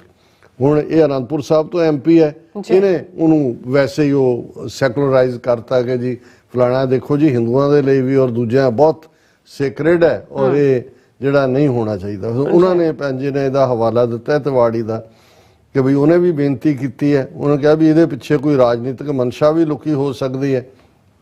ਉਸ ਦਾ ਕਹਿਣਾ ਕਿ ਦਰਬਾਰ ਸਾਹਿਬ ਨਾਲ ਸਾਰੇ ਪੰਜਾਬੀਆਂ, ਸਿੱਖਾਂ ਤੇ ਹਿੰਦੂਆਂ ਦੀਆਂ ਭਾਵਨਾਵਾਂ ਜੁੜੀਆਂ ਹਨ। ਉਹਨਾਂ ਨੇ ਇਹ ਵੀ ਕਿਹਾ ਕਿ ਜੇਕਰ ਮੋਦੀ ਦਰਬਾਰ ਸਾਹਿਬ ਦਾ ਮਾਡਲ ਨਹੀਂ ਰੱਖ ਸਕਦਾ ਤਾਂ ਉਸ ਨੂੰ ਦੇ ਦੇਵੇ ਤਾਂ ਇਸ ਨੂੰ ਪੂਰਨ ਆਦਰ ਸਤਿਕਾਰ ਨਾਲ ਅਨੰਦਪੁਰ ਸਾਹਿਬ ਵਿੱਚ ਸੁਸ਼ੋਭਿਤ ਕਰ ਸਕੇ। ਨਾਲ ਉਹਨਾਂ ਨੇ ਲਿੰਕ ਵੀ ਦਿੱਤਾ ਕਿਉਂਕਿ ਅਨੰਦਪੁਰ ਸਾਹਿਬ ਤੋਂ ਇਹ MP। ਹੁਣ ਜਿਹੜੇ ਭੈਣ ਜੀ ਨੇ ਸਵਾਲ ਪੁੱਛੇ ਨੇ ਕਿ ਭਾਈ ਉਹਨਾਂ ਨੇ ਕਿਹਾ ਵੀ ਇਹ ਦੱਸੋ ਕਿ ਸਾਡੀ ਹੀ ਦਿੱਤੀ ਗਈ ਸੌਗਾਤ ਸਾਨੂੰ ਵਾਪਸ ਨਹੀਂ ਖਰੀਦਣੀ ਚਾਹੀਦੀ, ਕਿਉਂਕਿ ਇਹ ਗੱਲ ਸਿਧਾਂਤ ਦੇ ਉਲਟ ਹੈ। ਜੇ ਉਹਨਾਂ ਨੂੰ ਨਹੀਂ ਚਾਹੀਦੀ ਉਹ ਵਾਪਸ ਕਰ ਦੇਣ। ਕੀ ਮੇਰਾ ਇਹ ਸੋਚਣਾ ਸਹੀ ਹੈ ਜਾਂ ਗਲਤ? ਤੁਸੀਂ ਬਿਲਕੁਲ ਠੀਕ ਫਰਮਾਇਆ। ਔਰ ਮੈਂ ਤਾਂ ਪਹਿਲੇ ਦਿਨ ਵੀ ਜਿਹੜਾ ਪਹਿਲਾ ਸੈਗਮੈਂਟ ਕੀਤਾ ਸੀ, ਮੈਂ ਕਿਹਾ ਵੀ ਇਹ ਇਹਨਾਂ ਨੇ ਸਾਨੂੰ ਇੱਕ ਤੋਂ ਬਾਅਦ ਇੱਕ ਉਹ ਜਿਹੜਾ ਮੰਕੀ ਰੈਂਚ ਸੁੱਟਣਾ ਹੁੰਦਾ ਹੈ ਉਸ ਕਿਸਮ ਦਾ ਕਰਦੇ ਨੇ। ਸਾਨੂੰ ਉਲਝਾਉਂਦੇ ਵੀ ਨੇ, ਸਾਡੀਆਂ ਭਾਵਨਾਵਾਂ ਵੀ ਹਰਟ ਕਰਦੇ ਨੇ ਔਰ ਸਾਡੇ 'ਚ ਵੀ ਜਿਹੜਾ ਅਸਲ ਇਸ਼ੂ ਤੋਂ ਹਟ ਕੇ ਇੱਕ ਡਿਫਰੈਂਟ ਡਿਬੇਟ ਜਿਹੜੀ ਹੈ ਉਹ ਸ਼ੁਰੂ ਕਰਵਾ ਦਿੰਦੇ ਨੇ। ਫਿਰ ਉਹਨਾਂ ਨੇ ਕਿਹਾ ਕਿ ਕੀ PM ਜਾਂ ਰਾਸ਼ਟਰਪਤੀ ਆਪਣੇ ਕਾਰਜਕਾਲ ਦੌਰਾਨ ਮਿਲੀਆਂ ਸੁਗਾਤਾਂ ਦੀ ਇੰਜ ਨਿਲਾਮੀ ਕਰ ਜਾਂ ਕਰਵਾ ਸਕਦੇ ਹਨ? ਕਿ ਇਸ ਤਰ੍ਹਾਂ ਦੀਆਂ ਸੁਗਾਤਾਂ, ਤੋਹਫੇ ਸਰਕਾਰੀ ਤੋਸ਼ੇਖਾਨੇ ਵਿੱਚ ਜਮ੍ਹਾਂ ਨਹੀਂ ਹੋਣੇ ਚਾਹੀਦੇ। ਗੁਆਂਢੀ ਦੇਸ਼ ਪਾਕਿਸਤਾਨ ਦੇ PM ਇਮਰਾਨ ਖਾਨ ਨੂੰ ਤੋਹਫੇ 'ਚ ਮਿਲੀ ਘੜੀ ਤੋਸ਼ੇਖਾਨੇ ਵਿੱਚ ਜਮ੍ਹਾਂ ਨਾ ਕਰਵਾਉਣ ਕਰਕੇ ਜੇਲ੍ਹ 'ਚ ਡੱਕ ਦਿੱਤਾ ਗਿਆ। ਫਿਰ ਉਹਨਾਂ ਨੇ ਇਸ ਕੇਸ ਦਾ ਵੀ ਜ਼ਿਕਰ ਕੀਤਾ। ਦੇਖੋ, ਮੈਨੂੰ ਇੰਨਾ ਕੁ ਮੈਂ ਕੋਈ ਇੰਡੀਆ ਦੀ ਇਸ ਬਾਰੇ ਲੀਗਲ ਪੋਜੀਸ਼ਨ ਕੀ ਹੈ ਜਾਂ ਉਹਨਾਂ ਦੀ ਕਸਟਮ ਕੀ ਹੈ, ਪਰ ਇੰਨਾ ਜ਼ਰੂਰ ਹੁੰਦਾ ਹੈ ਕਿ ਜਦੋਂ ਤੁਸੀਂ ਕਿਸੇ ਅਹੁਦੇ ਦੇ ਉੱਤੇ ਹੋ, ਜਿਵੇਂ ਪ੍ਰਾਈਮ ਮਿਨਿਸਟਰ ਹੈ ਜਾਂ ਪ੍ਰੈਜ਼ੀਡੈਂਟ ਹੈ, ਉਹ ਜਿੱਥੇ ਵੀ ਜਾਂਦਾ ਹੈ, ਵਿਦ ਇਨ ਕੰਟਰੀ ਹੈ ਜਾਂ ਆਊਟਸਾਈਡ ਹੈ, ਕਿਉਂਕਿ ਅੰਗਰੇਜ਼ੀ 'ਚ ਉਹਨਾਂ ਨੇ ਫਿਰ ਇਸ ਤੋਂ ਬਾਅਦ ਪੁੱਛਿਆ, ਉਹ ਜਿਹੜਾ ਉਹਨੂੰ ਤੋਹਫਾ ਮਿਲਦਾ ਹੈ ਉਹਦੇ 'ਚ ਸਰਟਨ ਅਮਾਊਂਟ ਹੈ। ਜਿਵੇਂ ਇਹਨਾਂ ਨੇ ਕੋਟ ਕੀਤਾ ਹੈ ਕਿ ਵੀ ਜੇ 5000 ਤੋਂ ਘੱਟ ਹੈ ਉਹਦੀ ਕੀਮਤ, ਜਿਹੜਾ ਉਹਨਾਂ ਨੇ ਇਹ ਹਰ ਮੁਲਕ ਨੇ ਆਪਣੇ ਢੰਗ ਨਾਲ ਰੱਖਿਆ ਹੁੰਦਾ, ਉਹ ਤੁਹਾਡਾ ਪਾਰਟ ਹੁੰਦਾ ਵੀ ਉਹ ਤੁਹਾਡੀ ਨਿੱਜੀ ਗਿਫਟ। ਅਦਰਵਾਈਜ਼ ਜੋ ਤੁਹਾਨੂੰ ਸਰਕਾਰੀ ਅਹੁਦੇ ਤੇ ਹੁੰਦਿਆਂ ਜੋ ਤੋਹਫਾ ਮਿਲਦਾ ਹੈ ਉਹ ਗਵਰਨਮੈਂਟ ਦੀ ਅਮਾਨਤ ਹੈ ਔਰ ਉਹਨੂੰ ਤੋਸ਼ੇਖਾਨੇ ਦੇ ਵਿੱਚ ਜਾਂ ਟ੍ਰੇਜਰੀ ਦੇ ਵਿੱਚ ਜਮ੍ਹਾਂ ਕਰਵਾ ਦਿੱਤਾ ਜਾਂਦਾ। ਔਰ ਇਸੇ ਗੱਲ ਨੂੰ ਮਨਜਿੰਦਰ ਸਿਰਸਾ ਇਹ ਕਹਿ ਕੇ ਜਸਟੀਫਾਈ ਕਰ ਰਿਹਾ ਸੀ, ਦੇਖੋ ਉਸ ਤੋਂ ਪਹਿਲੇ ਪ੍ਰਧਾਨ ਮੰਤਰੀਆਂ ਨੇ ਉਹ ਤਾਂ ਤੋਸ਼ੇਖਾਨਿਆਂ 'ਚ ਹੀ ਸੜ ਗਈਆਂ ਪਈਆਂ ਚੀਜ਼ਾਂ। ਦੇਖੋ ਮੋਦੀ ਜਿਹੜਾ ਇਹਦੇ 'ਚੋਂ ਵੀ ਇਨਕਮ ਕਰਕੇ ਜਿਹੜਾ ਉਹ ਲੋਕਾਂ ਦਾ ਭਲਾ ਕਰ ਰਿਹਾ। ਔਰ ਪਾਕਿਸਤਾਨ 'ਚ ਵੀ ਹੁਣ ਹੁੰਦਾ ਇਹ ਹੈ, ਜਿਵੇਂ ਪਾਕਿਸਤਾਨ 'ਚ ਤੋਸ਼ਾਖਾਨਾ ਕੇਸ 'ਚ ਇਮਰਾਨ ਖਾਨ, ਹਾਲਾਂਕਿ ਉਹਨਾਂ ਤੇ ਹੁਣ ਸਾਈਫਰ ਕੇਸ ਦੂਜੇ ਵੀ ਬਣਾਏ ਹੋਏ ਨੇ, ਪਰ ਪਹਿਲੀ ਜਿਹੜੀ ਅਰੈਸਟ ਉਸ ਕੇਸ 'ਚ ਹੁੰਦੀ ਹੈ ਉਹਦੇ 'ਚ ਇੱਕ ਸਟੇਜ ਤੇ ਤਾਂ ਬਹੁਤ ਥੋੜੇ ਪਰਸੈਂਟੇਜ 10 ਜਾਂ 15% ਜਮ੍ਹਾਂ ਕਰਕੇ ਜਿਹੜੀ ਵੀ ਉਹਦੀ ਕੀਮਤ ਜਿਹੜੇ ਮੌਕੇ ਦੇ ਨੇ ਉਹਨਾਂ ਦੇ ਸਰਕਾਰੀ ਅਧਿਕਾਰੀ ਪਾਉਂਦੇ ਸੀ, ਤੁਸੀਂ ਉਹਨੂੰ ਲੈ ਸਕਦੇ ਸੀ।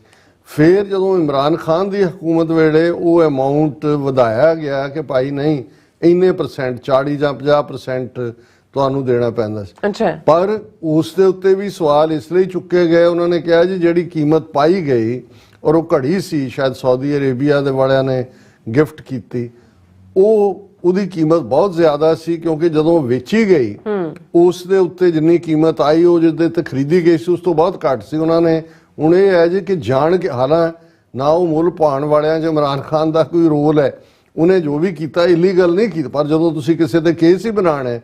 ਸੋ ਇਸ ਮਾਮਲੇ 'ਚ ਸਾਨੂੰ ਨਹੀਂ ਲੱਗਦਾ ਕਿ ਵੀ ਈਵਨ ਜਿਹੜਾ ਇਹ ਦਰਬਾਰ ਸਾਹਿਬ ਦਾ ਮਾਡਲ ਹੈ ਇਹਦੀ ਮਾਰਕੀਟ ਵੈਲਿਊ ਵੀ ਮੈਨੂੰ ਨਹੀਂ ਪਤਾ ਵੀ ਅੱਜ ਕੱਲ੍ਹ ਕੀ ਨੇ, ਕਿ ਈਵਨ ਇਹਨੂੰ ਆਕਸ਼ਨ ਦੇ ਲਈ ਰੱਖਣਾ ਵੀ ਬਣਦਾ, ਕਿਉਂਕਿ ਜੇ 5000 ਰੁਪਈਆ ਉਹਨਾਂ ਦੀ ਕੀਮਤ ਪਾਏ, ਕੋਈ ਸੋਨੇ ਦਾ ਤਾਂ ਨਹੀਂ ਬਣਿਆ ਹੋਇਆ ਜੀ, ਹੋਇਆ ਤਾਂ ਗੋਲਡ ਪਲੇਟਡ ਹੀ ਜਿਹੜਾ ਉਸ ਨੂੰ ਕੀ ਕਹਿੰਦੇ ਨੇ ਸੋਨੇ ਦਾ ਪਾਣੀ ਚਾੜਨ ਵਾਲੀ ਗੱਲ ਹੀ। ਲੇਕਿਨ ਜੇ ਤੁਸੀਂ ਜਜ਼ਬਾਤਾਂ ਦੀ ਜਾਂ ਦੂਜੇ ਦੀ ਗੱਲ ਕਰੋ ਫਿਰ ਇਹ ਬਹੁਤ ਅਹਿਮੀਅਤ ਵਾਲੀ ਗੱਲ ਹੈ। ਜੇ ਉਹਨੂੰ ਇਸ ਗੱਲ ਦੀ ਜਿਹੜੀ ਥੋੜੀ ਬਹੁਤ ਵੀ ਇਹ ਹੋਏ, ਪਰ ਜੇ ਤੁਹਾਡਾ ਮਕਸਦ ਹੀ ਜ਼ਖਮਾਂ ਤੇ ਲੂਣ ਛਿੜਕਣਾ, ਸੋ ਉਹਨਾਂ ਨੇ ਥੱਲੇ ਕੋਟ ਵੀ ਕੀਤਾ ਵੀ ਇੰਟਰਨੈਟ ਤੋਂ ਜਿਹੜੀ ਉਹਨਾਂ ਨੂੰ ਜਾਣਕਾਰੀ ਮਿਲੀ ਕਿ ਭਾਈ 30 ਦਿਨਾਂ ਦੇ ਵਿੱਚ ਜਿਹੜਾ ਉਹ ਉਹਨਾਂ ਨੂੰ ਜਮ੍ਹਾਂ ਕਰਾਉਣਾ ਪੈਂਦਾ ਹੈ ਤੇ 5000 ਤੋਂ ਘੱਟ ਤੱਕ ਦਾ ਉਹ ਰੱਖ ਸਕਦੇ ਨੇ। ਔਰ ਉਹਨਾਂ ਨੇ ਇਹ ਵੀ ਪੁੱਛਿਆ ਵੀ ਕੀ ਇਹ ਸਿਰਫ ਦੂਜੇ ਦੇਸ਼ਾਂ ਤੋਂ ਮਿਲੇ ਤੋਹਫਿਆਂ ਤੇ ਲਾਗੂ ਹੁੰਦੀ ਹੈ ਜਾਂ ਕੰਟਰੀ 'ਚ? ਇਹ ਹਰ ਕਿਸਮ ਦੇ ਤੋਹਫਿਆਂ ਤੇ ਹੀ ਲਾਗੂ ਹੁੰਦਾ ਹੈ। ਔਰ ਇਹ ਵਿਦਨ ਅਮਰੀਕਾ ਵੀ ਜਦੋਂ ਇਹ ਵਿਜ਼ਿਟ ਕਰਦੇ ਨੇ ਜਾਂ ਦੂਜੇ, ਇਹ ਵੀ ਇੱਕ ਨੀਅਤ ਜਿਹੜੀ ਹੈ ਕਿਸੇ ਚੀਜ਼ ਨੂੰ ਲੈ ਸਕਦੇ ਨੇ ਜਿਹਦੇ 'ਚ ਕੋਈ ਪਰਸਨਲਾਈਜ਼ ਹੋਏ ਔਰ ਘੱਟ ਕੀਮਤ ਹੋਏ। ਹਰ ਇੱਕ ਮੁਲਕ ਨੇ ਆਪੋ ਆਪਣੇ ਢੰਗ ਨਾਲ ਇਹਨੂੰ ਕੀਤਾ। ਲੇਕਿਨ ਇਸ ਨਾਲੋਂ ਵੀ ਜਿਹੜਾ ਇਹ ਪਾਰਟ ਤਾਂ ਹੈ ਹੀ ਹੈ, ਅਸੀਂ ਇਹ ਦੇਖ ਰਹੇ ਹਾਂ ਵੀ ਇੱਕ ਪਾਸੇ ਅਪਮਾਨ ਦਾ ਦੌਰ ਚੱਲ ਰਿਹਾ ਹੈ, ਜਿਵੇਂ ਉਹ ਤੁਹਾਡੇ ਜ਼ਖਮਾਂ ਤੇ ਲੂਣ ਛਿੜਕ ਰਹੇ ਨੇ, ਦੂਸਰੇ ਪਾਸੇ ਪੋਪ ਲੀਲਾ। ਹੁਣ ਜੇ ਤੁਸੀਂ ਪੋਪ ਦੇਖੋ ਜਦੋਂ ਨਿਕਲਦਾ, ਉਹ ਪੋਪ ਲੀਲਾ ਲਫ਼ਜ਼ ਉੱਥੋਂ ਹੀ ਆਇਆ ਕਿ ਵੀ ਧੂਮ ਧੜੱਕਾ ਇਹ ਉਹ ਅਸਲੀ। ਹੁਣ ਜਦੋਂ ਅਸੀਂ ਗੁਰਦੁਆਰਾ, ਗੁਰੂ ਦਰਬਾਰ ਜਾਂ ਹਰਮੰਦਰ ਸਾਹਿਬ, ਦਰਬਾਰ ਸਾਹਿਬ, ਅਕਾਲ ਤਖਤ ਉਸ ਦਾ ਦੇ, ਇਹ ਸਾਡੇ ਹੁਣ ਅੰਮ੍ਰਿਤਸਰ ਸਿਫਤੀ ਦਾ ਘਰ, ਇਹ ਰੂਹਾਨੀਅਤ ਦੇ ਸੋਮੇ ਨੇ। ਬਿਲਕੁਲ ਇਹ ਦੁਨੀਆਦਾਰੀ ਦੇਖ ਦਿਖਾਵਾ। ਇਹ ਦੀਵਾਲੀ ਵੀ ਕਦੋਂ, ਮੈਂ ਪਿਛਲੇ ਦਿਨਾਂ 'ਚ ਕੋਈ ਡਿਬੇਟ ਕਿਸੇ ਗੱਲ ਤੇ ਚੱਲ ਰਹੀ ਸੀ, ਮੈਂ ਕਿਹਾ ਤੁਹਾਨੂੰ ਇਹ ਨਹੀਂ ਸ਼ਾਇਦ ਪਤਾ ਕਿ ਅੰਮ੍ਰਿਤਸਰ 'ਚ ਤਾਂ ਬਿਜਲੀ ਲੱਗਣੀ ਚਾਹੀਦੀ ਹੈ ਕਿ ਨਹੀਂ। ਜਦੋਂ ਪਹਿਲੀ ਵਾਰੀ ਜਨਰੇਟਰ ਲਾ ਕੇ ਮਹਾਰਾਜਾ ਨਾਭਾ ਨੇ 19ਵੀਂ ਸਦੀ ਅਖੀਰ ਚਲਾਇਆ, ਅਗਲੇ 30 ਸਾਲ ਸਿੱਖਾਂ 'ਚ ਇਸ ਗੱਲ ਤੇ ਹੀ ਡਿਬੇਟ ਰਹੀ ਕਿ ਵੀ ਬਿਜਲੀ ਲੱਗਣੀ ਚਾਹੀਦੀ ਹੈ ਕਿ ਨਹੀਂ। ਜੇ ਉਹ ਕਿਸੇ ਨੇ ਕੋਈ ਆਰਗੂਮੈਂਟ ਦਿੱਤਾ, ਫਿਰ ਬਿਜਲੀਆਂ ਵਾਲਾ ਹੋ ਗਿਆ ਜੀ ਰੌਸ਼ਨੀਆਂ। ਹਾਲਾਂ ਅਸੀਂ ਜਿਹੜਾ ਉਹ ਦੀਵੇ ਬਾਲਣ ਤੱਕ ਤਾਂ ਜਿਹੜਾ ਉਹ ਇੱਕ ਖੁਸ਼ੀ ਦੇ ਇਜ਼ਹਾਰ ਦੀ ਗੱਲ ਸੀ, ਲੇਕਿਨ ਹੁਣ ਜਿਸ ਕਿਸਮ ਦਾ ਹੌਲੀ ਉਹਦੇ 'ਚ ਆਤਿਸ਼ਬਾਜ਼ੀ ਸ਼ਾਮਲ ਹੋ ਗਈ ਦਿਨਾਂ ਦੇ ਨਾਲ ਜੋੜ ਕੇ। ਚਲੋ ਜਲਾਓ ਇੱਕ ਹਿੱਸਾ ਸੀ ਕਿ ਬਈ ਖਾਸ ਮੌਕਿਆਂ ਤੇ, ਜਿਵੇਂ ਗੁਰੂ ਰਾਮਦਾਸ ਜੀ ਦਾ ਪ੍ਰਕਾਸ਼ ਪੁਰਬ ਮਨਾਇਆ ਜਾ ਰਿਹਾ ਹੈ, ਗੁਰੂ ਨਾਨਕ ਸਾਹਿਬ ਦਾ, ਜਾਂ 2-4 ਹੋਰ ਮੌਕਿਆਂ ਤੇ ਜਿਹੜੀਆਂ ਗਿਫਟਸ ਤੋਸ਼ਾਖਾਨਾ ਦੇ ਵਿੱਚ ਪਈਆਂ ਨੇ ਦਰਬਾਰ ਦਾ, ਜਿਹੜਾ ਬਹੁਤ ਸਾਰਾ ਤਾਂ ਲੁੱਟ ਕੇ ਲੈ ਗਏ ਜੂਨ 84 'ਚ, ਉਹ ਦਿਖਾਈਆਂ ਜਾਂਦੀਆਂ ਸੀ। ਫਿਰ ਚਲੋ ਇੱਥੋਂ ਤੱਕ ਆ ਗਿਆ ਜੀ ਦੀਵਾਲੀ, ਆਤਿਸ਼ਬਾਜ਼ੀ ਲੋਕ ਦੇਖਣ। ਹੁਣ ਉਹਨਾਂ ਨੇ ਐਵਰੀਡੇ ਇਵੇਂ ਬਣਾ ਦਿੱਤਾ ਹੈ। ਹੁਣ ਸੀ ਕਿ ਜੀ ਫੁੱਲ ਕਿੱਥੋਂ ਆਏ, ਥਾਈਲੈਂਡ ਤੋਂ ਆਏ, ਕਿੱਥੋਂ ਆਏ, ਫਲਾਣਾ ਬੰਬੇ ਤੋਂ ਆ ਗਏ, ਇੰਪੋਰਟ ਕੀਤੇ ਇੰਨੇ ਟਨ, ਇੰਨੇ ਕੁਇੰਟਲ। ਹੁਣ ਪਹਿਲੀ ਵਾਰ ਇਹ ਹੋਇਆ ਕਿ ਜੀ ਫਲਾਣੇ ਨੇ ਕਿਹਾ ਜੀ ਮੈਂ ਆਪਣੀ ਮਾਤਾ ਪਿਤਾ ਦੀ ਯਾਦ 'ਚ ਹੈਲੀਕਾਪਟਰ ਦੇ ਨਾਲ ਫੁੱਲ ਬਰਸਾਣੇ ਨੇ ਜੀ। ਅੱਜ 2-3 ਕਾਲਾਂ ਮੈਨੂੰ ਇਸ ਤੇ ਆਈਆਂ। ਇੱਕ ਬੀਬੀ ਜੀ, ਹਾਲਾਂ ਜਿਹੜੇ ਉਹ ਕੋਈ ਬਹੁਤੇ ਧਾਰਮਿਕ ਮਾਈਂਡ ਨਹੀਂ ਨੇ, ਉਹਨਾਂ ਨੇ ਮੈਨੂੰ ਕਿਹਾ ਕਿ ਵੀ ਡਾਕਟਰ ਸਾਹਿਬ ਅਸੀਂ ਇਹ ਹਿੰਦੂ ਨਹੀਂ ਬਣਦੇ ਜਾ ਰਹੇ। ਮੈਂ ਕਿਹਾ ਜੀ ਤੁਹਾਡਾ ਤਾਂ ਕਦੇ ਇਸ ਪਾਸੇ ਕੋਈ ਬਹੁਤਾ ਹੈ ਨਹੀਂ। ਕਹਿੰਦੇ ਮੈਨੂੰ ਵੀ ਲੱਗਾ ਕਿ ਵੀ ਇਹ ਹੈਲੀਕਾਪਟਰ ਤੇ ਇਹ ਕੰਮ ਤਾਂ ਇਦਾਂ ਦੀਆਂ ਲੀਲਾਵਾਂ ਇਹੀ ਲੋਕ ਕਰਦੇ ਨੇ। ਮੈਂ ਕਿਹਾ ਜੀ ਹੁਣ ਜਿਨ੍ਹਾਂ ਦੇ ਹੱਥ-ਵੱਸ ਪਏ ਆ ਉੱਥੇ ਬੈਠੇ ਉਹਨਾਂ ਦੇ ਉਸ ਕਿਸਮ ਦੇ ਲੋਕ। ਹਾਲਾਂ ਇੱਕ ਹੋਰ ਵੀਰ ਬਲਵਿੰਦਰਪਾਲ ਸਿੰਘ ਦੀ ਸੀ, ਉਹਨਾਂ ਨੇ ਕਿਹਾ ਜੀ ਉਸ ਤੋਂ ਪਹਿਲਾਂ ਜਿਹੜੇ ਜਹਾਜ਼ ਉੱਤੇ ਘੂਕੇ ਨੇ ਉਹ ਤਾਂ ਜੂਨ 84 'ਚ ਘੂਕੇ ਆ ਉੱਤੇ ਆ ਕੇ ਵੀ ਹੈਲੀਕਾਪਟਰ ਤੁਸੀਂ ਲਿਆਣਾ, ਕੱਲ ਨੂੰ ਤੁਹਾਡਾ ਸਿਕਿਉਰਿਟੀ ਰਿਸਕ, ਐਕਸੀਡੈਂਟ। ਉਹਨਾਂ ਨੇ ਕਿਹਾ ਜੀ ਕੋਈ ਜਿਹੜਾ ਗੈਰ ਸਿੱਖ ਜਾਂ ਸਿੱਖੀ ਨਾਲ ਦੁਸ਼ਮਣੀ ਕਰਨ ਵਾਲਾ ਉਹ ਉਸ ਦਾ ਉਹਨੂੰ ਹੀ ਡੈਮੇਜ ਕਰੇ ਆ ਕੇ ਦਰਬਾਰ ਸਾਹਿਬ ਨੂੰ ਜਾਂ ਦੂਜੇ ਨੂੰ। ਮੈਂ ਕਿਹਾ ਜੀ ਇਹਨਾਂ ਨੂੰ ਜਿਹੜੇ ਵਿਖੇ ਹੋਏ ਲੋਕ ਨੇ ਜਿਨ੍ਹਾਂ ਦਾ ਕੰਮ ਹੁਣ ਇਸ ਕਿਸਮ ਦੇ ਹੀ ਜਿਹੜੇ ਉਹ ਪਿੱਛੇ ਜਿਹਾ ਇੱਕ ਫਰਾਡੀਆ ਜਿਹਾ ਸਾਧ ਆ ਕੇ ਅੰਦਰ ਇੱਤਰ ਛਿੜਕ ਰਿਹਾ ਹੈ, ਪਤਾ ਨਹੀਂ ਕੀ ਕਰ ਰਿਹਾ ਹੈ, ਸੰਗਤ ਨੂੰ ਉਠਾ ਰਹੇ ਨੇ। ਸੋ ਇਹ ਸਾਰਾ ਕੁਝ ਹੀ ਐਸਾ ਚੱਲ ਰਿਹਾ ਲੈ ਦੇ ਕੇ ਤੁਸੀਂ VIP ਦਾ ਅੱਡ ਰਾਹ ਬਣਾ ਦਿੱਤਾ ਹੈ। ਉਹਦੇ ਦੇਖੋ ਦੇਖੀ ਐਤਕੀ ਇਹ ਹੋਇਆ ਤਖਤ ਪਟਨਾ ਸਾਹਿਬ ਪਿਛਲੇ ਦਿਨਾਂ 'ਚ ਪ੍ਰੈਜ਼ੀਡੈਂਟ ਗਈ ਹੈ, ਰਾਸ਼ਟਰਪਤੀ ਉੱਥੇ, ਸੰਗਤ ਨੂੰ ਰੋਕ ਦਿੱਤਾ ਗਿਆ ਅੰਦਰ। ਸੋ ਇਹ ਜਿਸ ਪਾਸੇ ਨੂੰ ਜਾ ਰਹੇ ਨੇ ਇਹ ਹਿੰਦੂ ਮੰਦਰਾਂ ਵਾਂਗ ਹੀ ਇਸ ਨੂੰ ਇਹਨਾਂ ਨੇ ਹਰਮੰਦਰ ਸਾਹਿਬ ਔਰ ਇਹ ਸਾਰੇ ਨੂੰ ਵੀ ਉਸ ਲਾਈਨ ਦੇ ਉੱਤੇ ਖੜਾ ਕਰ ਦਿੱਤਾ ਲਿਆ ਕੇ। ਸੋ ਇਸ ਦੇ ਉੱਤੇ ਜਾਗਰੂਕਤਾ ਕਿੰਨੀ ਕੁ ਅਸੀਂ ਗੱਲ ਕਰ ਸਕਦੇ ਹਾਂ, ਲੇਕਿਨ ਇਹ ਬਹੁਤ ਕੁਝ ਜੁੜਿਆ ਹੋਇਆ ਹੈ ਰਾਜ ਸ਼ਕਤੀ ਦੇ ਨਾਲ, ਤੇ ਜਿਵੇਂ ਦੇ ਬੰਦੇ ਉਹਨਾਂ ਨੇ ਉੱਥੇ ਖੜੇ ਕੀਤੇ ਹੋਏ ਨੇ ਉਹ ਇਵੇਂ ਹੀ ਲਗਾਤਾਰਤਾ ਨਾਲ ਮਰਿਆਦਾ ਦਾ ਵੀ ਘਾਣ ਕਰਨਗੇ, ਸਾਡੇ ਜ਼ਖਮਾਂ ਤੇ ਵੀ ਲਗਾਤਾਰ ਲੂਣ ਛਿੜਕਣਗੇ ਜਦੋਂ ਤੱਕ ਅਸੀਂ ਇਹਨਾਂ ਤੋਂ ਆਪਣਾ ਖਹਿੜਾ ਨਹੀਂ ਛਡਾ ਲੈਂਦੇ, ਆਜ਼ਾਦ ਮੁਲਕ ਖਾਲਿਸਤਾਨ ਅਸੀਂ ਤਾਮੀਰ ਨਹੀਂ ਕਰ ਲੈਂਦੇ। ਜੀ ਰਾਸਾ ਤੁਹਾਡਾ ਬਹੁਤ ਬਹੁਤ ਧੰਨਵਾਦ। ਸੋ ਲੈਣ ਬ੍ਰੇਕ ਵਿਊਅਰਸ, ਤੁਸੀਂ ਕਿਤੇ ਨਹੀਂ ਜਾਣਾ, ਮਿਲਦੇ ਹਾਂ ਆਫਟਰ ਦਿਸ ਸ਼ਾਰਟ ਬ੍ਰੇਕ।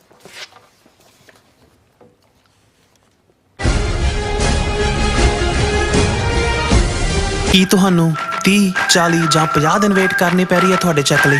ਫਿਰ ਬ੍ਰੋਕਰਾਂ ਪਿੱਛੇ ਭੱਜਦੇ ਫਿਰਦੇ ਹੋ ਪੈਸੇ ਲਈ, ਬਹੁਤ ਜ਼ਿਆਦਾ ਟਾਈਮ ਵੇਸਟ ਹੋ ਜਾਂਦਾ ਇੱਦਾਂ ਤਾਂ। ਜੇ ਤੁਸੀਂ ਅੱਜ ਹੀ ਪੈਸੇ ਲੈਣੇ ਤਾਂ ਬਾਬਟੇਲ ਨੂੰ ਕਾਲ ਕਰੋ। ਬਾਬਟੇਲ ਤੁਹਾਡੀਆਂ ਇਨਵੋਇਸਿਸ ਸੇਮ ਡੇ ਫੰਡ ਕਰ ਸਕਦੇ ਹਨ for a small fee, no contract, no reserve and no hidden fees। ਅੱਜ ਹੀ ਕਾਲ ਕਰੋ ਬਾਬਟੇਲ ਨੂੰ ਤੇ ਤੁਹਾਡਾ ਪਹਿਲਾ ਮਹੀਨਾ ਫ੍ਰੀ। 410 204 2084 ਅਗੇਨ 410 204 2084।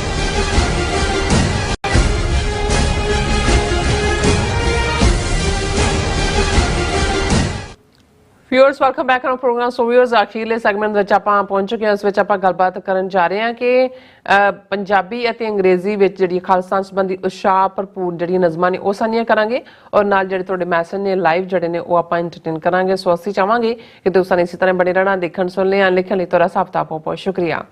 ਜੀ ਡਾਕਟਰ ਸਾਹਿਬ ਕੀ ਵਿਚਾਰਾਂ ਨੇ?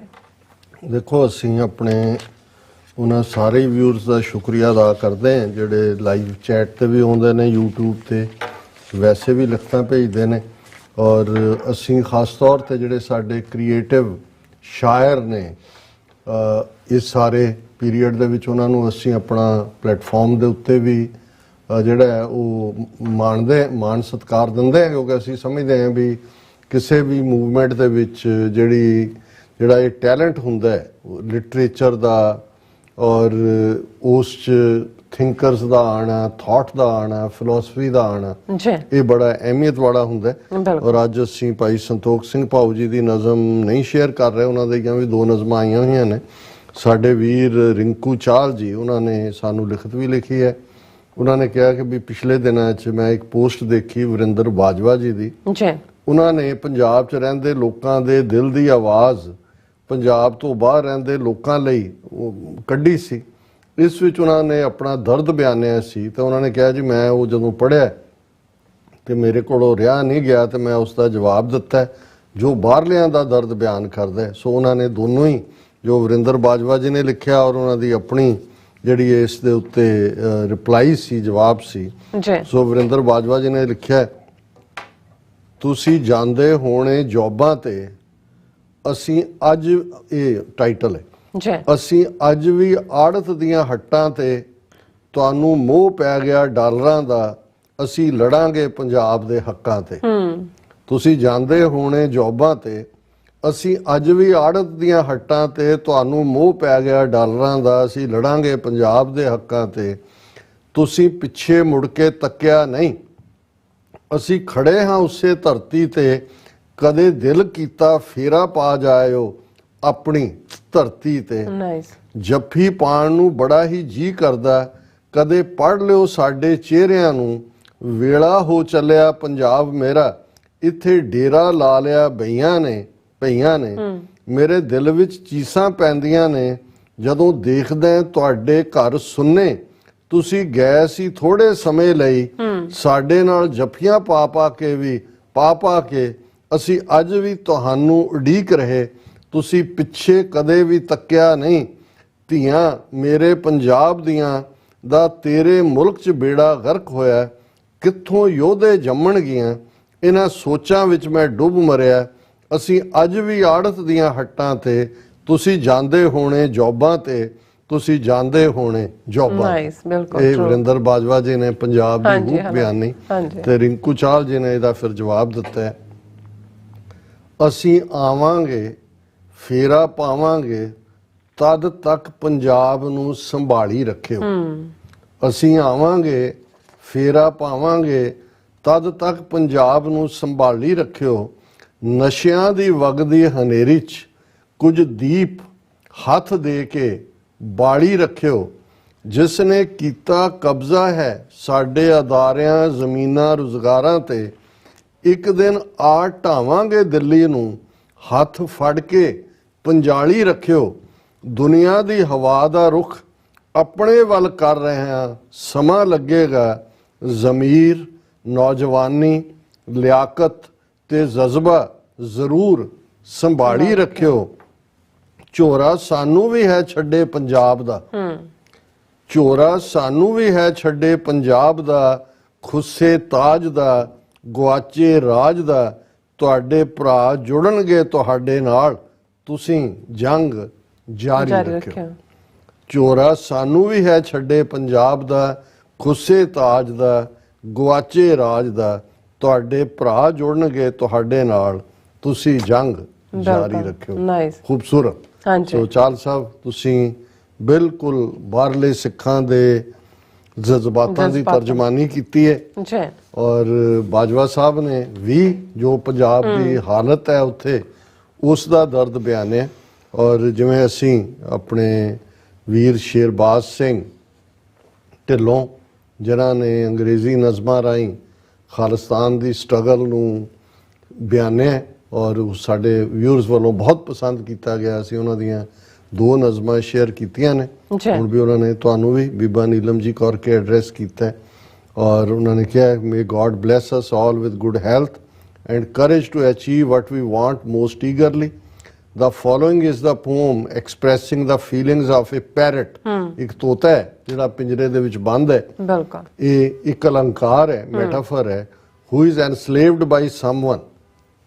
ਤੇ ਤੋਤੇ ਦੇ ਅੰਦਰ ਕੀ ਚੱਲਦਾ ਹੈ ਜਾਂ ਸਲੇਵਰੀ ਕੀ ਹੁੰਦੀ ਹੈ, ਕਿਉਂਕਿ ਤੁਸੀਂ ਬਿੰਬ ਦੇ ਰੂਪ 'ਚ, ਸਿੰਬਲ 'ਚ, ਅਲੰਕਾਰ ਦੇ ਰੂਪ 'ਚ ਕਿਸੇ ਕਹਾਣੀ ਨੂੰ ਕਹਿੰਦੇ ਹੋ, ਕਿਸੇ ਵਾਕਿਆ ਨੂੰ ਬਿਆਨਦੇ ਹੋ। ਜੀ।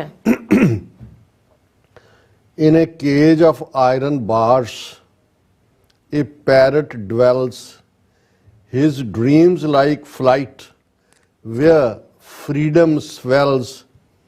His feathers, once vibrant, now lose their hue, yet in his heart, hope and dreams anew. ਵਾਹ। ਕਿ ਲੋਹੇ ਦੇ ਉਸ ਪਿੰਜਰੇ 'ਚ ਉਹ ਵਿਚਾਰਾ ਪੈਰਟ ਫਸਿਆ ਹੋਇਆ ਪੜ ਰਿਹਾ, ਉਸ ਦੇ ਸੁਪਨੇ ਜਿਹੜੇ ਨੇ ਉਹ ਉਵੇਂ ਹੀ ਜ਼ਿੰਦਾ ਨੇ, ਜਿਨ੍ਹਾਂ ਦੇ ਵਿੱਚ ਆਜ਼ਾਦੀ ਹੈ। ਉਹ ਆਪਣੇ ਸੁਪਨਿਆਂ 'ਚ ਦੇਖਦਾ ਹੈ ਕਿ ਉਹ ਆਜ਼ਾਦ ਅਸਮਾਨਾਂ ਦੇ ਵਿੱਚ ਤਾਰੀਆਂ ਲਾ ਰਿਹਾ ਹੈ। ਉਹਦੇ ਖੰਭ ਜਿਹੜੇ ਕਿਸੇ ਵੇਲੇ ਪੂਰੀ ਤਰ੍ਹਾਂ ਫੜਫੜਾਹਟ ਦੇ ਵਿੱਚ ਸਨ, ਹੁਣ ਉਹਨਾਂ ਦਾ ਉਹ ਰੰਗ ਟੰਗ ਜਿਹੜਾ ਉਹ ਜਾਂਦਾ ਲੱਗਾ, ਕਿਉਂਕਿ ਉਹ ਤਾਂ ਪਿੰਜਰੇ ਦੇ ਵਿੱਚ ਬੰਦ ਹੈ। ਖੰਭ ਤਾਂ ਉਹ ਖਿਲਾਰ ਹੀ ਨਹੀਂ ਸਕਦਾ। ਫਿਰ ਵੀ ਉਹਦੇ ਦਿਲ ਦੇ ਵਿੱਚ ਆਸ ਔਰ ਉਹਦੇ ਡ੍ਰੀਮ, ਉਹਦੇ ਸੁਪਨੇ ਉਹ ਤਰੋ ਤਾਜ਼ਾ ਨੇ। In a cage of iron bars a parrot dwells, his dreams take flight where freedom swells. His feathers once vibrant now lose their hue, yet in his heart hope and dreams anew. He dreams of breaking chains that bind, to soar on wings no cage confined.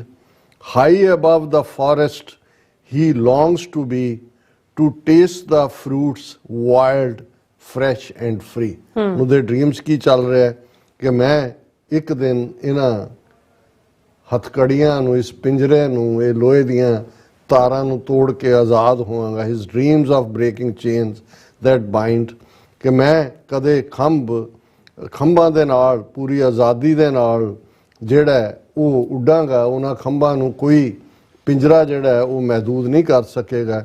ਮੈਂ ਜੰਗਲਾਂ ਦੇ ਉੱਤੇ, high above the forest he longs to be, ਜੰਗਲਾਂ 'ਚ ਦਰਖਤਾਂ ਤੋਂ ਉੱਪਰ ਮੈਂ ਉੱਡਾਂਗਾ ਔਰ ਮੈਂ ਉਹ ਤਾਜ਼ੇ ਫਲ, ਜੰਗਲੀ ਫਲ ਜਿਹੜੇ ਤਾਜ਼ੇ ਨੇ, ਆਜ਼ਾਦ ਮਾਹੌਲ ਦੇ ਵਿੱਚ ਖਾਵਾਂਗਾ। ਇਹਦੀ ਚੂਰੀ ਮੈਨੂੰ ਕਬੂਲ ਨਹੀਂ ਹੈ। Bitter neem and hemlock he had gladly greet, for in his cage they would be a treat. Sweet dishes, pale, freedom's taste divine, in nature's gifts he yearns to dine। ਹੁਣ ਬੇਸ਼ੱਕ ਕੌੜੇ ਫਲ ਉਹ ਨਿੰਮ ਹੋਏ ਦੂਸਰੇ ਹੋਣ, ਉਹ ਵੀ ਜਿਹੜੇ ਕੁਦਰਤ ਦੀ ਗੋਦ 'ਚ ਨੇ ਉਹਨਾਂ ਨੂੰ ਉਹ ਪਸੰਦ ਨੇ, ਆਜ਼ਾਦੀ ਦੇ ਨਾਲ ਜੁੜਿਆ ਹੋਇਆ, ਭਾਵੇਂ ਉਹ ਨਿੰਮ ਵੀ ਹੋਏ, ਉਹ ਤੁਹਾਡੀ ਜੇ ਆਜ਼ਾਦੀ 'ਚ ਤੁਸੀਂ ਵਿਚਰਦੇ ਹੋ।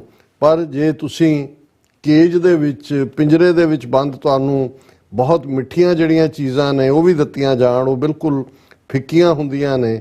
ਜਿਹੜਾ ਫਰੀडम ਦਾ ਟੇਸਟ ਹੈ, ਆਜ਼ਾਦੀ ਦਾ ਟੇਸਟ ਹੈ, ਉਹ ਡਿਵਾਈਨ ਹੈ। ਔਰ ਇਹੀ in nature's gifts he yearns to dine, ਕਿ ਮੈਂ ਖੁੱਲ੍ਹਾ ਡਾਈਨ ਕਰਾਂ, ਡਿਨਰ ਮੇਰਾ ਹੋਏ ਕੁਦਰਤ ਦਾ। ਔਰ ਮੈਂ ਜਦੋਂ ਇਹ ਪੜ੍ਹ ਰਿਹਾ ਤਾਂ ਮੇਰੇ ਦਿਲੋਂ ਦਿਮਾਗ 'ਚ ਅਲਾਮਾ ਇਕਬਾਲ ਦਾ ਇਹ ਸ਼ੇਅਰ ਆ ਰਿਹਾ कि ए ताहिरे लाहूती उस रिज़्क़ से मौत अच्छी, जिस रिज़्क़ से आती हो परवाज में कोताही। क्या डिवाइन बर्ड, उन्होंने भी वर्ड डिवाइन यूज़ किया है। स्वीट डिशेस पेल फ्रीडम्स टेस्ट डिवाइन, ए ताहिरे लाहूती उस रिज़्क़ से मौत अच्छी, जिस रिज़्क़ से आती हो परवाज में कोताही। परवाज है उड़ान, कि उस नालों मौत चंगी है ਜਿਹਦੇ ਕਰਕੇ ਤੁਹਾਨੂੰ, ਜਿਸ ਖੁਰਾਕ ਕਰਕੇ ਤੁਹਾਨੂੰ ਆਪਣੀ ਆਜ਼ਾਦੀ ਨਾਲ ਸਮਝੌਤਾ ਕਰਨਾ ਪਏ। A stream's pure water calls his name, a thirst unquenched, a burning flame, imported drinks in cages gleam, but in the wild he'll find his dream। ਕਿ ਭਾਈ ਉਹਨੂੰ ਐਂ ਲੱਗਦਾ ਹੈ, ਹੁਣ ਪਾਣੀ ਤਾਂ ਉਹਦੇ ਰੱਖਿਆ ਹੁੰਦਾ ਪਿੰਜਰੇ ਦੇ ਉਹ ਕਟੋਰੇ 'ਚ ਪਾ ਕੇ, ਚੂਰੀ ਵੀ ਔਰ ਜੋ ਉਹਨਾਂ ਦਾ ਫੂਡ ਹੈ, ਬਰਡ ਫੂਡ ਵੀ। ਉਹਨੇ ਕਿਹਾ ਵੀ ਉਹਨੂੰ ਤਾਂ ਉਹ ਪਾਣੀ ਦਾ ਚਸ਼ਮਾ ਜਦੋਂ ਆਜ਼ਾਦੀ 'ਚੋਂ ਉੱਡਦਾ ਸੀ, ਕਿਸ ਥਾਂ ਤੋਂ ਉਹਨੇ ਪਾਣੀ ਪੀਣਾ ਆਜ਼ਾਦਾਨਾ, ਉਹਨੂੰ ਆਵਾਜ਼ਾਂ ਮਾਰ ਰਿਹਾ ਉਹਦਾ ਨਾਂ ਲੈ ਕੇ, ਕਿਉਂਕਿ ਇਹ ਪਾਣੀ ਪੀ ਕੇ ਵੀ ਉਹਦੀ ਪਿਆਸ ਬੁਝੀ ਨਹੀਂ ਹੈ, ਉਹਦੇ ਅੰਦਰ ਆਜ਼ਾਦੀ ਦੀ ਅੱਗ ਲੱਗੀ ਹੋਈ। ਇਹ ਹੈ ਸਿੰਬੋਲਿਜ਼ਮ, ਕਿ ਇਹ ਜਿਹੜੀ ਬਰਨਿੰਗ ਫਲੇਮ ਹੈ ਉਹਦੀ ਪਿਆਸ ਨੂੰ ਬੁਝਣ ਨਹੀਂ ਦਿੰਦੀ ਹੈ। A stream pure water calls his name, a thirst unquenched, a burning flame, imported drinks in cages gleam, but in the wild he'll find his dream। ਭਾਵੇਂ ਤਰ੍ਹਾਂ ਤਰ੍ਹਾਂ ਦੇ ਜਿਹੜੀਆਂ ਨੇ ਇੰਪੋਰਟਡ ਚੀਜ਼ਾਂ ਉਹਦੇ ਸਾਹਮਣੇ ਉਹਦੀ ਥਰਸਟ ਬੁਝਾਉਣ ਲਈ ਰੱਖੀਆਂ ਹੋਣ, ਲੇਕਿਨ ਉਹਨੂੰ ਉਹ ਜੰਗਲ ਪਸੰਦ ਹੈ, ਆਜ਼ਾਦੀ ਪਸੰਦ ਹੈ। Perched on high he'd sing aloud, chirping God's name, both clear and proud, in his language a melody untamed, not human words, not shackled, not maimed। ਕਿ ਭਾਈ ਉਹ ਉਹਦੀਆਂ ਖਾਬਾਂ ਦੇ ਵਿੱਚ ਤਾਂ ਉਹ ਜਿਹੜੀਆਂ ਉਚਿਆਣਾਂ ਨੇ, ਜਿਹਦੇ 'ਚ ਕਿ ਉਹ ਜੋ ਚਰਪ ਕਰ ਰਿਹਾ ਹੈ, ਜੋ ਆਵਾਜ਼ ਕੱਢ ਰਿਹਾ ਹੈ, ਉਹ ਖੁੱਲ੍ਹੇ ਅਸਮਾਨਾਂ ਜਿਵੇਂ ਉਹ ਰੱਬ ਦੀ ਜਿਹੜੀ ਆ ਉਹ ਯਾਦ ਕਰ ਰਿਹਾ ਹੋਏ, ਉਸ 'ਚ ਉਹਨੂੰ ਫਖਰ ਵੀ ਹੁੰਦਾ, ਉਹ ਕੁਦਰਤ ਦੀ ਗੋਦ ਦੇ ਵਿੱਚ ਬੈਠਾ ਹੁੰਦਾ। ਉਸ ਦੀ ਮੈਲੋਡੀ, ਉਸ ਦੀ ਆਵਾਜ਼ ਨੂੰ ਕਿਸੇ ਨੇ ਟੇਮ ਨਹੀਂ ਕੀਤਾ। ਹੁਣ ਇੱਥੇ ਤਾਂ ਅਸੀਂ ਟੇਮ ਕੀਤਾ ਹੁੰਦਾ ਨਾ, ਗੰਗਾ ਰਾਮਾ ਚੂਰੀ ਖਾਣੀ, ਉਹ ਵੀ ਉਹਨੇ ਵੀ ਉਹ ਜਿਹੜੀ ਖੁੱਲ੍ਹੇ ਆਮ 'ਚ ਹੈ, ਉਹ ਆਪਣੀ ਬੋਲੀ ਦੇ ਵਿੱਚ ਰੱਬ ਦੇ ਨਾਲ ਉਹ ਜਿਹੜਾ ਉਹ ਗੁਫ਼ਤਗੂ ਕਰਦਾ, ਉਹ ਕਿਸੇ ਇਨਸਾਨ ਦੀ ਗੁਲਾਮੀ ਨਹੀਂ ਕਬੂਲ ਰਿਹਾ ਹੁੰਦਾ। ਔਰ ਉਸੇ ਹੀ ਖੁੱਲ੍ਹ ਦੇ ਵਿੱਚ ਹੀ ਉਸ ਦਾ ਸੁਪਨਾ ਸਾਕਾਰ ਹੋਏਗਾ। Perched on high he'd sing aloud, chirping God's name, both clear and proud, in his language a melody untamed, not human words, not shackled, not maimed। ਉਹਨੂੰ ਕੋਈ ਪੰਗੂ ਨਹੀਂ ਬਣਾਇਆ ਹੋਇਆ, ਉਹ ਸ਼ੈਕਲ 'ਚ ਨਹੀਂ ਹੈ, ਬੇੜੀਆਂ 'ਚ ਨਹੀਂ ਹੈ। He prays each day for skies so wide, where freedom's grace and love reside। O God above, hear his plea, grant him wings, set his spirit free। ਇਹ ਆਪਣੇ ਲਈ ਅਰਦਾਸ ਹੈ, ਖਾਲਿਸਤਾਨ ਲਈ ਅਰਦਾਸ ਹੈ ਕਿ ਵੀ ਯਰਨਿੰਗ ਹੈ, ਹਰ ਚੀਜ਼ ਨੂੰ ਨਕਾਰੀ, ਉਹ ਡ੍ਰੀਮ ਹੈ। He prays each day for skies so wide, ਕਿ ਖੁੱਲ੍ਹੇ ਅਸਮਾਨਾਂ ਦੀ ਉਸ ਛਾਂ ਦੇ ਥੱਲੇ ਉਹ ਪ੍ਰੇਅਰ ਕਰਦਾ ਹੈ, ਅਰਦਾਸ ਕਰਦਾ ਹੈ, ਦੁਆ ਕਰਦਾ ਹੈ। Where freedom's grace and love reside। ਇਹ ਜਦੋਂ ਅਸੀਂ ਅਸਮਾਨ ਵੱਲ ਦੇਖਦੇ ਹਾਂ, ਸਮੁੰਦਰ ਵੱਲ ਦੇਖਦੇ ਹਾਂ, ਇਹੀ ਫਰੀडम ਦਾ। ਜਦੋਂ ਅਸੀਂ ਚਿੱਟਿਆਂ ਬਾਜਾਂ ਵਾਲੇ, ਨੀਲੇ ਦਾ ਸ਼ਾਹ ਸਵਾਰ, ਨੀਲਾ ਬਾਣਾ ਤੇ ਅਸਮਾਨ, ਇਹ ਸਾਰੇ ਫਰੀडम ਦੇ ਹੀ ਸਿੰਬਲ ਨੇ ਜਿਹੜੇ ਸਾਨੂੰ ਯਾਦ ਆ। ਉਹ God above hear his plea, grant him wings, set his spirit free। ਕਿ ਭਾਈ ਉਹਦੀ ਰੂਹ ਆਜ਼ਾਦ ਔਰ ਉਹਨੂੰ ਉਹ ਖੰਭ ਕਿ ਉਹ ਆਜ਼ਾਦੀ ਦੇ ਨਾਲ ਖੁੱਲੇ ਅਸਮਾਨਾਂ 'ਚ ਤਾਰੀਆਂ ਲਾ ਸਕੇ। ਸੋ ਸ਼ੇਰਬਾਜ਼ ਸਿੰਘ ਢਿੱਲੋਂ ਜੀ ਬਹੁਤ ਬਹੁਤ ਸ਼ੁਕਰੀਆ। ਅੱਛਾ ਰੱਬ ਤੁਹਾਨੂੰ ਹੋਰ ਵੀ ਤੁਹਾਡੀ ਕਲਮ ਦੇ ਵਿੱਚ ਬਰਕਤ ਪਾਏ ਔਰ ਤੁਸੀਂ ਇਵੇਂ ਹੀ ਮੋਤੀਆਂ ਦੀ ਮਾਲਾ ਜਿਹੜੀ ਹੈ ਉਹ ਬਣਾਉਂਦੇ ਚਲੇ ਜਾਓ। ਬਿਲਕੁਲ ਡਾਕਟਰ ਸਾਹਿਬ, ਹੁਣ ਆਪਾਂ ਆਪਣੇ ਵਿਊਅਰਸ ਦੇ ਜਿਹੜੇ ਮੈਸੇਜ ਨੇ ਲੈਣ ਜਾਣਾ। ਬਲਜੀਤ ਬਰਾੜ ਜੀ ਸਾਨੂੰ ਫਤਿਹ ਬੁਲਾਣੇ। ਗੁਰਦੀਪ ਸਿੰਘ ਕਹਿੰਦੇ ਕੋਟ ਕੋਟ ਪ੍ਰਣਾਮ ਖਾਲਸਾ ਪੰਥ ਦੇ ਮਹਾਨ ਜਰਨੈਲ ਸੂਰਮੇ ਸ਼ਹੀਦ ਸਿੰਘਾਂ ਨੂੰ, ਜਿਨ੍ਹਾਂ ਖਾਲਸਾ ਪੰਥ ਤੇ ਚੜ ਆਈਆਂ ਨੂੰ ਭਾਜੀ ਮੋੜੀ, ਸਮੁੱਚੇ ਖਾਲਸਾ ਪੰਥ ਨੂੰ ਮਾਣ ਹੈ ਸ਼ਹੀਦਾਂ ਸਿੰਘਾਂ ਤੇ। ਸੋ ਇਸੇ ਤਰ੍ਹਾਂ ਇੰਦਰਜੀਤ ਸਿੰਘ ਸੰਧੂ ਜੀ ਫਤਿਹ ਬੁਲਾਉਂਦੇ ਨੇ। ਸਾਨੂੰ ਕਾਫੀ ਸਾਰੇ ਫਤਿਹ ਦੇ ਮੈਸੇਜ ਨੇ, ਖਾਲਸਾ ਜ਼ਿੰਦਾਬਾਦ ਦੇ ਮੈਸੇਜ ਨੇ। ਔਰ ਲਖਵਿੰਦਰ ਸਿੰਘ ਪੰਨੂ ਜੀ ਕਹਿੰਦੇ ਪਿੰਡ ਤਰਲੋਕਾਂ ਨਹੀਂ ਲਹੋਕਾ ਤਹਿਸੀਲ ਪੱਟੀ ਜ਼ਿਲ੍ਹਾ ਤਰਨਤਾਰਨ ਖਾਲਸਾ ਜ਼ਿੰਦਾਬਾਦ ਕਹਿੰਦੇ ਨੇ। ਜ਼ਿੰਦਾਬਾਦ ਜ਼ਿੰਦਾਬਾਦ। ਹਾਂਜੀ, ਔਰ ਇਸੇ ਤਰ੍ਹਾਂ ਮੈਸੇਜ ਸਾਡੇ ਕੋਲ ਹੈਗਾ ਹੈ। ਹਾਂਜੀ, ਜਾਟ ਐਂਡ ਜਾਟ ਲਿਖਦੇ ਨੇ 10 ਲੱਖ ਤੋਂ ਉੱਪਰ ਵੋਟਾਂ ਪਾ ਚੁੱਕਿਆ ਹੈ ਇਹਨਾਂ ਨੇ ਲਿਖਿਆ, ਜਿਸ ਵਿੱਚ ਹਾਂਜੀ ਇਹ ਲਿਖਿਆ ਇਹਨਾਂ ਨੇ 10 ਲੱਖ ਦੇ ਵੋਟਾਂ ਪਈਆਂ ਨੇ। ਔਰ ਇਸੇ ਤਰ੍ਹਾਂ ਸਾਡੇ ਕੋਲ ਮੈਸੇਜ ਹੈਗਾ ਹੈ, ਕਿਉਂਕਿ ਸਾਰੇ ਮੈਸੇਜ ਜਿਹੜੇ ਨੇ ਉਹ ਖਾਲਸਾ ਜ਼ਿੰਦਾਬਾਦ ਦੇ ਨੇ ਔਰ ਫਤਿਹ ਦੇ ਮੈਸੇਜ ਨੇ। ਕਿਰਪਾਲ ਐਸ ਲਿਖਦੇ ਨੇ ਤਤ ਗਿਆਨ ਤੁਹਾਡੇ ਜੀਵਨ ਰੂਪ, ਗਿਆਨ ਦੀ ਸੱਚ ਰੂਪ ਰੋਸ਼ਨੀ ਚੋਂ ਨਿਰਮਲ ਕਰਮ ਕਰਨਾ ਹੀ ਇਹ ਸਾਬਤ ਕਰੇਗਾ ਕਿ ਤੁਹਾਡੀ ਸ਼ਹਾਦਤ ਤੇ ਕੁਰਬਾਨੀ ਮਨੁੱਖਤਾ ਦੇ ਨਵ ਜੀਵਨ ਰੂਪ ਮਾਰਗ ਲਈ ਕਿੰਨੀ ਕੀਮਤੀ ਹੈ ਜੀ। ਸੋ ਇਸੇ ਤਰ੍ਹਾਂ ਮੈਸੇਜ ਸਾਡੇ ਕੋਲ ਹੈਗਾ ਹੈ। ਹਾਂਜੀ, ਮੈਂ ਗੁਰਦੁਆਰਾ ਕੀਰਤਨ ਲਿਖਦੇ ਨੇ ਕਿ ਤਵਾੜੀ ਨਹੀਂ ਕਬਾੜੀ ਹੈ। ਸੋ ਜਿਹੜਾ ਤੁਸੀਂ ਜ਼ਿਕਰ ਕੀਤਾ। ਔਰ ਇਸੇ ਤਰ੍ਹਾਂ ਲਖਵਿੰਦਰ ਸਿੰਘ ਔਲਖ ਕਹਿੰਦੇ ਨੇ ਖਾਲਸਾ ਰੈਫਰੈਂਡਮ ਲਈ ਵੋਟਾਂ ਪਾਉਣ ਵਾਲੇ ਸਾਰੇ ਹੀ ਜਨੂਨੀ ਸਿੰਘਾਂ ਸਿੰਘਣੀਆਂ ਭਚੰਗੀਆਂ ਨੂੰ ਦਿਲੋਂ ਧੰਨਵਾਦ। ਸਤਿ ਸ਼੍ਰੀ ਅਕਾਲ। ਗੁਰੂ ਸਹਾਇ ਖਾਲਸਾਨ ਜ਼ਿੰਦਾਬਾਦ। ਗੁਰਫਤਿਹ ਪ੍ਰਵਾਨ ਕਰੋ ਜੀ। ਔਰ ਇਸੇ ਤਰ੍ਹਾਂ ਨਿਹੰਗ ਸਿੰਘ ਜੀ ਕਹਿੰਦੇ ਚਾਲ ਸਾਹਿਬ ਐਂਡ ਬਾਜਵਾ ਸਾਹਿਬ ਨੇ ਬਹੁਤ ਵਧੀਆ ਲਿਖਿਆ। ਗੋਡ ਬਲੈਸ ਟੀਵੀ 84 ਨੇ ਲਿਖਿਆ। ਸੋ ਇਸੇ ਤਰ੍ਹਾਂ ਮੈਸੇਜ ਹੈਗਾ ਹੈ ਗੋਵਿੰਦਰ ਸਿੰਘ ਬੱਲ 31 ਅਕਤੂਬਰ ਨੂੰ ਸਿੰਘਾਂ ਇੰਦਰਾ ਗਾਂਧੀ ਗੱਡੀ ਝਾੜੀ ਜੀ। ਸੋ ਹਾਂਜੀ ਦੈਟਸ ਇਟ ਡਨ। ਹਾਂਜੀ ਠੀਕ ਹੈ। ਅਸੀਂ ਫੇਸਬੁੱਕ ਤੇ ਜਿਹੜੇ ਵੀਰਾਂ ਨੇ ਮੈਸੇजेस ਦਿੱਤੇ ਨੇ, ਰਣਜੋਤ ਸਿੰਘ ਖਾਲਿਸਤਾਨ ਜ਼ਿੰਦਾਬਾਦ।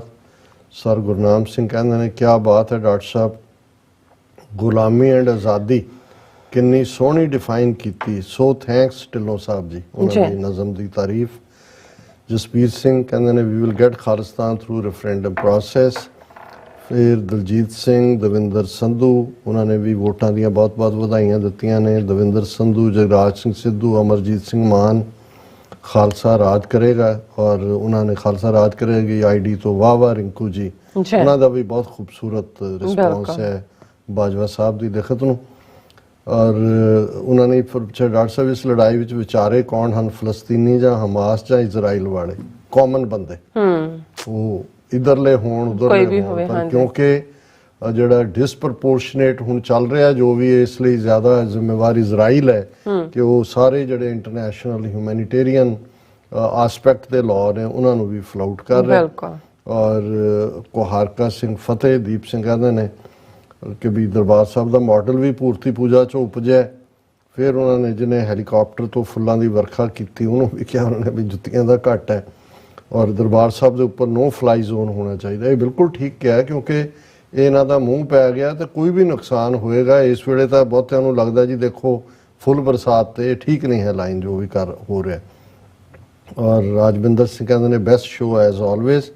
ਕਿਰਪਾਲ ਚੀਮਾ ਹੱਕ ਸੱਚ ਇਨਸਾਫ ਤੇ ਕੀਮਤ। ਸਿੱਖ ਪੰਜਾਬੀ ਮੁੰਡੇ ਖਾਸ ਕਰਕੇ ਦਾੜੀ ਕੇਸਾਂ ਵਾਲਿਆਂ ਚੋਂ ਤਾਂ ਸਰਕਾਰ ਨੂੰ ਖਾਲਿਸਤਾਨੀ ਤੇ ਅੱਤਵਾਦੀ ਹੀ ਨਜ਼ਰ ਆਉਂਦੇ ਹਨ।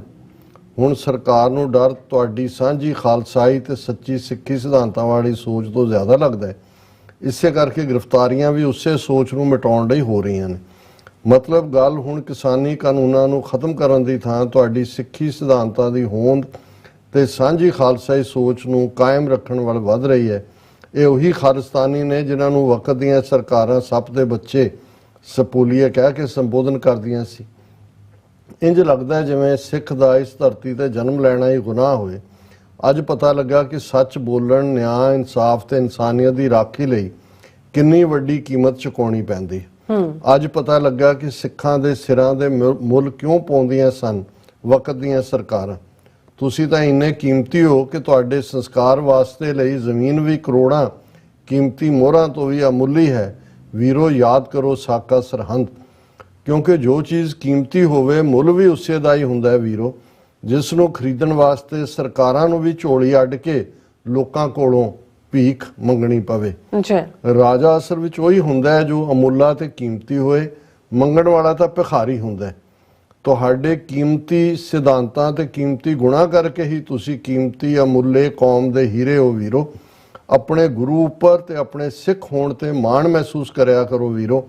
ਜਿੰਨਾ ਚਿਰ ਤੱਕ ਇਨਸਾਫ ਨਹੀਂ ਮਿਲਦਾ, ਇਹ ਸੱਚ ਤੇ ਇਨਸਾਫ ਦੀ ਜੰਗ ਜਾਰੀ ਰਹੇ, ਕਿਉਂਕਿ ਇਹ ਜੰਗ ਜਿੱਤਣ ਨਾਲ ਉਹਨਾਂ ਸਾਰਿਆਂ ਲੋਕਾਂ ਦੀ ਜਿੱਤ ਹੋਣੀ ਹੈ ਜੋ ਤੁਹਾਡੇ ਉੱਪਰ ਆਸਾਂ ਲਗਾਈ ਬੈਠੇ ਹਨ, ਜਿਨ੍ਹਾਂ ਨੂੰ ਅੱਜ ਤੱਕ ਆਪਣੇ ਤੇ ਹੋਏ ਜ਼ੁਲਮਾਂ ਦਾ ਇਨਸਾਫ ਨਹੀਂ ਮਿਲਿਆ।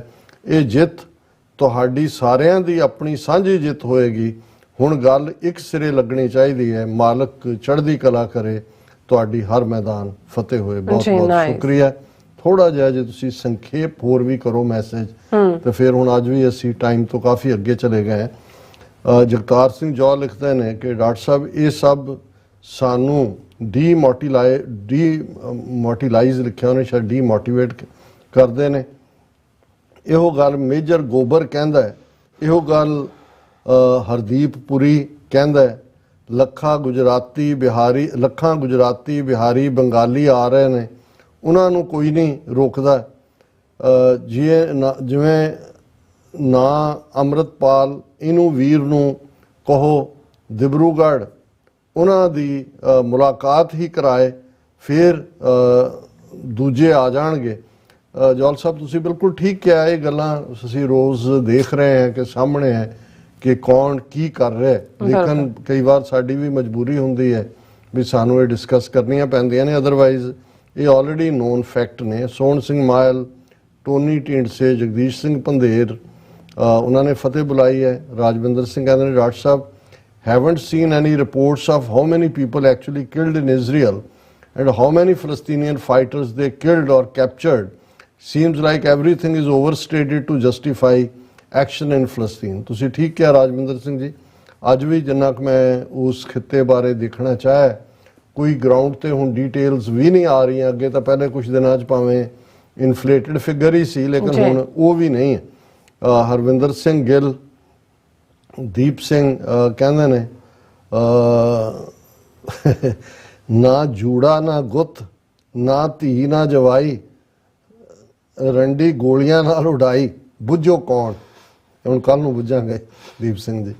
ਫਿਰ ਜਸਪਾਲ ਸਿੰਘ ਉਹਨਾਂ ਨੇ ਕਹਿੰਦੇ ਨੇ ਖਾਲਿਸਤਾਨ ਆਜ਼ਾਦੀ clean sight all over Punjab, ਪੰਜਾਬੀਓ ਓਪਨ ਆਈਜ਼, ਪੰਜਾਬ ਹੱਲ, ਪੰਜਾਬ ਰੈਫਰੈਂਡਮ। ਤੁਸੀਂ ਠੀਕ ਫਰਮਾਇਆ ਜੀ ਜਸਪਾਲ ਸਿੰਘ ਜੀ। ਜੀ ਡਾਕਟਰ ਸਾਹਿਬ ਤੁਹਾਡਾ ਬਹੁਤ ਬਹੁਤ ਸ਼ੁਕਰੀਆ। ਸਰ ਆਪਣੇ ਵਿਊਜ਼ ਕੋਲ ਨੇ ਇਜਾਜ਼ਤ। ਵਿਊਅਰਸ ਸਾਡੇ ਪ੍ਰੋਗਰਾਮ ਦਾ ਸਮਾਂ ਇੱਥੇ ਮੁੱਕਦਾ। ਤੁਸੀਂ ਆਪਣੀ ਰਾਏ ਤੇ ਸੁਝਾਅ ਸਾਨੂੰ ਭੇਜਣਾ ਭੁੱਲਣਾ ਸਾਡੇ ਇਸ ਪਤੇ ਤੇ sos@tv84.tv ਤੇ ਅਸੀਂ ਆਪਣਾ ਪ੍ਰੋਗਰਾਮ ਲੈ ਕੇ ਫਿਰ ਦੁਬਾਰਾ ਤੁਹਾਡੇ ਸਾਹਮਣੇ ਹੋਵਾਂਗੇ।